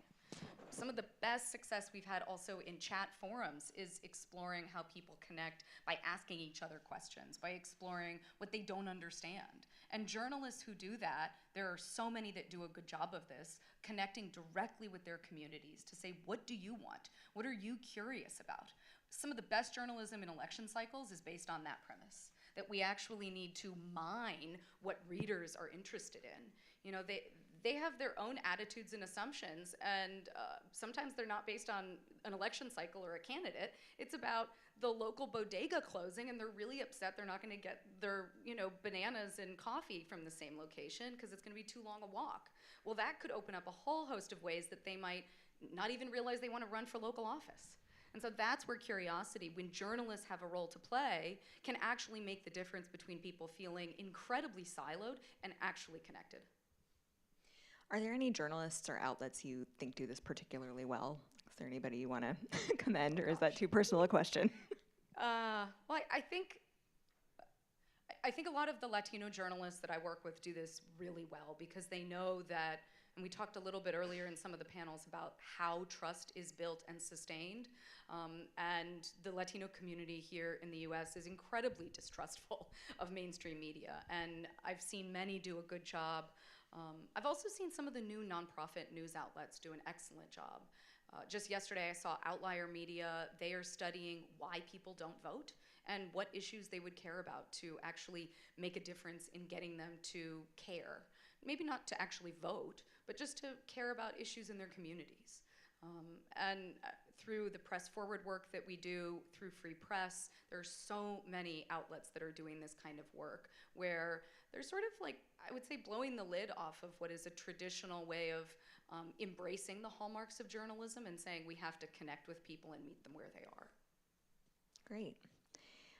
Mike, I want to bring you in now. So your paper is thinking about the ways in which generative AI is already changing, going to continue to change journalism, and our understanding of what journalism is and how it gets made. It's called The Freedom to Learn from Mistakes, and so I'd like you to talk a little bit about that, please. Yeah. Sorry, is this on? Hello? Yeah, okay. Yeah, thanks very much. Really appreciate the day and the invitation to be here and all the conversation that's happened. I come to this conversation, not as a lawyer or a legal scholar even at all, but as a scholar of communication, media systems, and I think a lot about the politics of technology. So the more we've talked today about different systems and sort of assumptions about how those systems work, that's the bread and butter of what our field does. It studies the politics of these technologies and systems and how they work. And when I think about press freedom, I think not primarily about an individual journalist or news organization's sort of negative liberties, as we heard earlier in terms of freedom from constraints, but I think about it as an institutional and field level achievement, and as an affirmative one as well. I've written a little bit about sort of the press freedom as a public right to hear that lives in infrastructures. And when I think about what this field is, so if the press is a field, who's in this field? What is this field? And it's not only news organizations and journalists, but it's also tech companies, data brokers, software companies, universities, student journalists, law enforcement, as you can hear. It's all those people at once. It's all those people at once, and they're doing things.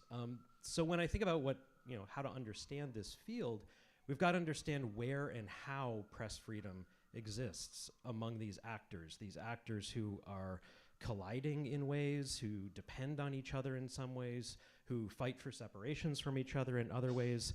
And for me, the question is, how does this field work?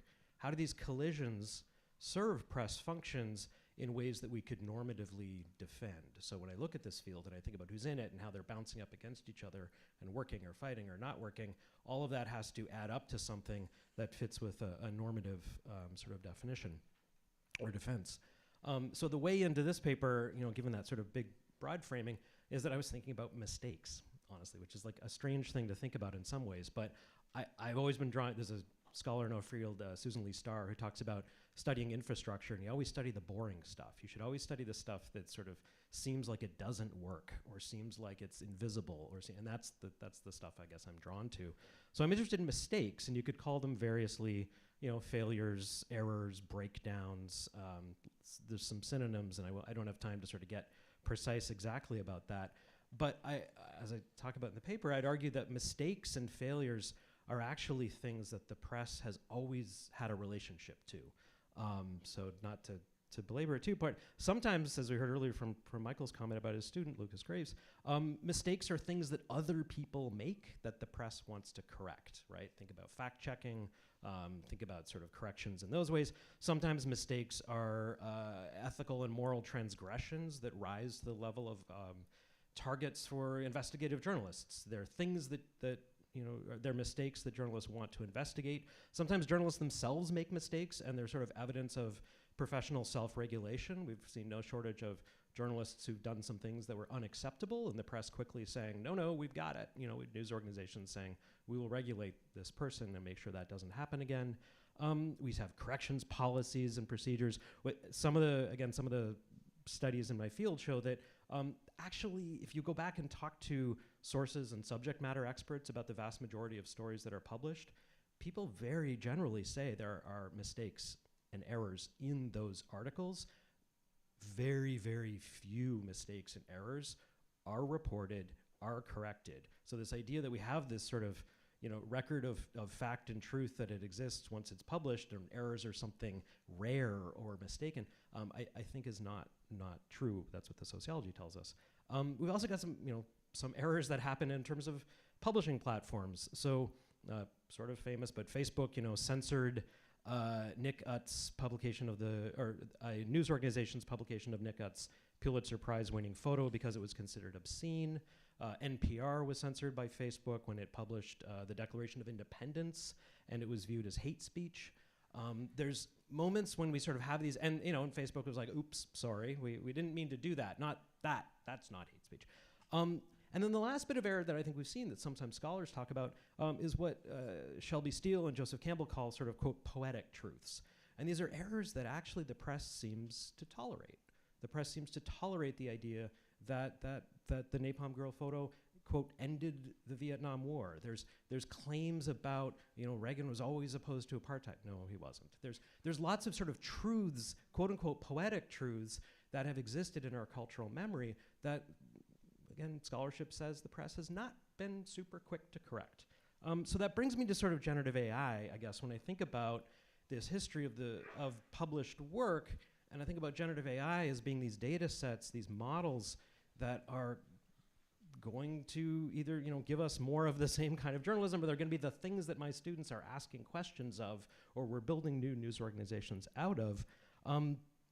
Generative AI systems are really, they're only as good as the data sets, the models, the stories, the content that's within them. So if we want to be critical about where journalism came from and what it's represented over the years, let's bring that criticism to generative AI as well and sort of use this moment anew to do that kind of critique. So a little bit based on some work that I've done with Jake Carr, who's a colleague at NYU, I want to, as quickly as I can, sort of go through some ways that generative AI is a site of errors, and I'll sort of try to be specific in what I mean by that. The first is sort of, honestly, a lot of news organizations are using generative AI in ways that I would argue are not terribly critical, not terribly self-aware, not terribly aware of where these data sets and models are coming from. That's a source of error. It's a source of accepting the idea that there's some sort of objectivity or neutrality that lives in these technologies. There isn't. The other source of error in terms of generative AI can be echoing factual errors that were made in the past. As I mentioned, a lot of those news stories had errors in them. I think we should be really skeptical of data sets that may be filled with news stories that had tolerances of error in them. Is that what we want? We've also got issues of language. I think there's a risk of sort of readopting or not necessarily even knowing about anachronistic language that comes from these data sets. So, it's no longer acceptable to say, quote, illegal immigrant. The New York Times for a long time had a policy, they had to refer to a woman as Miss or Mrs. because Ms. was considered a fad that they wouldn't adopt. So there's a whole bunch of articles, by the way, that say Miss or Mrs. that are in your data sets. Capitalizing the word black, thinking about the phrase longtime companion as a euphemism for gay men during the AIDS epidemic. There's lots of examples, and we could say, well, the AP style guide will catch that. I would beg to differ a little bit. Okay, another one, the last one actually I'll end on, and I want to connect with something that Meredith Clark said earlier in her remarks, is thinking about sort of the patterns of exclusion or elitism that may have actually driven, and not may have, did drive a lot of the sort of elite mainstream press that are informing the data sets that generative AI is drawing from. So this was a press that was largely populated by white straight men from elite schools, and creating news that has often been called now, the New York Times called itself the, quote, gold standard of data sets. As OpenAI is making licensing deals with AP or Financial Times, I think we got to question what kind of content is that? What type of news is that? And bring the critiques of it. I did an exercise, and I'll end by saying, with my students where I said, well, ask ChatGPT to generate a source list for you of who should you interview for these different topics. And I gotta say, the results that came back pretty much echoed a lot of, I'd say, sort of the power structures that have structured elite journalism. So let me truly end by saying there's this scholar at UCLA, Chris Kelty, has this notion that he calls a recursive public. And a recursive public is a public that understands itself and the conditions under which it forms well enough to reshape those conditions.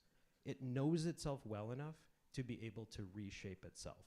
And I want to kind of advance that maybe there's something we could talk about called recursive press freedom, which is a press that knows itself well enough to be able to change the conditions under which it forms.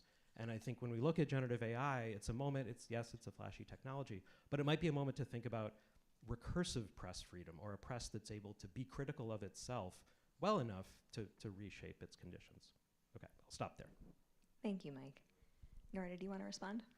Yeah, I loved this piece, the abstract at least, and for maybe two reasons, but more as well, but two for here.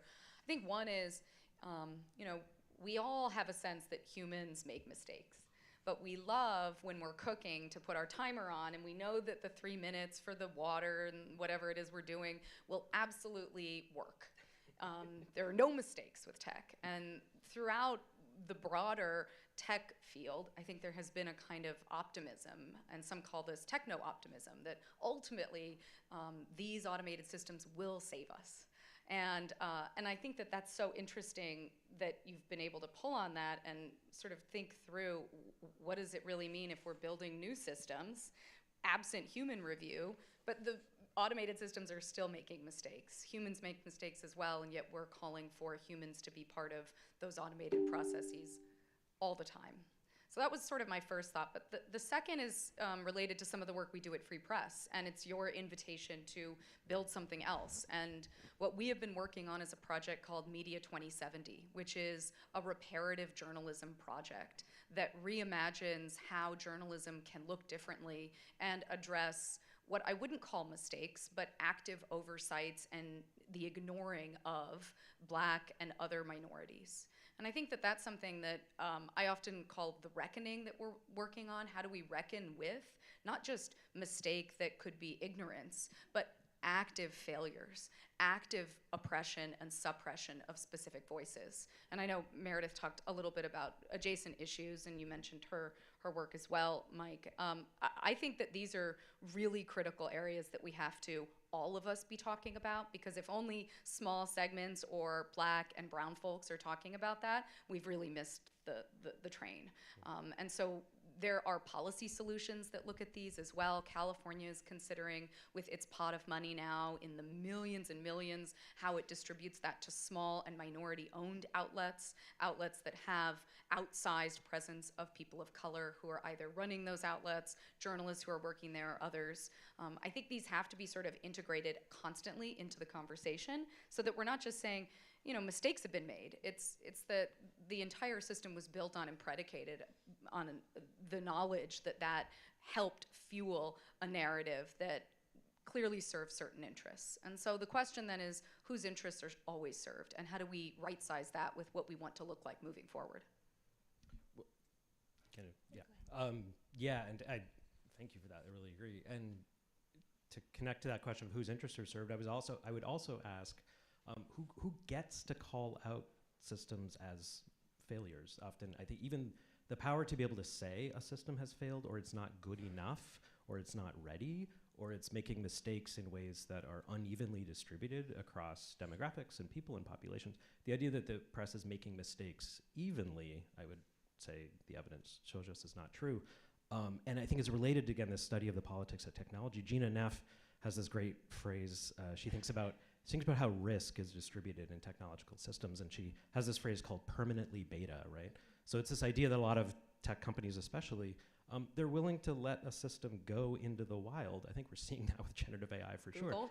Yeah, for sure, absolutely. Go into the wild because there's this view that says, well, tech is always beta. It's gonna get better. We just need more data. We need more people to use it. We need more examples. Failures or mistakes are a good thing because that's how we're gonna learn.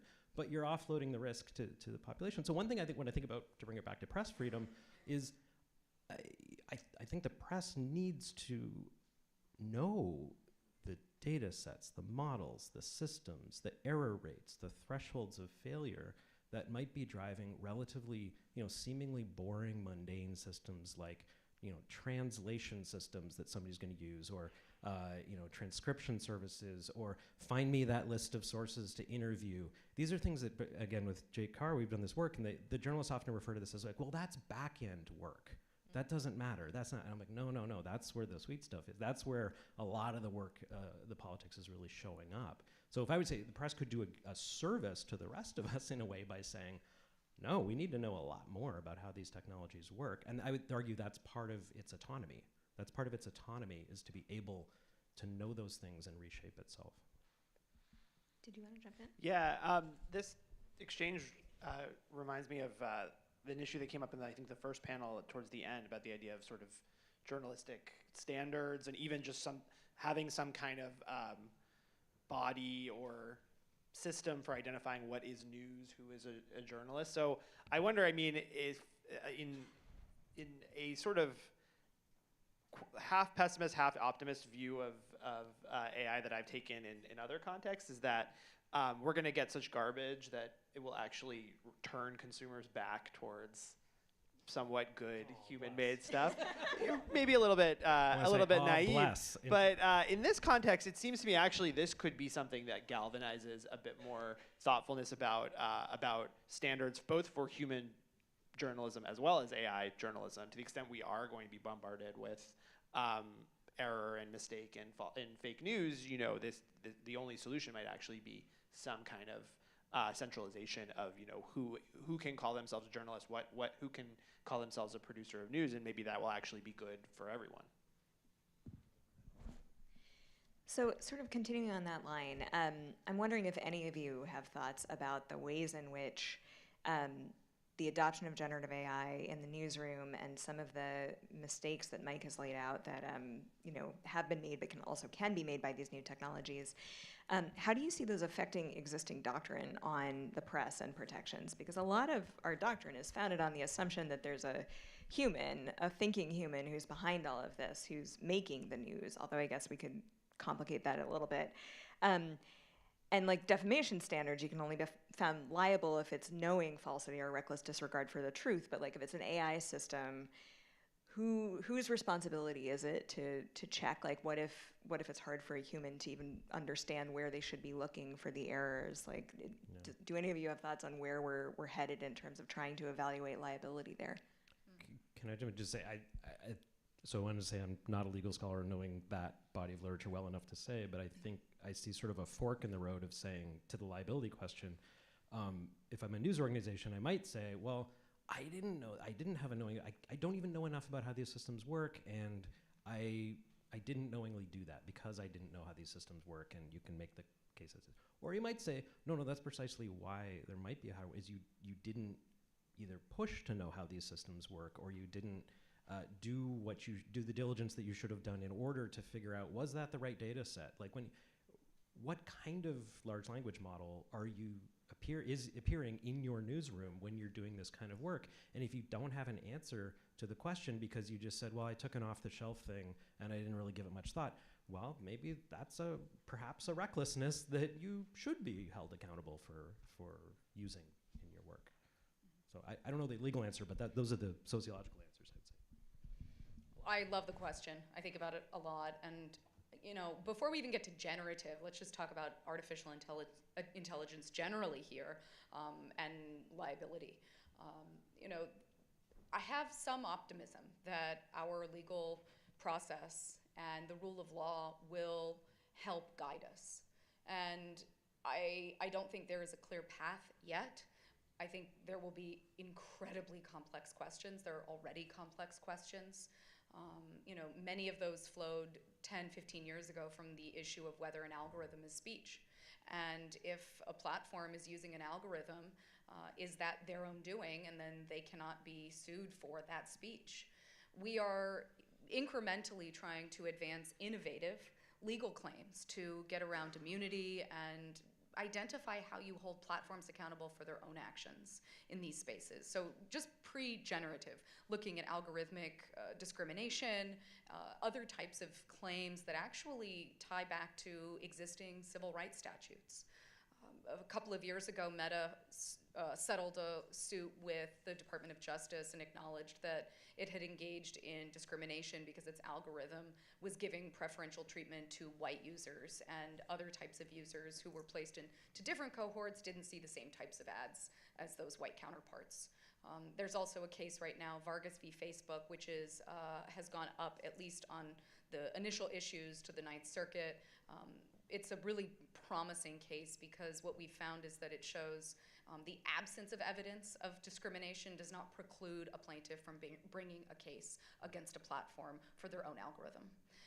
These are just little bite-sized kernels here that I think are the breadcrumbs for as we build out our jurisprudence, the case precedent for generative AI and liability. But it's going to take a long time.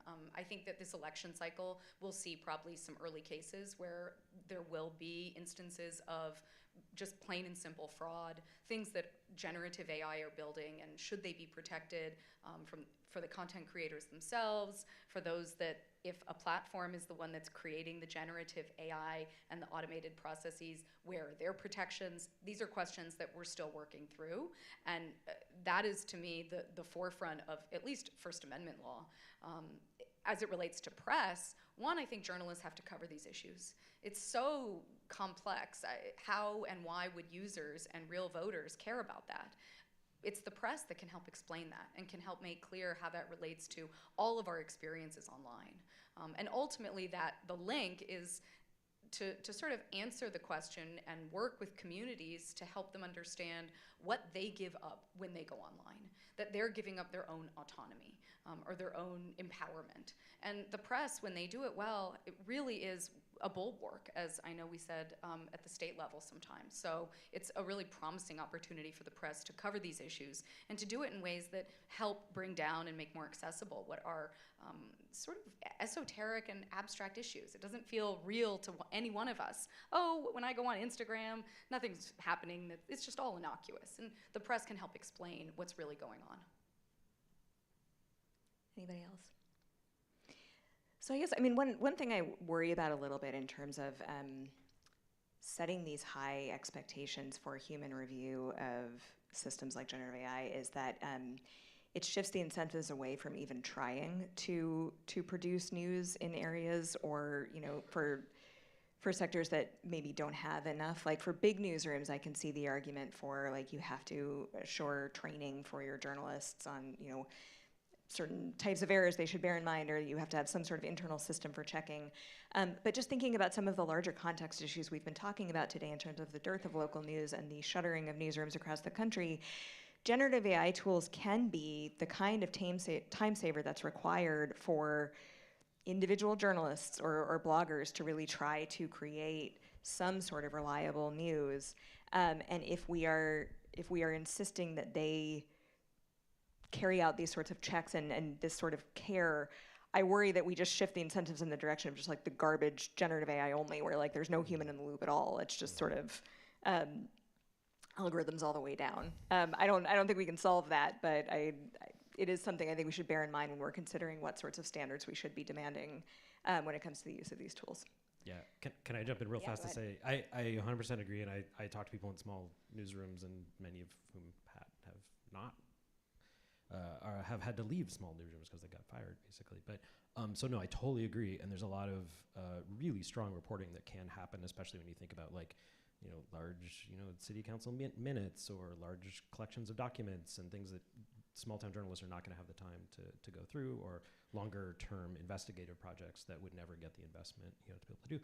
So for me, that I crave then sort of a little bit of like a middle layer, and maybe that's, you know, some of the work that I know the Press Forward Initiative has been doing, but thinking about how could small newsrooms not only be funded, but how could there be an infrastructural contribution or layer that's made. So if you're a small newsroom, you're like, I don't have to figure out whether that large language model or that, you know, system is good enough. There is some kind of consortium you're part of, some kind of, you know, call it a wire service for, you know, for generative AI that can tell you, yeah, that's good enough to use, or it's good enough to use in this situation, but not this situation. That some support for those newsrooms, I think, would be really helpful.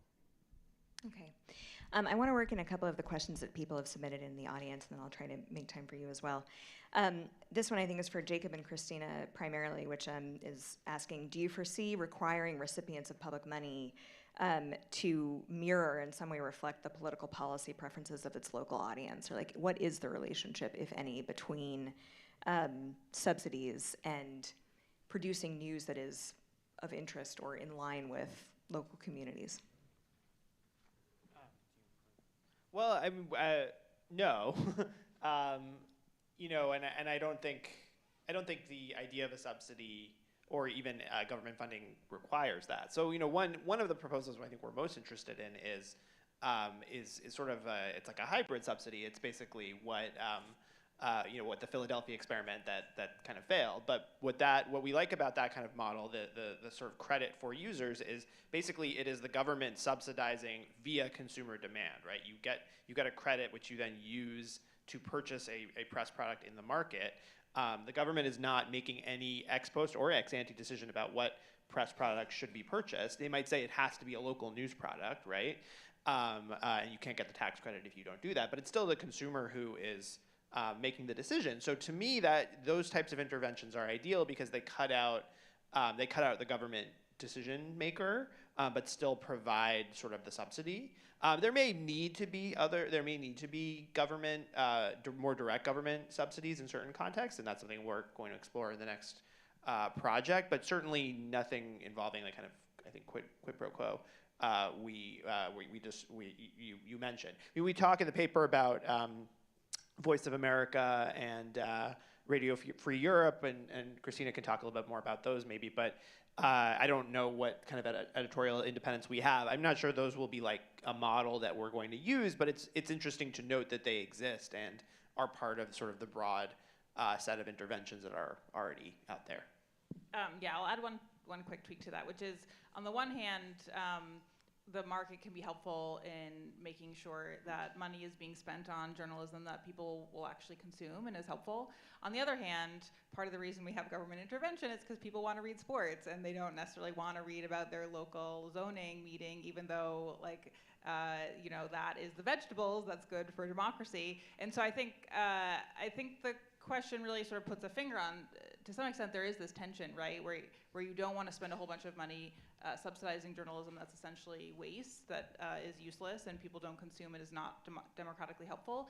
And yet, to some extent, you do want to use government subsidies to try to prop up journalism that doesn't have sufficient market demand on its own. Great. Did you have a question? Yeah, thanks a lot. This is terrific. I just wanted to ask about press itself, discussing itself, and it seems to be a huge problem of it not discussing itself and its problems. And in the previous panel, somebody said, you know, this is kind of considered navel gazing, and no, we do not do, or the press will not do it. And yet, I wonder how much of it is just protecting the turf from the individuals, because the drift, if you really get into this argument, you know, the people who speak ultimately speak out of their own mouths, and editors are people who are making free speech unfree by trimming it, by auditing it, by editing it, modifying it, etc. And I'll give you a very, very simple example of how it works that people do not work. I understand that Nora worked before for PEN America. I went to PEN America session about censorship, where a guy, I believe Jonathan Friedman or somebody like that, and he gave a whole talk about, you know, here is a book in the library talking about two mummies, and the hell breaks loose, the book is pulled from the shelf, and it is censorship. And I've asked him about my problem, where I've tried to publish my book. The government blocks author-published books from the mainstream marketplace of ideas by denying them services that it gives to corporations. And I've expected him to say, oh, you know, PEN America really wants to know about it. We're about authors, we're about free speech, this is bloody murder. And he would not even give me his email address. And I'm just wondering whether all those corporate entities kind of sense that if you start talking about free speech and really take it to its final logical conclusion, the ultimate speakers are the individuals, and corporations, collective speech is not free speech. It cannot be. Thank you. We have 1 minute left. Does anybody want to offer any remarks? Well, I'm happy to jump in. First, to your first question, I think that the journalists I know are very reticent to step into and speak in the first person for a range of reasons. I think one is the training around objectivity and the hallmarks of journalism. We can critique those as well. We can hold both, I think. But there's also just the, I think, desire to remove what is seen as a voice that imposes perspective. And I know journalists, similar to researchers, sort of shirk being front and center. So that's just happy to talk more after the panel about that. And then in other ways, the questions you're asking about collective and community speech versus the individual, those are huge questions. And I don't think I can answer them in the last 30 seconds. But that's actually really where the rubber meets the road. And it comes back to the first panel of what representative speech looks like. And are we on the right path for that? So I can talk to you afterwards as well. I'll be real fast. Thank you for the question. That's really great. I think the other thing I would put forward is to say, as much as the conversation has mostly focused on, giving journalists what they need in order to publish, in order to create stories, in order to do the informing of the public that I absolutely agree with that's there, I would love to see sort of an adjacent policy framework, funding mechanism that lets journalists be able to do the professional reflection that similarly, I talk to journalists and they're like, I wish I had a chance to pause and to think about that and to do that. But you know what? I'm under intense pressure to get out a bunch of stuff. I'm trying to do my work so difficultly to be able to do that. So I would just say, I think that should be part of the support and the freedom conversation that we're having, is the freedom to reflect is also key. I think that's a nice way to wrap up, actually. This brings us to the close. In a moment, I'm going to invite Sonja up to make some brief closing remarks. But first, please join me in thanking our panelists for this great conversation.